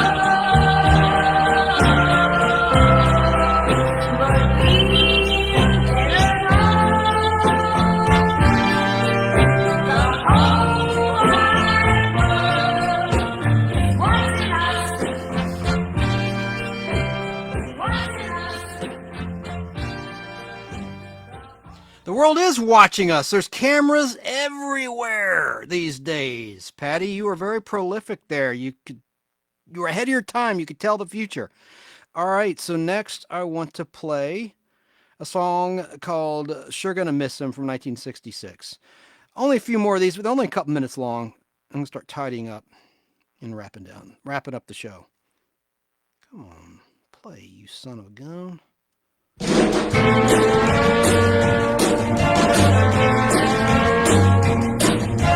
never did do much to make him stay here.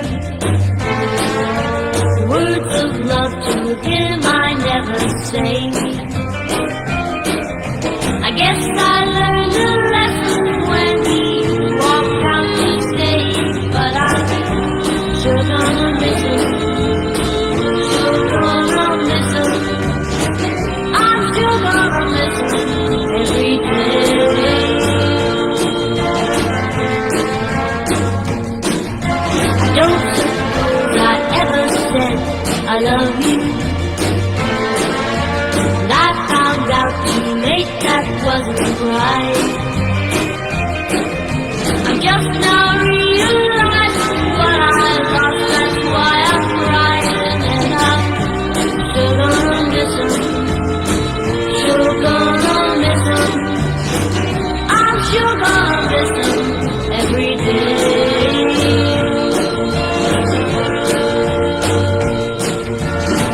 I know I took his love for granted. Yes, you could say my love was blind. But if he left, then I could stand it. Or else it didn't matter at the time. I heard he's found a girl that treats him better. I hope she knows that she's a lucky girl. I know the rumor's true because I saw him today, and I'm still gonna miss him. Sure gonna miss him. I'm sure gonna miss him every day.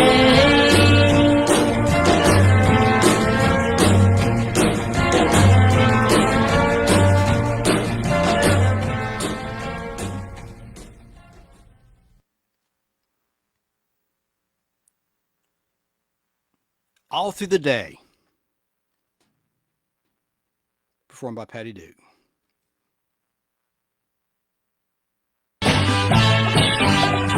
Now this sounds like, you know,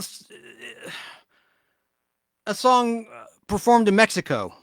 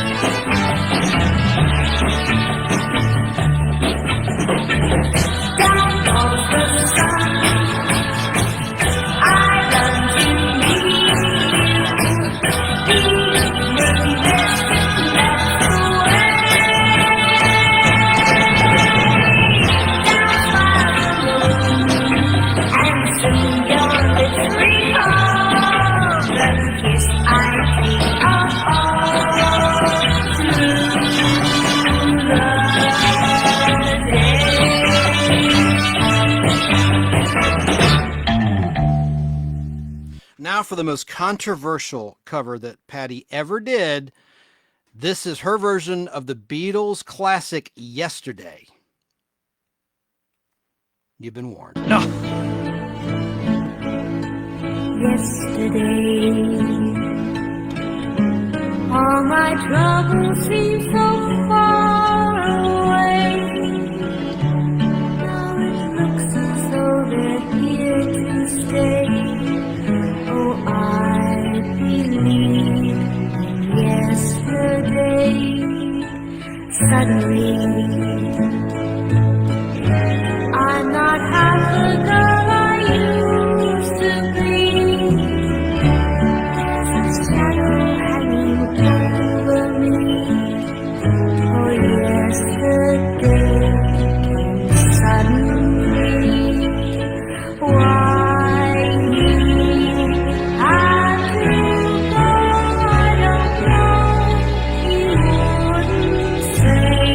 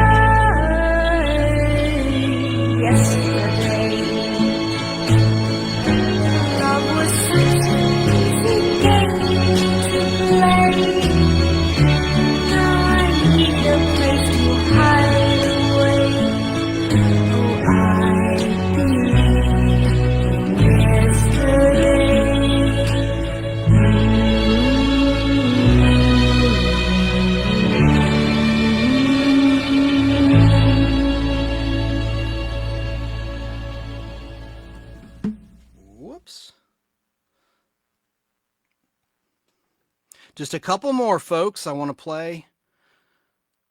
I want to do Anna Marie justice here in my little tribute on the Nostalgic Pod Blast to the great Anna Marie, otherwise known as Patty Duke. And we're about to get to the exclusive game show footage from my library that I recorded in 2008. That's not on YouTube. It's not been on Buzzer yet as we're live. Coming right up. I just got 4 more little songs, a couple minutes each, as I show things for the camera. If you're listening at fistfulofradio.com or Apple Podcasts or Spotify or TuneIn, again, I direct you to Google the Nostalgic Pod Blast YouTube Patty Duke if you want to see the video portion of this broadcast. Now here is Patty singing Whenever She Holds You, 1966.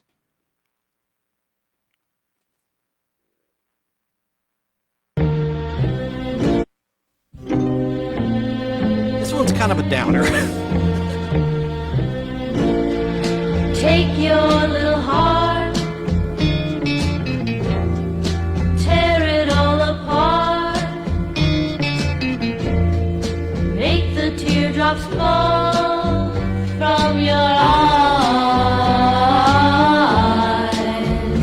and you'll know how I feel when she holds you, whenever she holds you. Pretend no one loves you, make believe you're blue, and if you get an empty feeling deep inside, then you'll know how I feel when she holds you, whenever she holds you. My friends say forget you, I know I should try, but whenever she holds you, I feel I could die. But if you ever find that I'm still on your mind, maybe you'll come back to my heart. Till then I'll cry when she holds you, whenever she holds you,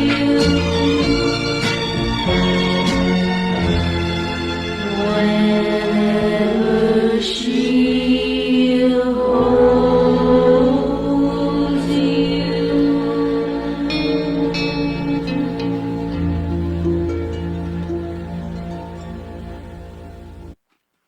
All right.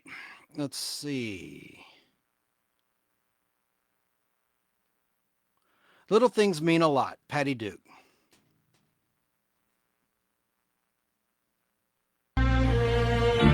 This might be a little too much of a downer. God, I'm not trying to bring the show down. Jeez.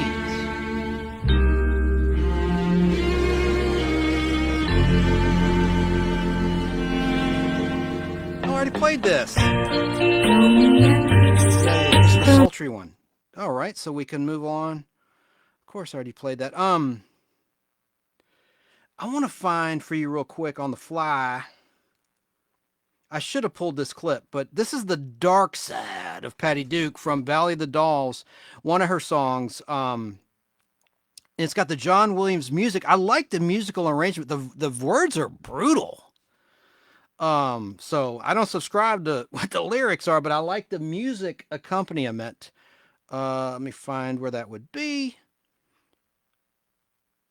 Let's see if I can find that clip on the fly. I can't believe I didn't pull this one because I think it's one of the more interesting songs, but again, it's the more darker ones. Of course, she's supposed to be whacked out. This is from Valley of the Dolls, whacked out on pills and booze, her character.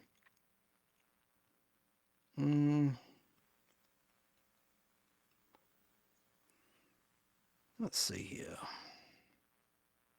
I'm blanking out on the name of the song. Got the album right there. Oh, it's called My Own Little Place. But again, the lyrics are not why I want to play it. It's because of the music by a guy named John Williams. And the music is cool. It's interesting. It's moody. All right. I think I found it. Oh, good. I want to be complete. There it is. Sounds cool and scary. I've my own little place in my own little world. I've my own little way of looking at things. So don't change what I think. Don't say I pretend. You're only a stranger, not even a friend. Anyway, go away. I've my own little life in my own little heart. I've my own little dreams of falling in love. So don't change what I think. Don't change what I show. You're only a stranger, so how would you know? Anyway, go away. If we met another day before I shut my eyes, love might then have had her way. But now I'm much too wise. I've my own little place where I hide from the crowd with my own little thoughts to keep me alive. So don't change what I think.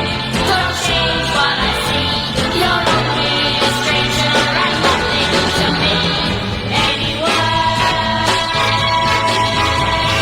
go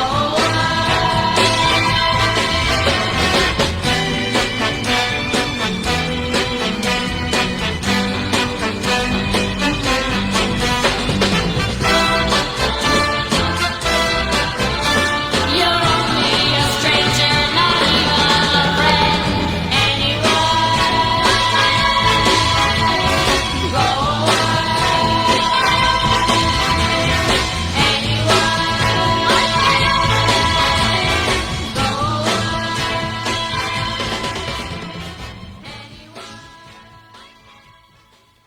I like that music, and the album definitely says John Williams composed that music. I've seen contradictory information on the internet, but the album cover, unless there's another John Williams, and I believe it's the John Williams that did that music, and it's the most interesting song on the Valley of the Dolls soundtrack. And this was a release, Patty Duke sings songs from Valley of the Dolls. As I explained earlier, they dubbed over her voice in the movie.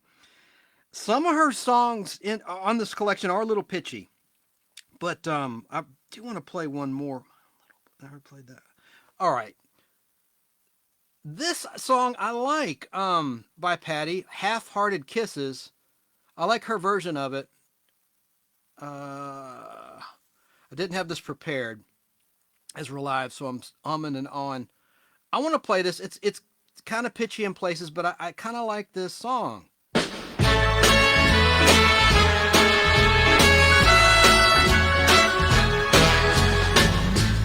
half-hearted kisses, that's all that they were. Half-hearted whispers of love. Now I can see you clearly, though I nearly fell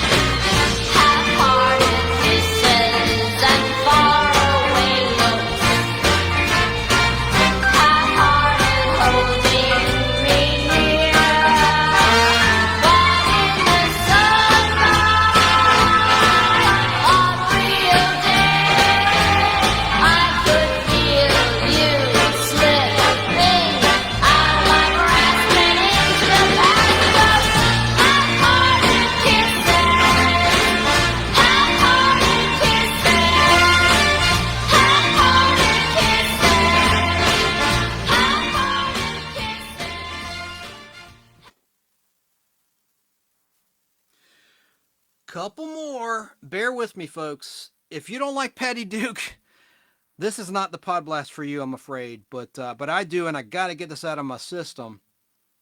Let's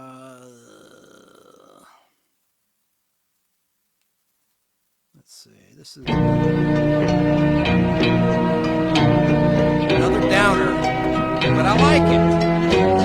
Where is the world I once knew? No sun, no sky, no stars on high. Now there is nothing but you. Now you are all I can see. You stand out clear, friends disappear. That's how young love ought to be. So we take this solemn vow to honor obey from this happy day. Come whatever may, I am yours. Now you own all that is me. My hopes, my fears, my laughs, my tears. I give it so trustingly. To me, there is nothing but you.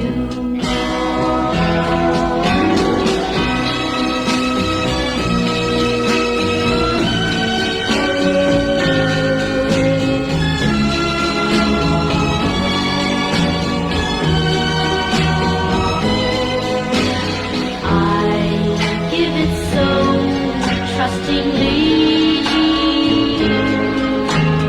Praying you love me as I love you.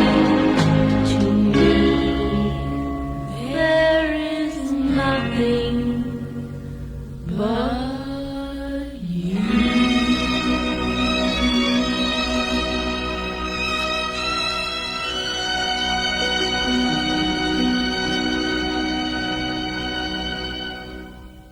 Now, this album, Patty sings songs from Valley of the Dolls. It actually had liner notes from the Gene Kelly on the back that I'll read in just a second. But I want to play another selection from here. This was in the movie, and Patty's voice was understandably dubbed over. I mean, no disrespect. Obviously, I'm a big fan of Patty Duke, Anna Marie Duke. So I don't mean any disrespect, but I'm a realist. Now, this song, It's Impossible. You see Patty performing this in the movie, and it's not her voice, but I'm going to play her singing it in reality on this record album. Now, in the scene, if you see Valley Dolls, again, I'm not trying to be creepy. It's just a funny thing. When she's performing this song, It's Impossible, she has like a beaded necklace, and it keeps getting wrapped around her breasts. I mean, it's been pointed out in countless videos and things. It's just a funny thing. It's an unintentional blooper. But 4 pieces of chocolate. Of course, there's an ad. I want to play Patty's version of the song. It's very pitchy in terms of her singing ability in the song, but I like this version. The music, I just like the way the arrangement is. But admittedly, her voice is not the best here, but I like it.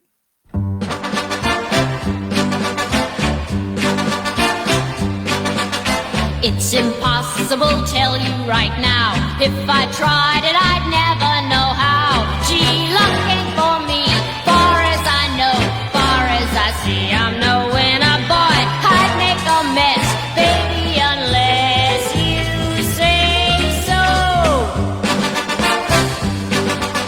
It's impossible, it's not my style. If I tried it, I'd miss by a mile. I'm not worth a dime, ain't got the stuff, ain't got the time. I'm a loser, I ain't for success, baby, unless you say so.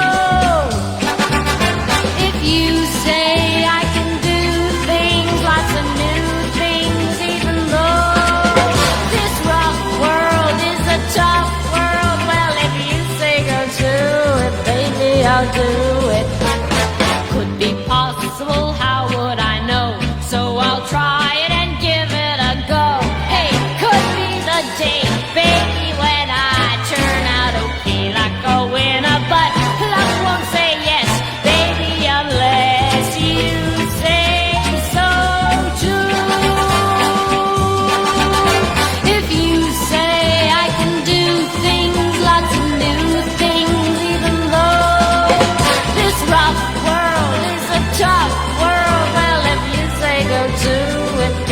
Maybe I'll do it.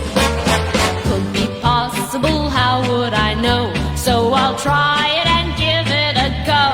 Hey, could be the day, baby, when I turn out okay like a winner. But luck won't say yes, baby, unless you say so too. If you say go to it, I'll do it. I'll do it for you.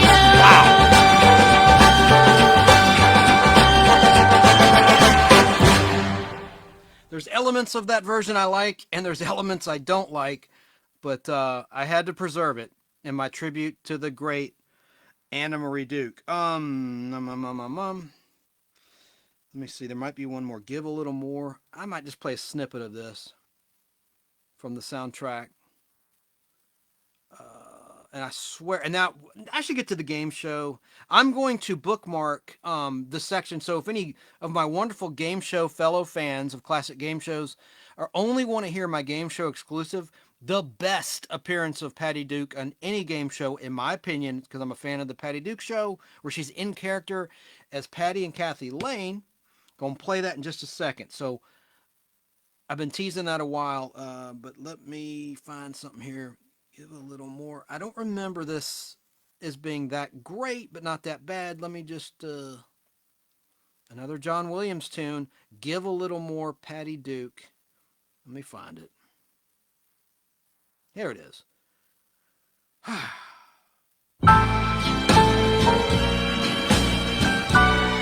It helps if you're drinking a few beers, listening to this song and others. Try, my friend, to face yourself with all you have in store.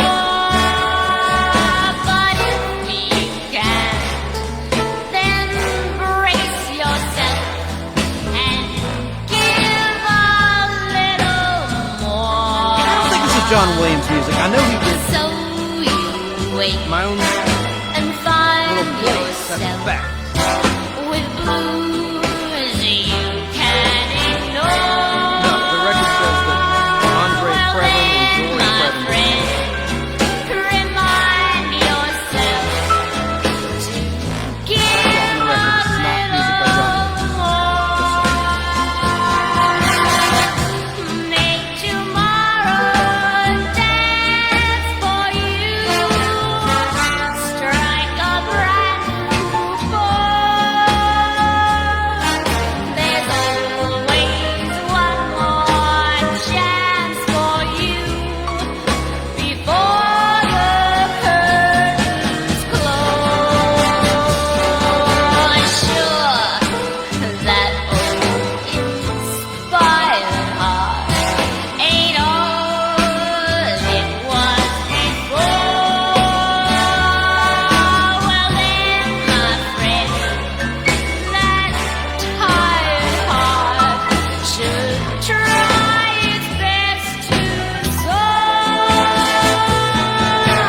Cry those tears, forget those fears, and smile the smile you wore. Come on, my friend, and give a little. Come on, my friend, and live a little. Give a little more and more and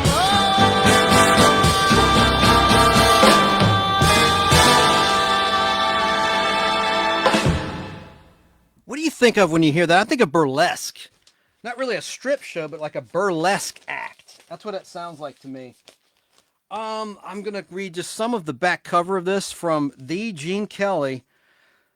Take this with a pinch of salt, but here it goes. Patty Duke sings songs from Valley of the Dolls and other selections. What you will hear in this superb collection has been hailed as, quote, the excited voice of Patty Duke, which is not, as it sounds, a misnomer, but which is a deliberate way of suggesting that Patty Duke's lustrous, range-rich, and expressive voice displays the very essence of excitement itself. Of course, Patty is an exciting singer, but precisely because her voice is excited and emotional and full of action.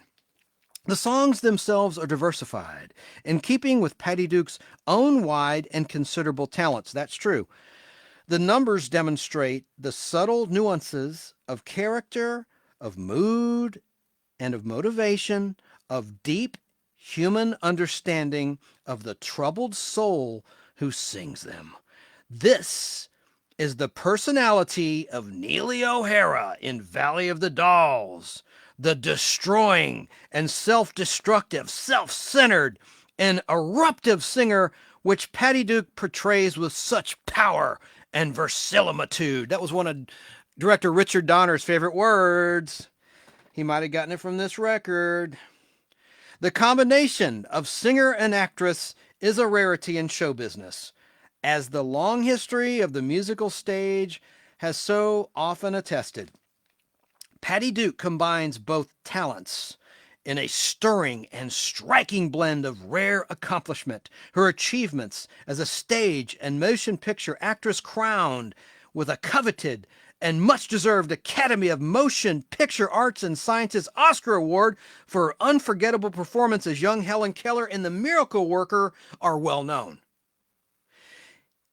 If it were at all possible, Patty Duke surpasses herself as Neely O'Hara in Valley of the Dolls, and one detects the magic of her talents in the warm modulations of her voice, in the heart-touching airs, the nostalgic themes, and above it all, the deeply moving arias which come through. What impresses above all is the diversity and range of Patty Duke's performance. Here, gathered together are different songs which express the gamut of emotions which come through vibrant and dynamic Neely O'Hara. Neely O'Hara! And different they are, for they exhibit the changing moods of a woman alternatively in ecstasy and anguish, self-pity and romance, bitter cynicism and bright hope, yielding softness and brassy harshness. There are few performers who can offer this gamut of human emotions with such clarity and with such controlled power. Patty Duke has added to her laurels and added to your entertainment pleasure. Liner notes by Gene Kelly, singer-dancer and star of Xanadu, future star of Xanadu in 1980 with Olivia Newton-John. Wow. Cool. I never read that before, and I've had this album for 30 years. Okay, getting serious. Time for the game show stuff now, the game show exclusive at long last. After all the awards, achievements, books that she wrote, and content, Patty Duke, real name Anna Marie Duke, went on to be known by many as a classic game show queen. Years after the $64,000 question scandal that we talked about, Patty found a new life on game shows like Match Game, Password Plus, Pyramid, and Super Password, and one of my all-time favorites, Tattletales, with her husband at the time, John Astin, which is airing on Buzzer 7 days a week, with 2 back-to-back half-hour episodes at 1 to 2 p.m. daily.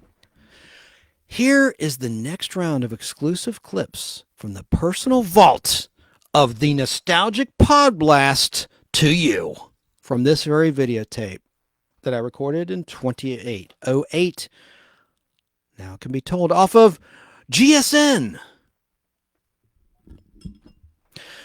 What this is a show called Password Plus on NBC on the game show Password Plus. Patty reprised both of her roles as Patty and Kathy Lane, not too long after she had just turned 35 years of age.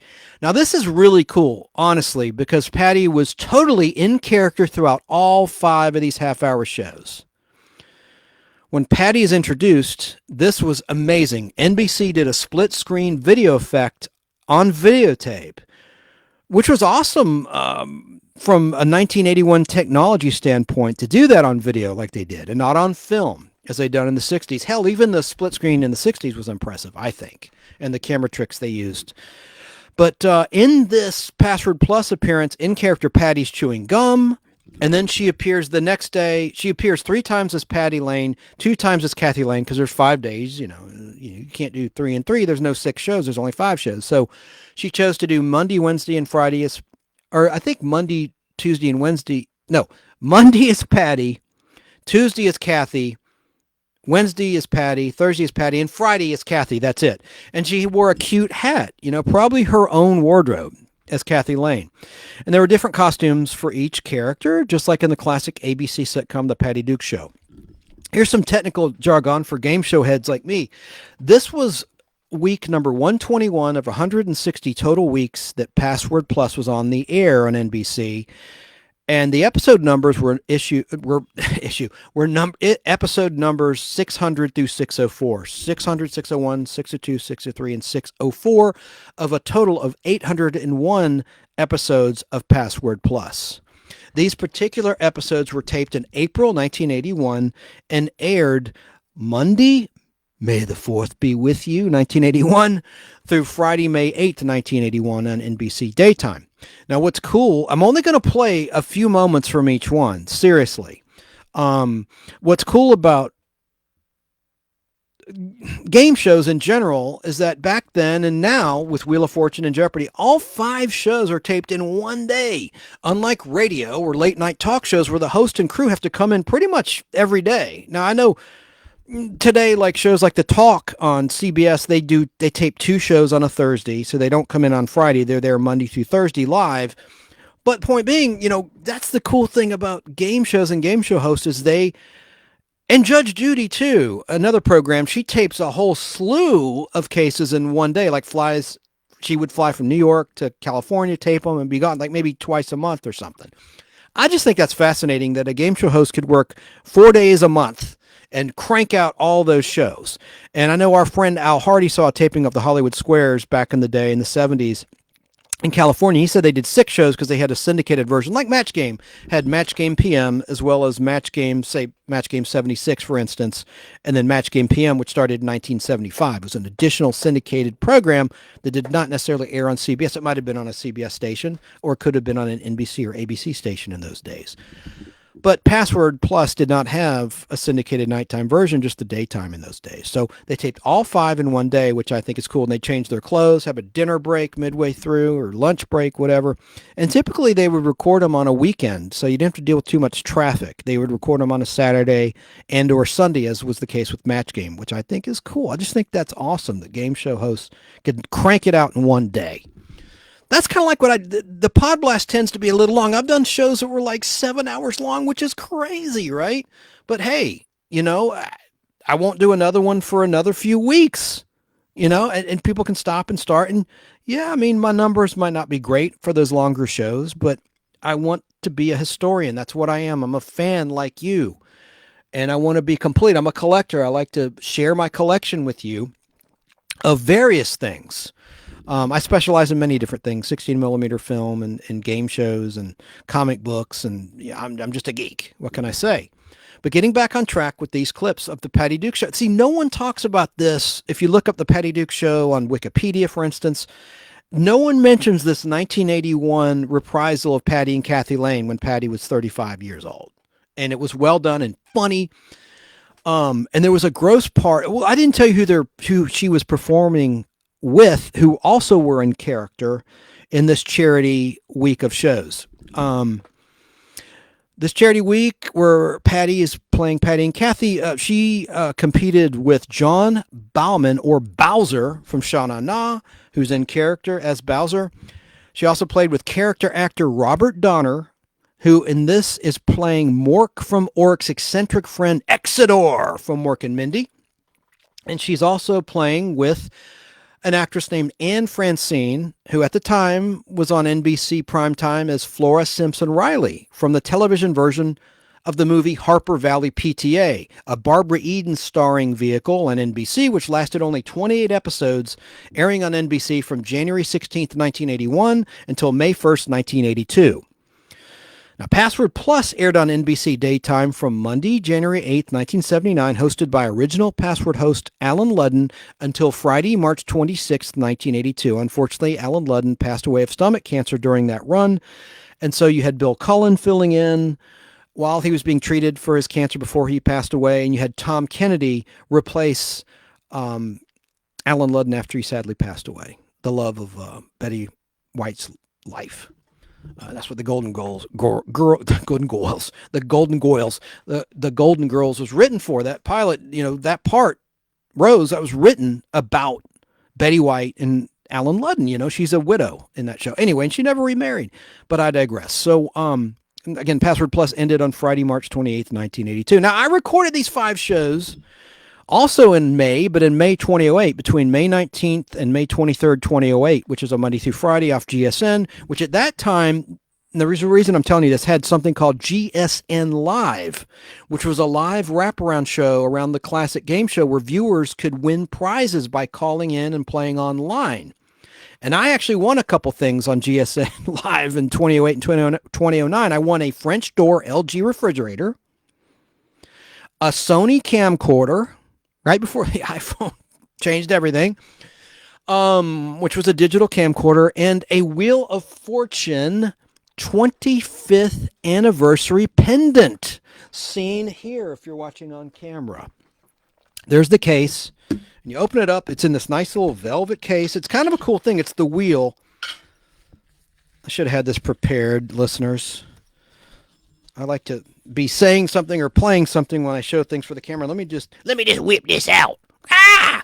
But I don't know if you can see it on camera, but there's the little wheel. It's a little pendant. And I just think it's neat. It's the 25th anniversary that I won off the Game Show Network in 2008 and 2009. I think November 4th, 2008 is when I won the fridge and this pendant. And then in February 2009, yeah, I know I'm right. That's when I won the cam. I could have won a trip. I passed on a trip. A nice trip. I wanted the camcorder. I thought I could use that more. You had to pick a box, and I won I knew the trivia question, and it was hard to get through on that line. You had to actually know when to log in at the right time and submit. You would submit your phone number on their website, and then a computer would randomly select a contestant, and they would call you on the phone. And I got lucky a couple times. And they also had something called GSN Radio, hosted by Bob Goen and his wife, Marianne Corain, which was great. GSN Radio in 2008 was another call-in show, but it was just as it sounds, a radio program where you could win cash. And I won a little bit of cash playing trivia games. I wasn't the best, but I didn't suck either. I was somewhat in the middle, a lonely little in-between, like the song we heard earlier that Patty Duke sang.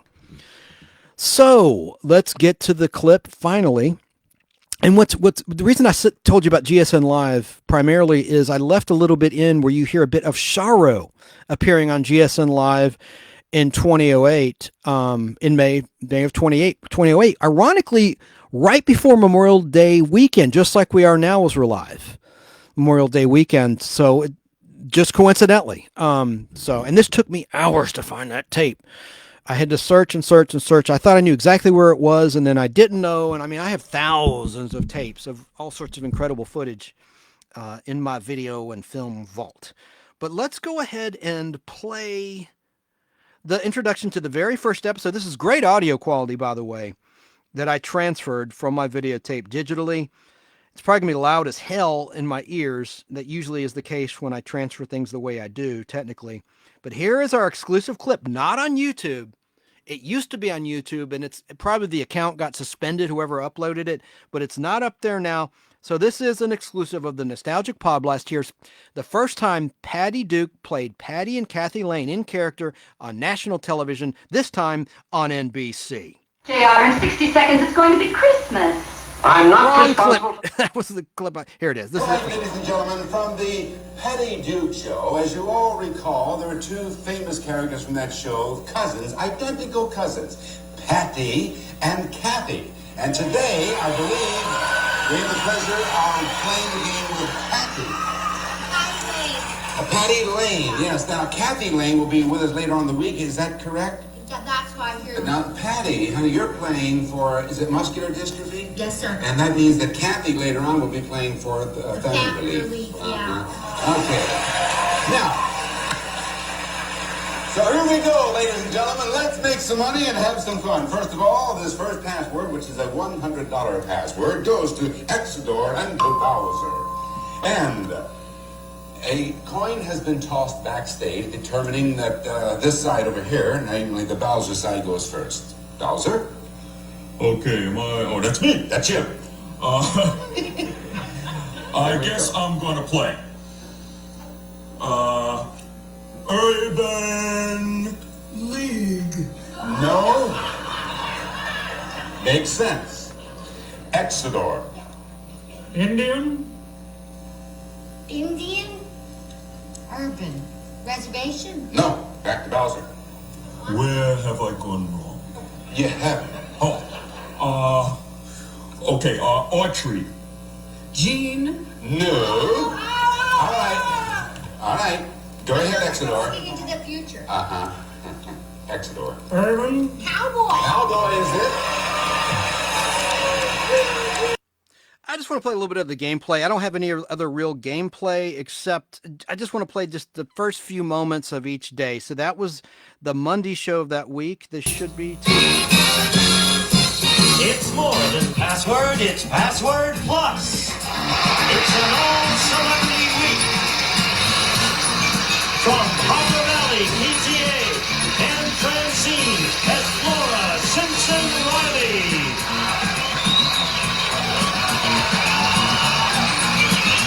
From Shamana, John Bowman as Bowser. From Morgan Indy, Robert Donner as Exodor. From the Patty Duke Show, Patty Duke Aston as Patty and Kathy Lane.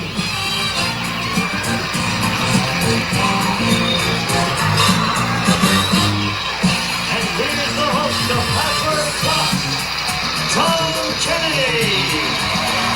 Thank you. Welcome to our show. Come on, this is fun.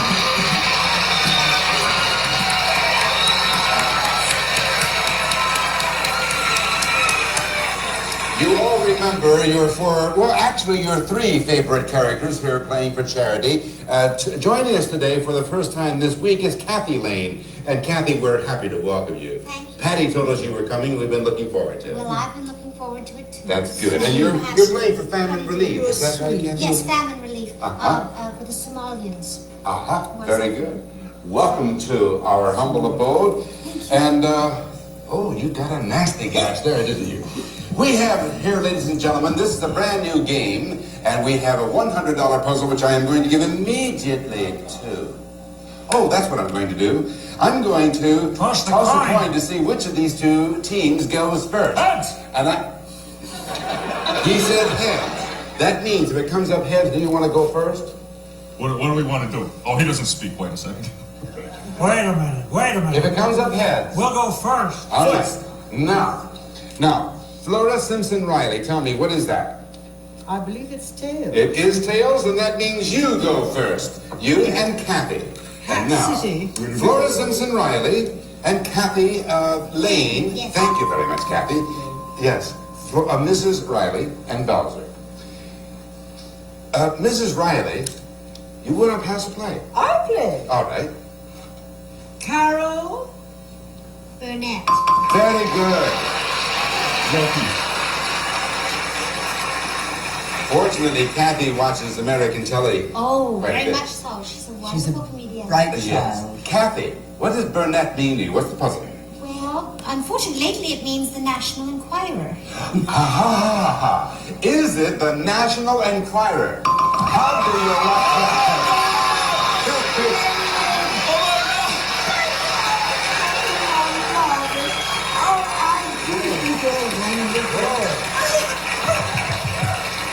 Burnett suit, the lawsuit, celebrity she is, in a gossip magazine. And Kathy, I must, were you here stateside when all of that went on, or did you just read about it in your paper? No, it was quite an international incident. Uh-huh. And, yes. But I'm so glad that she won. I think it was quite fair. And I'm so happy for you and Florida Simpson Riley. You have $100, and we have a commercial. We'll be right back. That's lovely.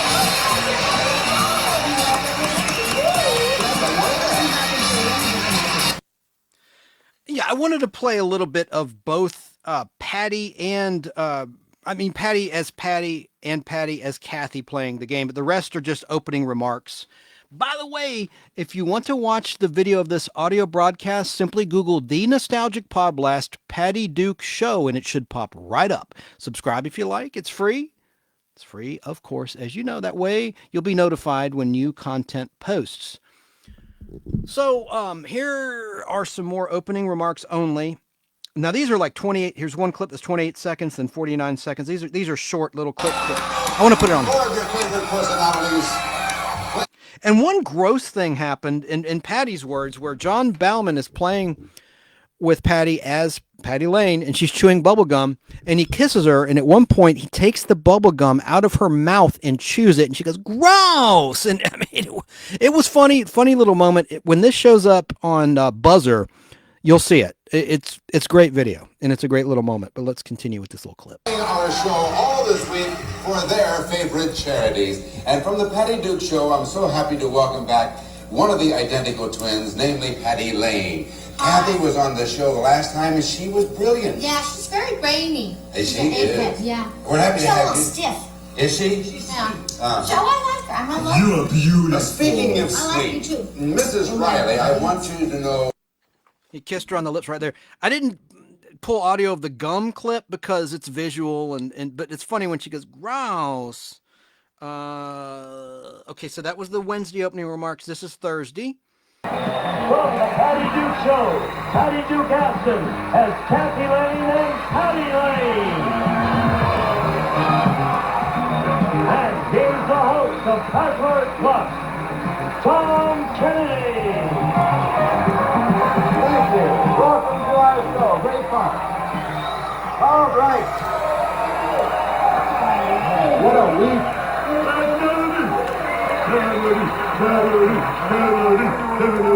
Oh, man. Little Tommy's going to go to a rest camp after this show. Hang out for a couple of weeks. It has been a delight with you four beautiful people. We have more initials. We have the Sha Na Na, the PTA, the M&Ms, and the PD show, the Patty Duke Show. This is Kathy Lane with us today. How are you today, Kathy? Very well, thank you. That's good. Ms. Riley, don't you think she is tastefully attired today? She's a charming child. Yes, she is. I like your hat. Oh, thank you, dear. And You may come to Harper Valley anytime you wish. Oh, thank you. Do you want to be on the PTA board? Yes, I'd love that. So you be nice to me, and I'll see to it. The woman just looks like she got hit with a greenhouse. That's right. I think you got it, Exodor. I think you're going to be hit with something. They are all playing, ladies and gentlemen, this week for their favorite charities. And at the end of today's show, we are going to have a bonus for whomever is ahead in that particular race. So I missed one of the clips. I missed one of them. Let me see. Was it here? You all look so beautiful today. Hi, Patty Lane is back with us. I thought maybe Kathy will be here for the next show, perhaps. The next one. When we flipped a coin, I got 3, she got 2. Yes. Okay, so I screwed up the order. What I just played, and for some reason, that's the master tape, had inferior audio quality. It's kind of muffled. That was the Friday show, the last show. So I'm doing this out of order, and I'll get back to the very end. Almost done with this exclusive audio content. But this is the Thursday show. I meant to play this before the clip I just played, but I'll get to the end. I want you to find out who actually scored the most for their charity that week of all these 4 actors that are in character playing for charities, various charities. But the other thing is, this counts as Patty and Kathy Lane on television. I don't know why television gets disrespected as opposed to movies. I've said this before. Television is discriminated against any way you look at it, meaning there's edits on television when it airs, obviously for commercial time, and that's understandable. But why can't they do like the Sci-Fi Channel did when they first started airing classic Star Trek in the late 1990s? I think it was in 1998. They would have an 1 and 5 minute time slot. So they could play the episode uncut, including the 1 minute next week preview, and still get all their commercials in because it's a business so they can make their money. It just irks me, especially when home video censors classic television shows and edits. I don't know, my AC just caught on.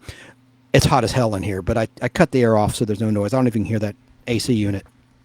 But it just irritates the hell out of me, especially with what MGM did, now owned by Amazon. Maybe Amazon will reissue it on streaming.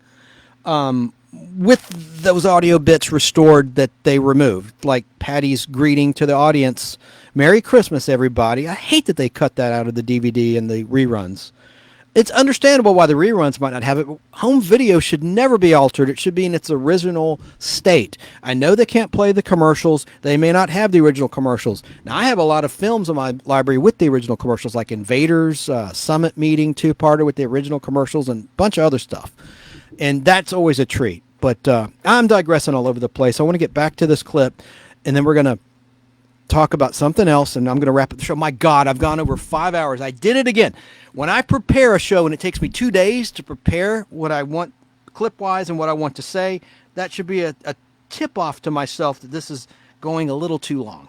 But, well, let's just continue with this clip, and this is from Thursday in 1981. Thursday, May... Let me just play the clip. These four beautiful personalities, ladies and gentlemen, are playing for their, and we hope your favorite charities throughout the week. Bob Donner, Exodor from Mork and Mindy, all this week is playing for Retinitis Pigmentosus. What are you looking for, Exodor? The answer to last week's puzzle. And of course, from the Patty Duke Show, we have both Patty Lane and her identical cousin, Kathy Lane, and it's Patty with us today. Kathy will be with us tomorrow. Now, Patty is playing for muscular dystrophy. Yes. Kathy plays for famine relief. That's correct. And Anne Francine, who... Oh, okay, and that's all that was. So that was Thursday, May 7th, 1981 is when that aired. Now here's the very last clip of this exclusive game show content that has yet to air on Buzzer, but it will. I'm sure it will. Because they aired the next week recently, which was another Celebrity Week in character, which had Brian Kerwin from Sheriff Lobo, and it had Denver Powell as Uncle Jesse, the Dukes of Hazzard, and Betty White. It was just a great week, and they played the very next week, so obviously they have access to this, but they just haven't played it yet. Now here's the very end with the totals of who won what for what charity. You are the greater, really. They are... Oh, and here is Sharo from the 2008 live wraparound I told you about, and they say something about Memorial Day. So I thought that was kind of neat, so I left that in because I love Sharo. Hot to try. They are too hot to try. All right, take a look at this. Thank you. Here is... That's Fred Rogan, formerly with NBC Sports. I think he retired. And Heidi Bohey, who was an actress that many will remember from the show Hotel on ABC in prime time. They were the co-hosts of GSN Live, and they were both great with their audience. Here's the CD. Well, check it out there. Cheryl and guitar, you worked very hard on it. Very, very hard on it. Wonderful. We've been listening to it today. And you can check this out at Cheryl.com, correct? Yes. Outstanding. Terrific. A pleasure. Thank you so much. The day show is my best one. Thank you. Stick around for more Password Plus. We'll see you on Monday, and we'll have a very special Memorial Day show, okay? Bye-bye. Have a good weekend. Cycle with these four stars. I want to say something right up front here before I go any further.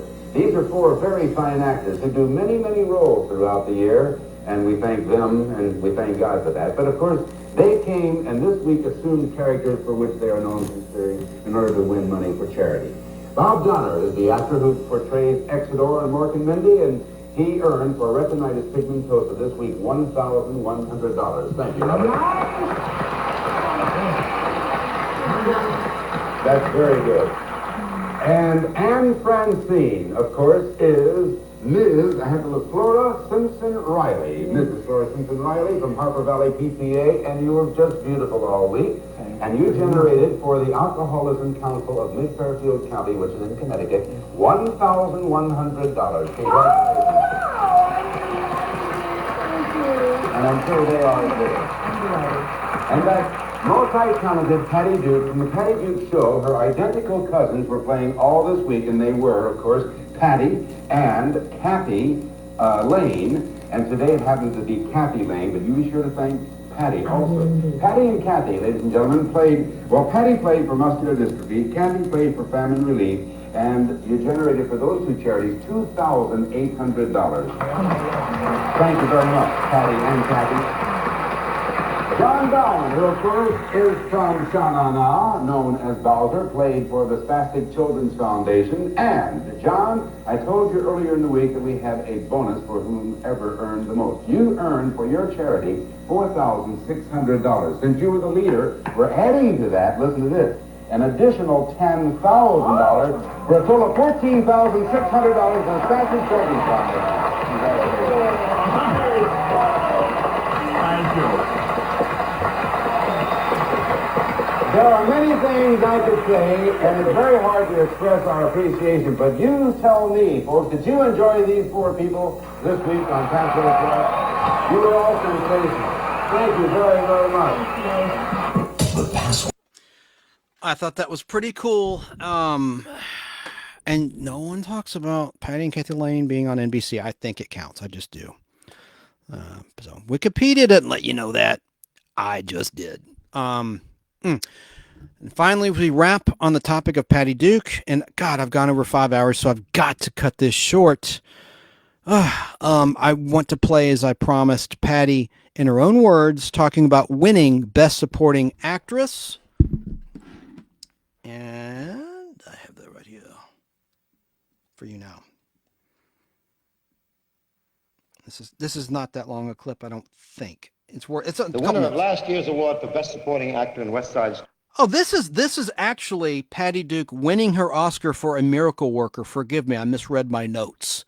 This is great. Here is Old Blue Eyes, the awesome Frank Sinatra. The winner of last year's award for Best Supporting Actor in West Side Story, Mr. George Chakiris. George?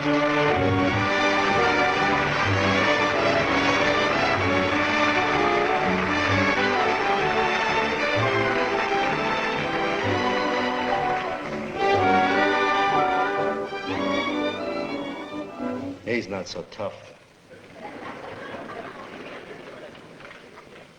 For Best Performance by an Actress in a Supporting Role, those nominated are Mary Badham in To Kill a Mockingbird, Patty Duke in The Miracle Worker, Shirley Knight in Sweet Bird of Youth, Angela Lansbury in The Manchurian Candidate, and Thelma Ritter in Birdman of Alcatraz.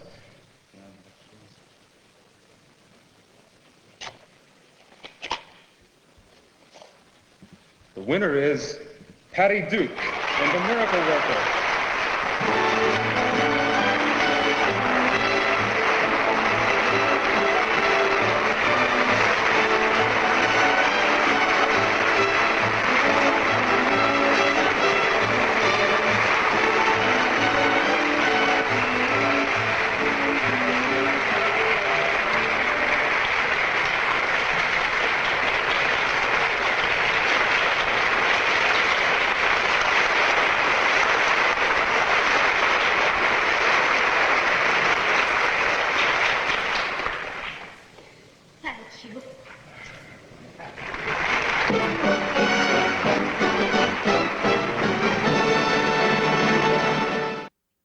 Okay, that was an awesome piece of film history I wanted to share.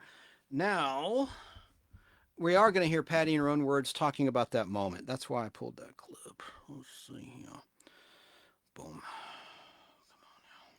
3 minute clip. What about the challenges of doing this for a camera rather than a live audience, Miracle Worker, for the movie? They changed the end, which I didn't like. In the play, the end was at the pump. Teacher said, "I love Helen." And that was it. I mean, there wasn't a dry eye in the house. In the movie, the pump scene happens, and then they go to a scene later at night where I come out and kiss Teacher, and she says, "I love Helen." I think I think they didn't need to do that. But that's my personal opinion, and it's the first time I've ever expressed it. So you won an Academy Award for that performance. I did. Best Supporting Actress. The was- role won the award. You inhabited the role. And at the time, I think that was I the did youngest. my job really well, and I'm not saying I didn't deserve. I believe the you're the Oscar. youngest winner in that category At the time. At that time. At that time, I was the youngest, and of course, the Rosses loved anything that was the first, or the youngest, or the best. There was a bit of a dark side to winning the Oscar, to the actual night. My mother was not allowed to come. Ethel made a dress for me instead of store-bought gown. She made the dress, but she got on an alcoholic binge and she didn't finish the top. So basically I was wearing the lining of the dress up here and the very pretty part of the dress down there. So I felt like I didn't belong. Ethel also brought her little chihuahua in her purse. When I called my mother after the ceremony, of course she was thrilled. And she said, "Did they bring the dog?" And that told me how heavy her heart was. My father, I was told through the years, was in a bar and watched it on the TV. And I'm told he said, "That's my Riri." That was his nickname for me from Anna Marie. So I know that he saw it, which is an incredible thrill. So it sounds like it was mixed emotions for you that Yes. night, because you must have gotten all these accolades Oh, from... my God, Joan Crawford told me I was wonderful. Gregory Peck. I met Gregory Peck. I mean, all of it was truly a wonderland, except for this little shadow. And the Oscar is indeed heavy. That was from the Archive of American Television, Emmy Legends. One other quick clip of Patty, in her own words, talking about the origins of the Patty Duke Show. And this is also from Emmy That TV Legends. he wanted, ABC was interested in doing a show with me called The Patty Duke Show. Sidney Sheldon and Peter Lawford and Bill Asher were the producers, and Sidney wrote it. He asked that I spend a week or so with his family and him so that he could get a kind of an idea, because nobody knew what the show was going to be. It was just the Patty Duke Show. So I spent the week, and it was wonderful. They had a big, glamorous house, and they were gracious and kind, and the food was great. And after I left, I think it was about 2 or 3 weeks later, Sidney decided that he wanted both sides of my personality to be represented, and that's how he invented Identical Cousins. Kathy came from General Europe. At first, she was supposed to come from Scotland, and I did the Scottish accent so well they couldn't understand me. So they made it a general whatever. Anyway, she came to live with Patty and the rest of the Lane family, a mother, father, brother, and boyfriend, Eddie Applegate. They would trade places, you know, play tricks on people, use each other to get out of scams that they would, mostly Patty would invent. Kathy was my favorite because she was calm and sedate and spoke nicely. I didn't like Patty. She embarrassed me. Were these two sides of you to some degree? Oh, yeah. Oh, he nailed it. Absolutely nailed it on the head. Who knew that he was prescient and I would eventually be diagnosed bipolar? And Kathy was quiet and smart and refined. And dressed that way, the hair, the look. Well, actually, they dressed her dowdy, in my opinion. Patty was the all-American wild kind of teenager with crazy ideas and all that. Crazy ideas, and was going to fulfill them no matter what. But that show had something that I don't think shows have had until now, maybe Modern Family. That family had a father and a mother who were the head of the household. These kids may have played these pranks and all that, but there were consequences. And there was a wonderful relationship between Patty and her father. He was usually the one passing down the wisdom or passing down the consequence. There you go. Archive of American Television.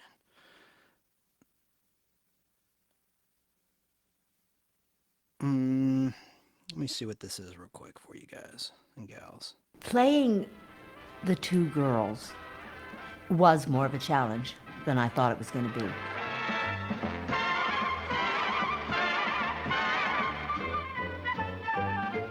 Process, back then in the dark ages, was really quite simple. Mostly we used split screen, which involved painting an invisible line down the Paulo center Keith, of the Ross frame, Lane. And we Jack, who couldn't played cross Little Ross. the center. They would nail the camera to the floor and they would draw a line, and that you stayed on one side of the line if you were one character and on the other side if you were not. There was an absolute law that nobody moved in the vicinity of the camera. I would scoot off that way and go change into the other character. And you shoot the scene twice. So you've got two strips of film. William One's Schallert? got Patty as Patty and one's got Patty as Kathy. And then you split the film down the middle and you roll them up and so they're alongside each other. And if you've done the timing right, everything's coordinated and you don't even need to do close-ups. You know you adore Richard. Of course I do. Jeff's a whole new way of life. The timing was very important because if the timing was off when they stuck the two pieces of film together, it wouldn't work because one would be shorter than the other. Initially, when they used to do it, they would have the script girl read Patty's lines when she would be playing with herself. There was a young girl who stood in for me. She was my double, and she was delightful and wonderful at her job. But the timing for the split screens was really critical. And so one day I said, couldn't we just put a speaker there and have me record Kathy, and then you play that back to me? So that way she was talking to herself, as she should have been, and it was the proper timing and everything. And they were able to use much more of the split Brilliant. screens. So I just thought I was hot stuff. Kathy, when the most divine man who ever lived pops into your life, you don't just sit around. You go. We also used over-the-shoulder shots with a photo double. And we used that a lot because that would enable us to do maybe 4 or 5 shots to complete a scene. Every director who came on the show decided they were going to try to shoot the dining room scene differently than the previous directors had done, but there was no other way to do it because you always had to have me at the head and Jean up there somewhere and Patty and Ross, and then down at the other end of the table with her back to the camera would be the girl, and they'd be shooting over her shoulder. Every dining room scene was shot that way. The women at your bridge club want to buy tickets? That's right. That's a great idea, Mama. Sell as many as you can. All right. Oh, Patty, you don't have 25 tickets to sell. Patty was fascinating to work with the two personalities that she could turn on and turn off at any time. It was electric, actually. I learned very fast that there were intricacies to each character that had to be taken care of. She didn't have anything except the hairdo. That was all that changed. That and the way she spoke, how she used her voice as Kathy, lighter, softer, slightly higher range, and a touch of a Scottish or some kind of brogue, but very faint, very light. There's a new advice to the lovelorn columnist on our school paper. He gave me some silly advice, and I took it. Now George won't even talk to me. And then as Patty, you know, kind of, she loved hot dogs and all of that, and they made her lose control. Brooklyn! Yeah! They had fun and they had tremendous respect for each other. And I'm not sure I even knew that until we'd been on quite a while. It was something that came quite naturally, and then I identified it. Everything that's been done around here has been done by Kathy. I move that this class choose her by unanimous acclamation.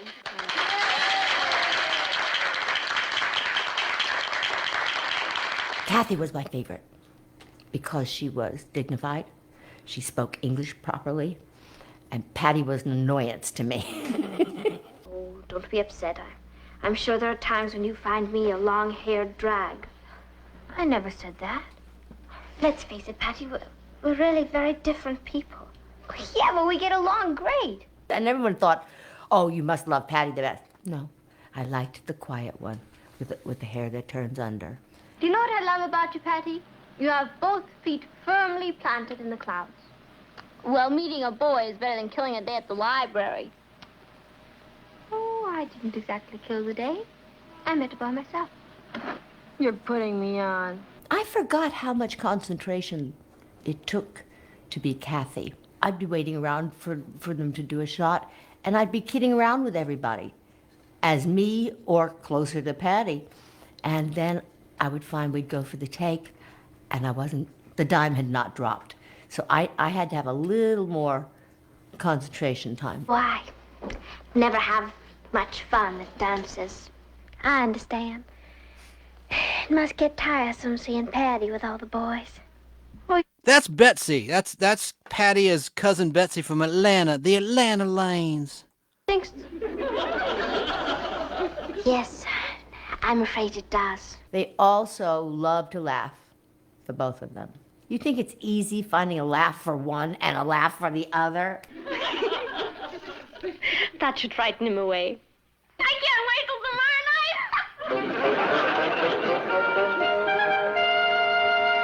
night. I was well aware there was only one of her. I wasn't delusional about any of this sort of thing. But when we would play a scene, she was just completely believable as two separate people.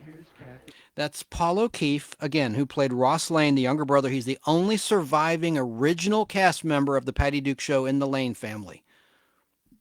And I had no trouble buying the whole thing. You could get scenes where they were just sitting there together. It took me a while to learn what they were doing, to understand what they were doing. And that was Richard. That was the actor who played Richard, Eddie Applegate, who sadly passed away in 2016. Got pretty good at it. She's just an extraordinary actress. What a cute little piece of documentary footage. Very last clip, and then we're going to finally wrap on Patty Duke. I wanted to do it right.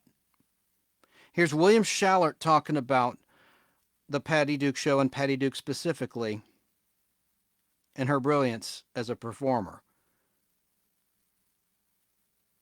Could the child and in New York. Credit for credit. This is from Foundation Interviews. Thank you for use of this clip. Foundation in New York. Interviews. Patty could. The child labor laws in New York are not enforced, or they don't have them. I don't know which was the case at the time. Since then, I think the Guild has managed to organize them. But out here, she could have worked 5 hours a day, and they couldn't do it because she was in every shot as one girl or the other, with very few exceptions. And so in New York, they worked her from 7 to 7, 12 hours a day. And then she would go home, and the Rosses, who were her legal guardians now, kind of, or at least the ones who were in charge of her, they were her managers, and her mother was in an institution, I think, part-time anyway. And so they would make sure she didn't get a swelled head. They would have her do the dishes. After she'd been on the set for, she wrote about this in that book of hers. Were you aware of those things that were going on? Did anybody None on the of that, set know? no. I was aware that the Rosses were were sort of like monitoring everything that went on with her, and they were very possessive and very cautious about anything that was going on. They were guarding her every instant, and so I mean it was all right. She dealt with that, and it was okay. But she really couldn't have a life of her own with there. Finally, at the end of the second year, she decided she was going to get married to the assistant director on the show, Harry. Can't remember his last name. And so she ran off with him and left the Rosses in the lurch, the losses in the lurch. And there was something about a church too. Anyway, so she was she broke free, and then for a while she was a little erratic for a while, but they hadn't discovered that she had this bipolar problem. And I asked her once, I said, Patty, when you felt weird, how did you manage to hold yourself together? She says, I'm an actor. And that literally, she was, 16 when we started to work, 17. Just 17, I think. And she had that amazing discipline. One night when she was on stage in the Miracle Worker, playing, the woman, Helen Keller, as a young girl, one night when she was on stage, a lamp fell from the grid above and crashed on the stage. And she did not react. I said to her, Patty, how did you not react? And she said, I knew I wasn't supposed to hear it, so I didn't. The Rosses had trained her for about a year. They'd have her play dumb and play deaf, and then play dumb and deaf at the same time, all day. And so by the time she got on stage, when she went to audition for it, she was a good actress to begin with, and also looked good. And like a lot of young actresses, she was short for her age, so that was a big help. She could look 12 when she was 16. Anyway, she just did amazing things. When I saw that picture, that moment when she realizes, she makes the connection. No, it still gets me. But, and I told her, I said, I could not get over that. It was so moving. When you said, wow, and she said, I just laughed. I thought it looked so ridiculous when I said, wow, wow. I said, but it wasn't, honey. Oh. There's something about a human being realizing potential that I find very moving. Wow. Great interview. And he's passed away too, back in 2016. Tough year. We lost Patty, Eddie Applegate, and William Shallert, who you just heard there. Wow. In closing, actors like Patty Duke were just so talented because, as I said before, they made you believe what you're watching is real. Anna Marie Duke, known to most as Patty Duke, was a legend. Mom to Sean Astin, Mackenzie Astin, her legacy in film, music, television, art, and family continue on. Okay, now it's time. This is another sad note. Unfortunately, I'm not trying to be a downer. It's time to remember the acid queen of rock and roll, Tina Turner, who sadly passed away back on Wednesday, May 24th, 2023, in Switzerland, of various illnesses that were related to her kidneys. Born as Anna Mae Bullock on November 26, 1939 in Brownsville, Tennessee. The great Tina Turner was 83 years old when she expired. I'll never forget her performance in the movie Tommy, which was released on March 19th, 1975. And of course, Tommy is the Who's movie.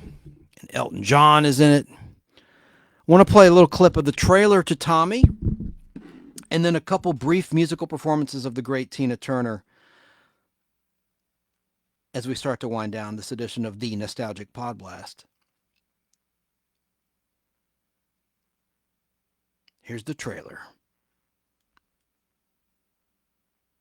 of Tommy. We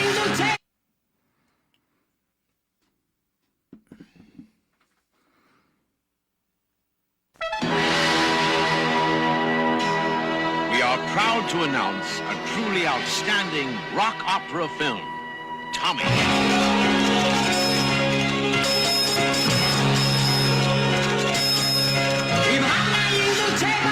He can't beat the best. He's a sniper leading in, and he just does the rest. He's got crazy flipper fingers. I've never seen him fall. That deaf, dumb, and blind kid sure plays me in handball.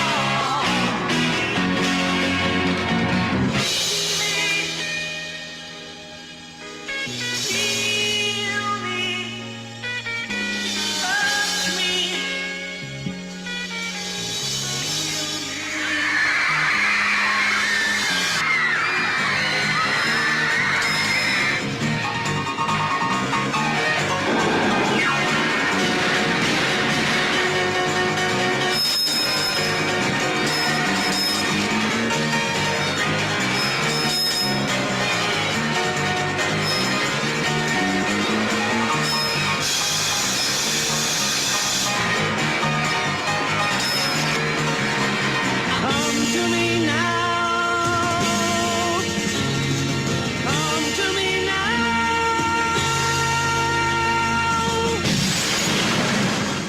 Director Ken Russell and producer Robert Stigwood have made a film of Tommy and assembled some of the greatest names in music and the cinema. Tommy by The Who and based on the rock opera by Peter Townsend stars Anne Margaret, Oliver Reed, Jack Nicholson, Elton John, Eric Clapton, Tina Turner, Roger Daltrey as Tommy. Don't miss Tommy, the film. Your senses will never be the same again. What an awesome movie and an incredible performance in that film by Tina Turner. Now I want to play the legendary singer on the Donnie and Marie show on New Year's Eve, 1976. That was a Friday night, December 31st, 76. Reason being, I know that these clips will be approved, so, you know, I can't play some of her better-known songs, but here is Tina Turner on the Donnie and Marie show performing Carnival. And I love this performance. It's very brief. Okay, everybody, get ready. If you're standing up, sit down. If you're sitting down, well, hang on. Because here she is, Miss Tina Turner.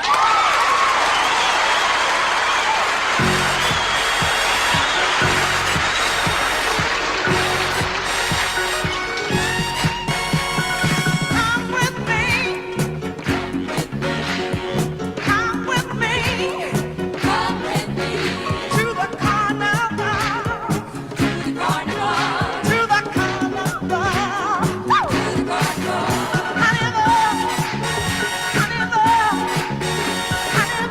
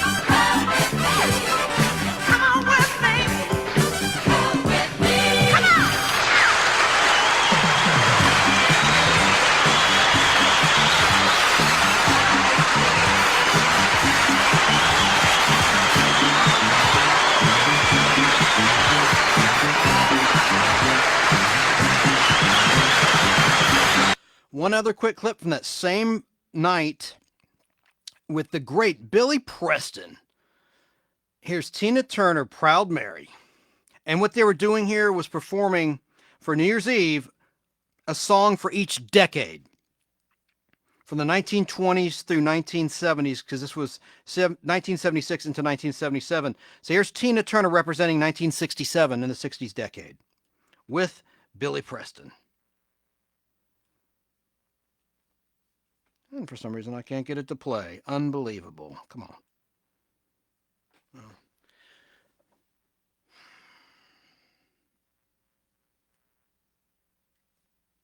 It's an electrifying performance. It really is. It sounds like I'm being sarcastic or something or fake. I mean it. I'm just tired. I may not be able to get it to go, and I don't know why, darn it. Did my connection go through? Yeah, hang on. I've lost audio. Red alert. This is not a drill. Red alert. Should it work before? I'll try one last thing here to get this to play because it's a great, great performance. Duet.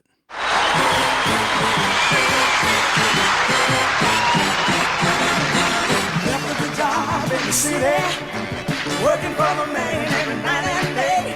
And I never lost 1 minute of sleeping, worried about the way things might have been. And a big wheel keep on turning, I'll better keep on burning.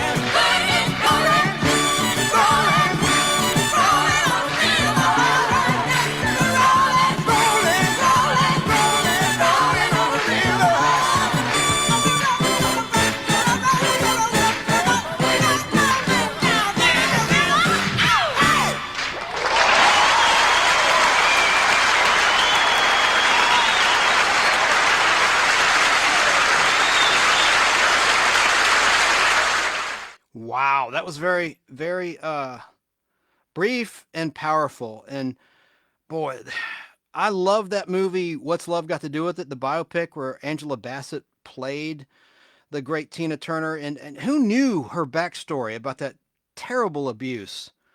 It just a horrible true story. We will really miss her a lot. And of course, she acted in one of the Mad Max movies. Everybody knows that. Beyond Thunderdome.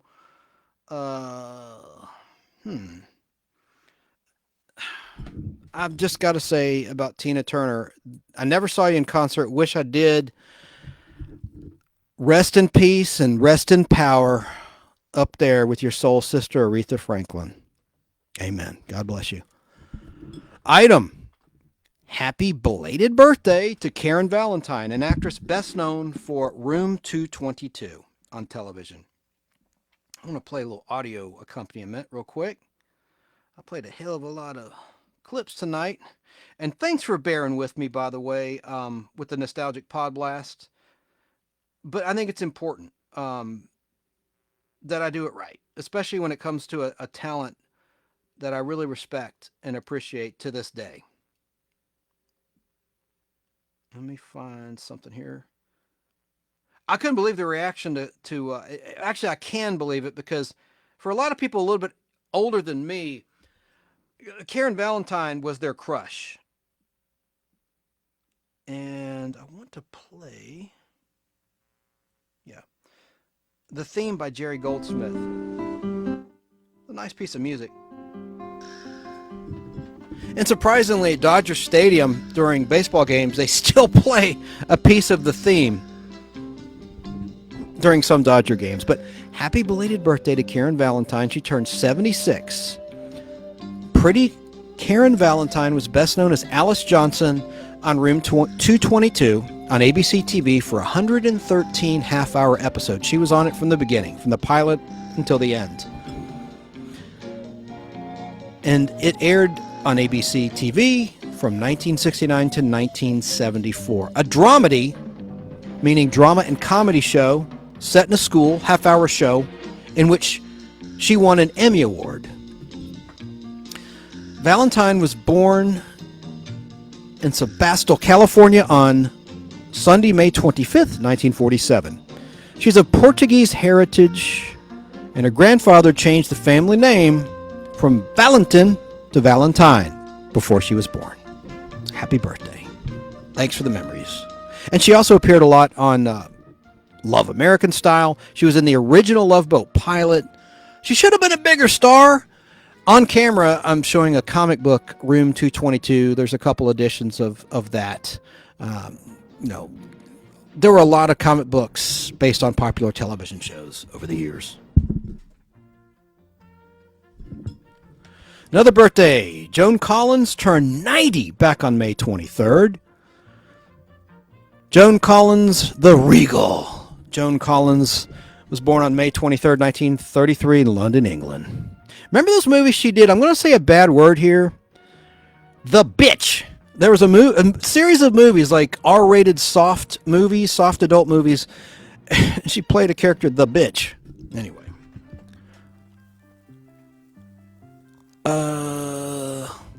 And by the way, she was also on Tattletales in 1975 and Space 1999, filmed in 1974, and in Star Trek, in what many consider the very best original Star Trek episode of all time, A City on the Edge of Forever, written by Harlan Ellison, the only episode he wrote of Star Trek. He got ticked off by edits to his script and censorship. He had a crewman that was dealing drugs, a little too much for NBC in 1966 prime time, and Desilu Productions, so they omitted that from the script, and it angered Harlan Ellison. But happy birthday to Joan Collins. She's 90, so keep on trucking, ma'am. Talk about time flying. I got to show this on camera for the viewers. On Wednesday, May 25th, 1983, over 40 years ago, can you believe it? Return of the Jedi hit movie theater screens. Now, before that happened, though, Marvel Comics had a bit of a faux pas, according to Mark Hamill. Marvel Comics released weeks before the movie opened a 64-page, full-color, magazine-sized adaptation of the film. And it gave away every surprise in the movie. And according to Mark Hamill, he alerted Lucasfilm, and they tried to scramble to get it off of newsstands. I don't know if I buy that. I don't remember that. Could be true. I don't want to be one of those people that think it didn't happen if it didn't happen to me.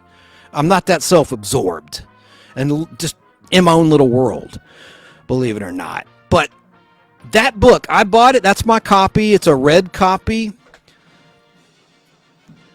That hit... Oh, yeah, new Fox logo there. Getting punchy, folks, getting punchy. I want to be specific here. That was released on Tuesday, July 5th, 1983, and that adaptation was adapted by writer Archie Goodwin with art by Al Williamson and Carlos Garzón. And it was reprinted or repurposed, if you will, as a 4-issue monthly miniseries in comic book form, smaller than what's on camera, starting on Tuesday, July 5th, 1983. I misspoke yet again. The magazine adaptation hit Tuesday, May 3rd, 1983. Let me be clear. The movie hit May 25th, 1983, Memorial Day weekend, just like the original Star Wars was released May 25th, 1977, in limited release before it went wide release in June of 77 to theaters everywhere. When I was a kid, before Star Wars was released, the first thing I saw were Topps cards. When Jedi was released, or before Jedi was released, the first thing I saw was that magazine adaptation. And I bought it on Tuesday, May 3rd, and just waited until the movie came out May 25th. I remember crying, not crying, bawling, but that was the first time a tear went down my face in a movie since maybe Old Yeller at that point in my life. I was 12 years old. It was a school night. It was a Wednesday. May 25th, 1983 was a Wednesday, so that was a school night. Went with my friend Larry Hutchison to the Roswell Movie Theater in Roswell, Georgia, waited in line, but as soon as that opening scroll came across the screen, Return of the Jedi, I couldn't help it. I couldn't believe, because back then you had to wait 3 years for the next installment of Star Wars, and these were when the movies were good.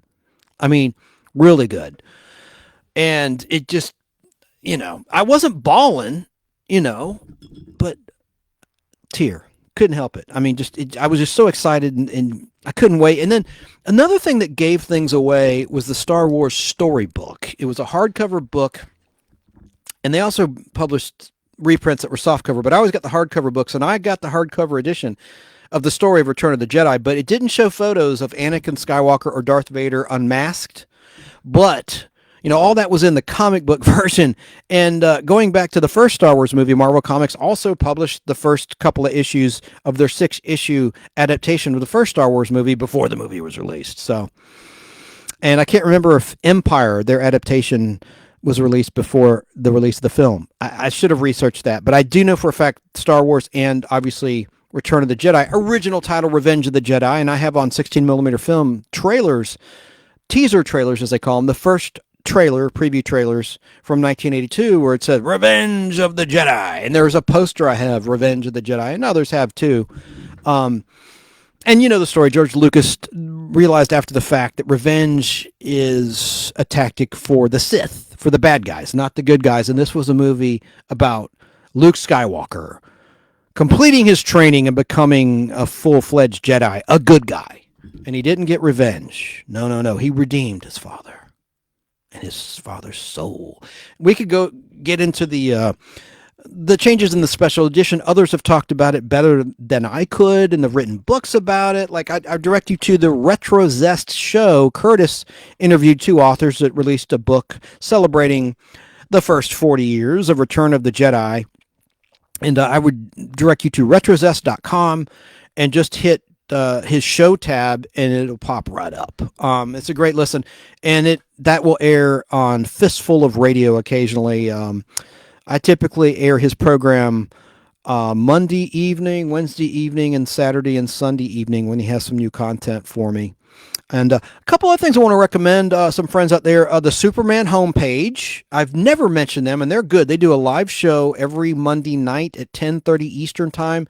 And the gentleman who runs that website is in Australia, so it's morning time in the future where he's at.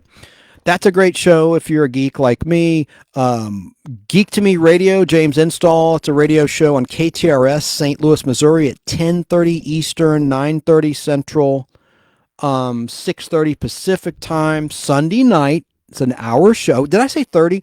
It's on at PM. I'm sorry. It's on at 10 p.m. Eastern Time, 9 p.m. Central Time, and 7 p.m. on the West Coast. Yes, 7 p.m. in L.A., and he's out of St. Louis, so at his time it's 9 p.m. when it starts in the Central Time Zone if you're in Nashville or St. Louis. And then here in Atlanta, it's 10 p.m. every Sunday night, our show, and he has great guests. Frequently. And then our friends BK on the Air, Barry King and Alan Sanders do a really great radio show Saturday mornings live, 2-hour show from 10 a.m. until noon on Saturdays, each and every Saturday without fail. And that's a really great show as well. And then also the Golden Age of TV. And also Thrash Pondo, I want to give him a shout out too. Thrash is a great guy and a new friend from afar. These are all things you can find on YouTube and other outlets, but Pat McCormick and his Golden Rage of Television, he's been having some wonderful guests. He interviewed Ronnie Shell recently, Duke from Gomer Pyle USMC. And by the way, he did Patty Duke show frequently. He was I have on film, I shouldn't say I'd never sell this. I sound like I'm only selling junk. I'm not. I'm partying lately. I've been partying with some good Patty Dukes. I have an overflow. You can't take it with you. I'm not getting any younger. But he's in one called from the 3rd season of the Patty Duke Show. Speaking of Patty Duke and the main theme of this edition of the Nostalgic Pod Blast, he did an episode, Patty the Candy Striper, where Patty's a candy striper in a hospital, and he plays like a mental patient to great comedic effect. And then he was in another season 3 episode where there's an auction and he's going crazy bidding on some pop art that Patty drew. It's really bad. It's like, I think it's cool. Psychedelic little swirl. It's supposed to be bad in the story. Anyway, he plays a guy in that. And so he plays 2 entirely different characters in season 3 of the Patty Duke Show. But I like him a lot. And check out Pat McCormick's Golden Age Television interview with him and others too. He's cranking out interviews left and right. I think he had Wesley Wesley Ewer, excuse me. He was on Days of Our Lives and Land of the Lost, and he's going to have Kathy Coleman as co-star in Land of the Lost on as we're live. And it's in the rearview mirror now by the time you hear this. But, if you're Gen X and you remember these things, check out all these shows. BK on the Air, Geek to Me Radio, KTRS, and it's WBHF. That's in Cartersville, Georgia, Saturday morning at 10 a.m. I didn't mention that. And so it's all good stuff, man. It's all good stuff. And, of course, the Retrozest Show. Hope I didn't leave anyone else out. Thrash Pondo, I think he's on Sunday evenings on YouTube Live. Thrash Pondo. Good guy. So I can't believe it's been 40 years since Return of the Jedi was released. Now, I want to ask you, and I have asked, and I got some comments I want to read. What are the best burgers? I'm not talking about homemade. I'm punchy homemade hamburgers, but hamburgers you find in a restaurant. Sit down, fast food, doesn't matter. What do you like? What do you like? I'm going to throw it out there. I talked about it earlier, but I've gone almost dang 6 hours, so I doubt anyone heard my pick, so I'll say it again. I like the Ruby Tuesday hamburger. And there's a place called Houston's here in the Atlanta, Georgia area. They have a remarkable hamburger as well.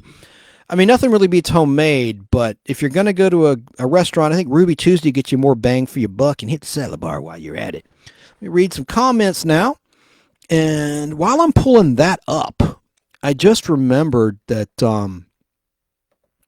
I posed a question recently that got a tremendous response in the places that I shared the article at and on the Nostalgic Pod Blast Facebook group, in the Nostalgic Pod Blast Facebook group. I said, which should you prefer? Are you young enough to remember the Mike Douglas Show and the Merv Griffin Show, daytime TV? Now, I know Merv Griffin was on in the evening in a lot of markets, but it was syndicated TV. Some program directors would schedule it during the day. In my area, it was on during the day. Mike Douglas was during the day. And so a lot of people corrected me. And they also said, what do you mean, are you young enough? Don't you mean, are you old enough? Now, these aren't people on the Pod Blast pages or other groups like classic television shows on Facebook. I was trying to show reverence to those older than me, and I was trying to be clever. Excuse me. Some people just don't have a sense of humor. Unbelievable. And I don't think I was that funny. I'm not trying to, pat myself on the back. That's not that damn funny or clever. It's just, don't you get that I'm being facetious? Jeez Louise. So let me see here. So most people overwhelmingly preferred Mike Douglas, by the way, over Merv Griffin, and the most common reason was they had better musical guests. And I remember when they had the Three Stooges, Tom Williams, friend of the show and one of the Pod Blasters, actually showed video on a recent Nostalgic Pod Blast of the Three Stooges on the Mike Douglas Show shortly towards the end. Mo Howard was on there. It was great footage, great interview. I just remember my mom watching it. I was too young to watch it or really remember it, except what I've seen on YouTube and whatnot. But anyway, that's the question I posed, and people were very opinionated. And some threw out other names. Were like, no, I didn't like either. I like Dinosaur. And I'm like, well, stay on topic. I'm asking specifically Merv Griffin or Mike Douglas. And I remember the Mike Douglas Show had that little, and of course, everybody knows the Seinfeld where Kramer gets the discarded set and all that. And you remember that flower logo graphic? It was kind of similar to the Mark Goodson, Bill Todman logo at the end credits. It looked like a little flower, like a daisy or something. I must be nuts. I don't know. I remember it. Gosh, and there was something else here. I was going, what am I trying to do here? And of course, I will at the end, we've got to mention the real reason for Memorial Day weekend. I know that's in the rearview mirror now for most of you that are listening after the fact, but, we've got to give reverence to why there is a Memorial Day. People sacrifice their lives. If you're an American, you might be listening in England, you might be in Japan. We have listeners from all over. So in America, it's Memorial Day because people died for our freedom. So I tip my hat to you. Now, I want to go back to the Return of the Jedi 40th anniversary. The book is Return of the Jedi by Justin Berger, Berger, and Jamie Benning. You can find that on Amazon. It looks like a good book. I'm going to be getting a copy, ordering a copy, paying for a copy. Golly, I guess I'm going to move on because I have lost my train of thought. Oh, Best Burgers. Oh, I was going to read that comment. That's what it was. Hello. I got that right here. Where are you? While we're live. No, dang. Bear with me, folks. This is just like a joke. I'm like, Best Burger in Atlanta. Now, this is in Atlanta, so this doesn't appear, this is not a chain or a national. I was hoping for that, but that's okay. I appreciate. Thomas Hicks said the best burger in Atlanta is NFA Burger in Dunwoody. Guaranteed. Never had the pleasure. Had Cheeseburger Bobby's and some other places like that. Now, I think Five Guys burgers might be a tad overrated because it tastes like a burger you could make yourself with ground beef from Publix or Kroger or Safeway, whatever part of the country or part of the world you're in, grocery store meat. I mean, honestly, and it's overpriced and going up all the time. In terms of fast food, I think of the big three, McDonald's, Wendy's, or Burger King, I think Wendy's has the best fast food burger because it's not a frozen patty. It's allegedly a fresh patty, and it tastes fresh. I used to like a place called Fuddruckers, which are slowly going out of business one by one. I think they're regional in the Southeast. Shoney's Big Boy had a good hamburger, but the reason I mentioned Fuddruckers is because I'd have to pad down the grease. It was a greasy burger. You'd take that patty and put it between some napkins. They'd always have like paper towels on the tables, and originally Fuddruckers had a 1950s, 60s, and 70s themed table. They'd have like a Beatles table for the 60s. It was pretty cool. 50s, they'd have Elvis.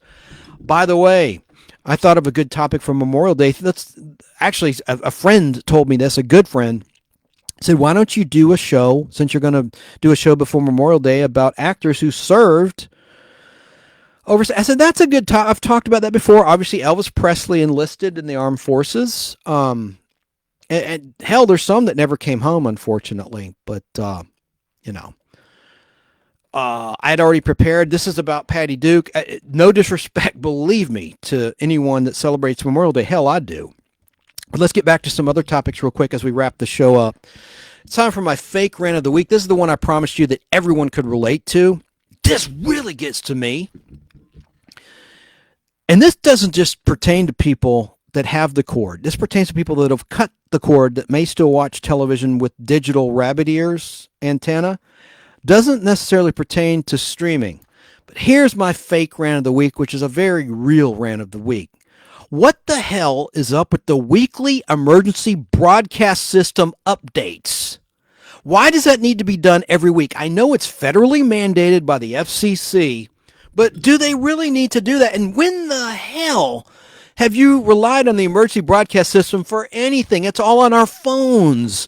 You don't need radio. You don't need, I'm not knocking radio, don't misunderstand, but you get a damn Amber Alert, you get a weather alert right on your phone. Now, if you're one of the, 3% that don't have an iPhone or smartphone, okay, that's fine. You're probably not going to be around much longer anyway if you don't have a smartphone, unfortunately. But, what's the need for a weekly emergency broadcast system update on television? It knocks out every channel on cable. If you're recording something, it knocks it out. It takes out the sound. It's bullshit. Excuse my language. Family show. But it's bullcrap. The emergency broadcast system, the government needs to tap that shit back. It really ticks me off. Like, what about, people watching soap operas? I don't watch soap operas anymore. I used to, some of them, Days of Our Lives, General Hospital back in the day. But it knocks that out. What if you're invested in a storyline? They shouldn't at least not do it during the day. It used to be overnight, 5 a.m. when you're asleep. You don't notice it unless you're recording something and you play back the recording and there's the stupid emergency broadcast system. How do they phrase it? I should know because it happens all the damn time. This is an alert from the emergency broadcast system. We've required weekly tests of the emergency broadcast system on these counties. And you see all these counties flashing across the screen. Happens nationwide. I don't think it happens in any other country. We don't need that. Testing what? What does it break? Anyway, that's my rant of the week. Very real rant of the week. Pisses me off. Item. This is a more modern, with a nostalgic twist, thanks to your humble host, Chance Bartels of the Nostalgic Podcast. Marvel's Secret Invasion looks awesome. That's going to be on Disney+. It's probably streaming by now by the time you hear this show or see this show. But the reason there's a nostalgic twist, it's like the old Invader show I've talked about a lot here on the Pod Blast, the old Quinn Martin Invader show, except with Skrulls this time, the shapeshifters we first saw in the MCU and Captain Marvel in 2018. This, I think, is going to be awesome. And, of course, the great Samuel L. Jackson stars in Marvel's Secret Invasion, and I'll be tuning in. I'm very excited about it. By the way, the Skrulls, just so you know, they first debuted way back in 1961, November 1961 in Fantastic Four issue number 2. That's the actual street date. Here, I'm going to tell you while we're live the actual day that book went for sale on newsstands, because the cover dates on comic books are always 3 months ahead. I'm repeating myself, regular listeners, I know, but a lot of people haven't heard that or don't know that. Hell, it irritated me when there was like a Stan Lee tribute on ABC TV when these producers, it so irks me when these highly paid, intelligent people make inaccurate mistakes. And there's a show I praised on MeTV that I still like, and it's called Tune In With Me. It's an hour-long show, and they show classic cartoons, Warner Brothers, MGM, Pink Panther, Universal, all the major cartoons that we all love that are near and dear to our heart. But this gentleman, he's a toy collector who hosts the show.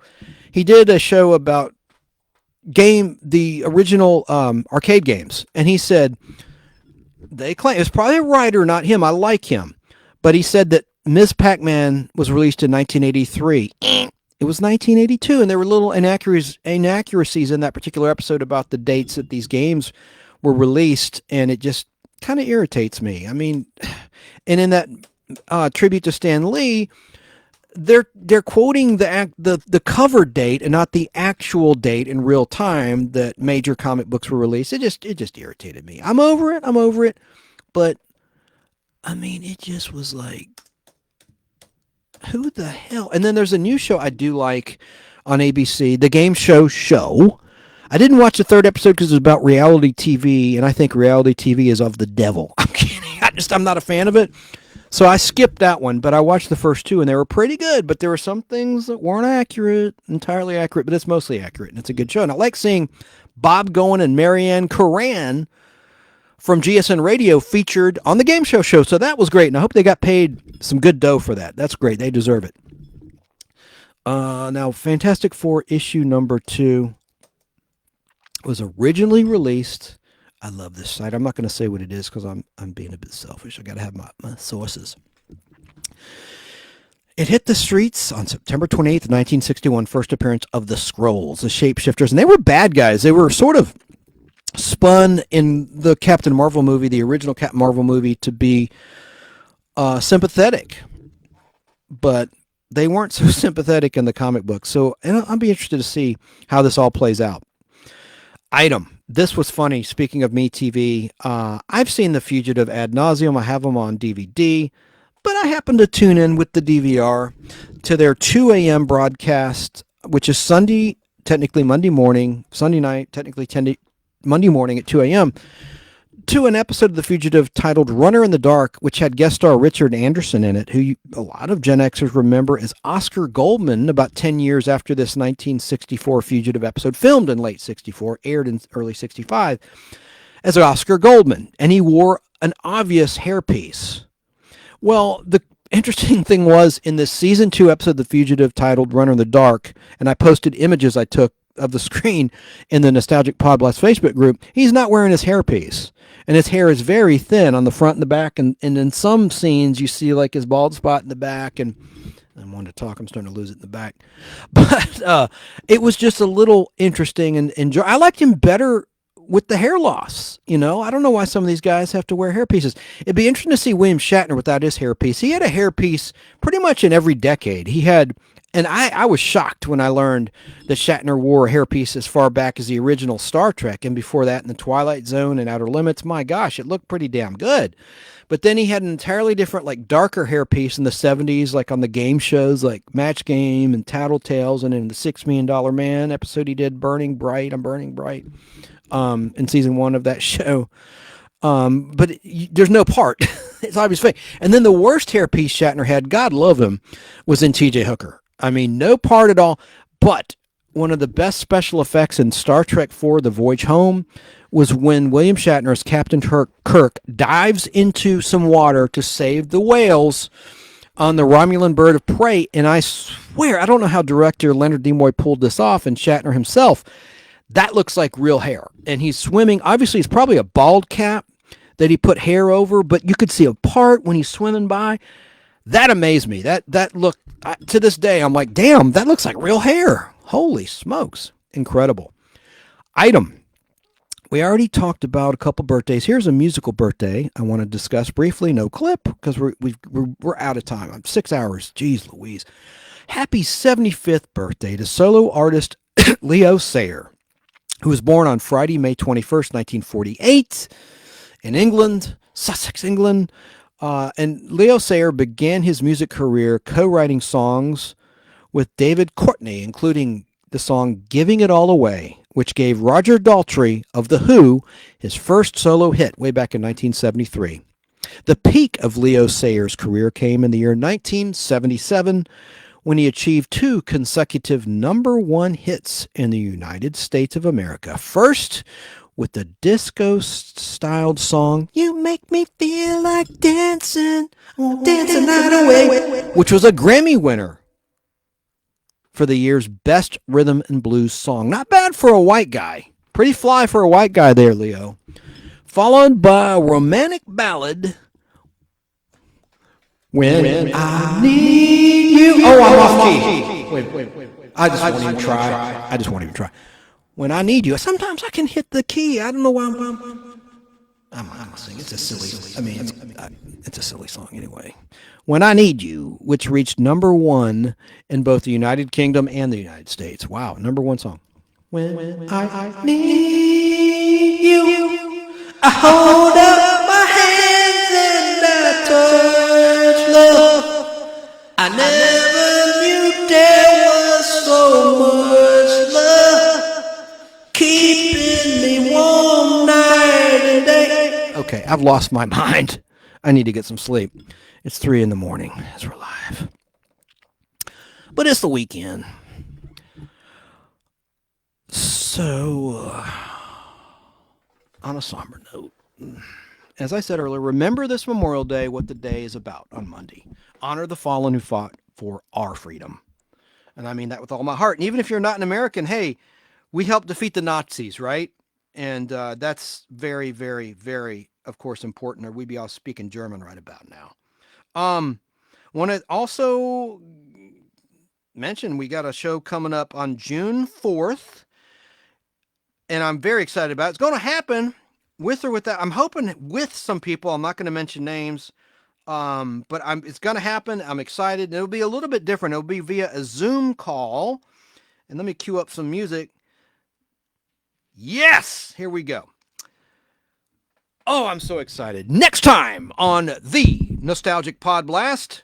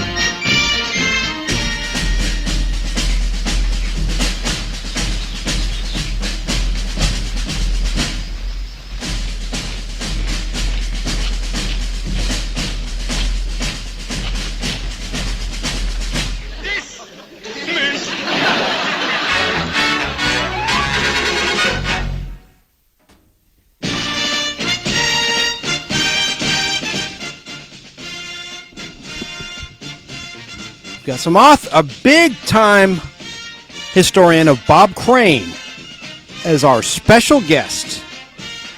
Carol M. Ford and Linda Groundwater will be here, and she's in Australia. Carol M. Ford is out of New Jersey, I believe. She's in America on the East Coast. Very excited, and they have some exclusive information they've uncovered about the Bob Crane case. He was murdered in 1978, as most of you know, and their book is incredible. It's on camera, as you can see, and one that's watching. You can find it on Amazon.com. It's called Bob Crane, The Definitive Biography. It's a highly recommended read. There's photos in it as well. And that's going to be coming soon to the Nostalgic Pod Blast on Sunday, June 4th at 4 p.m. Eastern Time. That'll be 1 p.m. in Los Angeles. And that'll be 3 p.m. Central Time in the USA. It'll be a live on-camera interview with author Carol M. Ford and others to talk all things Bob Crane with exclusive information. And their book is 644 pages long. Now, Carol Ford, man, she did a audio commentary for the Night Gallery episode that Bob Crane acted in. I mean, that's pretty amazing. And their book is incredible. She's a great writer. So I'm so glad she's going to be a guest, and that'll be, again, on June the 4th. So check it out. I was going to sign off with a Patty Duke song, but I think I played a lot of them tonight, so I'll just sign off with our regular theme. And, full disclosure about Hogan's Heroes, a lot of people, depending on where you are, a lot of people have strong opinions about it. They're like, God, they're making light of a POW camp. It's not a concentration camp. And, I've got to be honest, if Carol's watching, I was not a fan of Hogan's Heroes. No disrespect. Now, about Bob Crane, I am fascinated by him and that topic. And he was on Tattletales in the 70s as well. And he was hilarious on Tattletales as well. And I saw Autofocus, the biopic. I'm going to ask her how accurate that was. I'm sure she saw it. I want to know if that was sensational. I'm sure it was to sell movie tickets, but I want to know fact from fiction. So that'll be an exciting interview, I think, coming up next time. But again, in conclusion, obviously I love Patty Duke, the memory of her, but she's eternal on film. And I will be a lifelong fan until I die of all things Patty Duke. And I'm a fan of other things too. I'm not just obsessed with Patty Duke. I wanted to give proper respect and feature as much as I could in one pod blast. So, hey, I'm sorry if I went long, but sorry, not sorry, because, it's important. Important to me and hopefully to you too. And I'm sure there's some Patty Duke fans out there that appreciate what I shared with you today, like that exclusive clip from my film print of the Patty Duke Show Christmas episode, the only Christmas episode they ever did in 104 episodes, titled The Christmas Present, where Patty, the full, out of character, fourth wall breaking Patty Duke, looking right into the camera and wishing everyone a Merry Christmas. It was great. But I wish you a safe, wonderful weekend. Memorial Day, be safe. Freedom isn't free, folks. And we'll catch you next time, June 4th, 2023, right here on The Nostalgic Pod Blast. This is Chance Bartels signing off.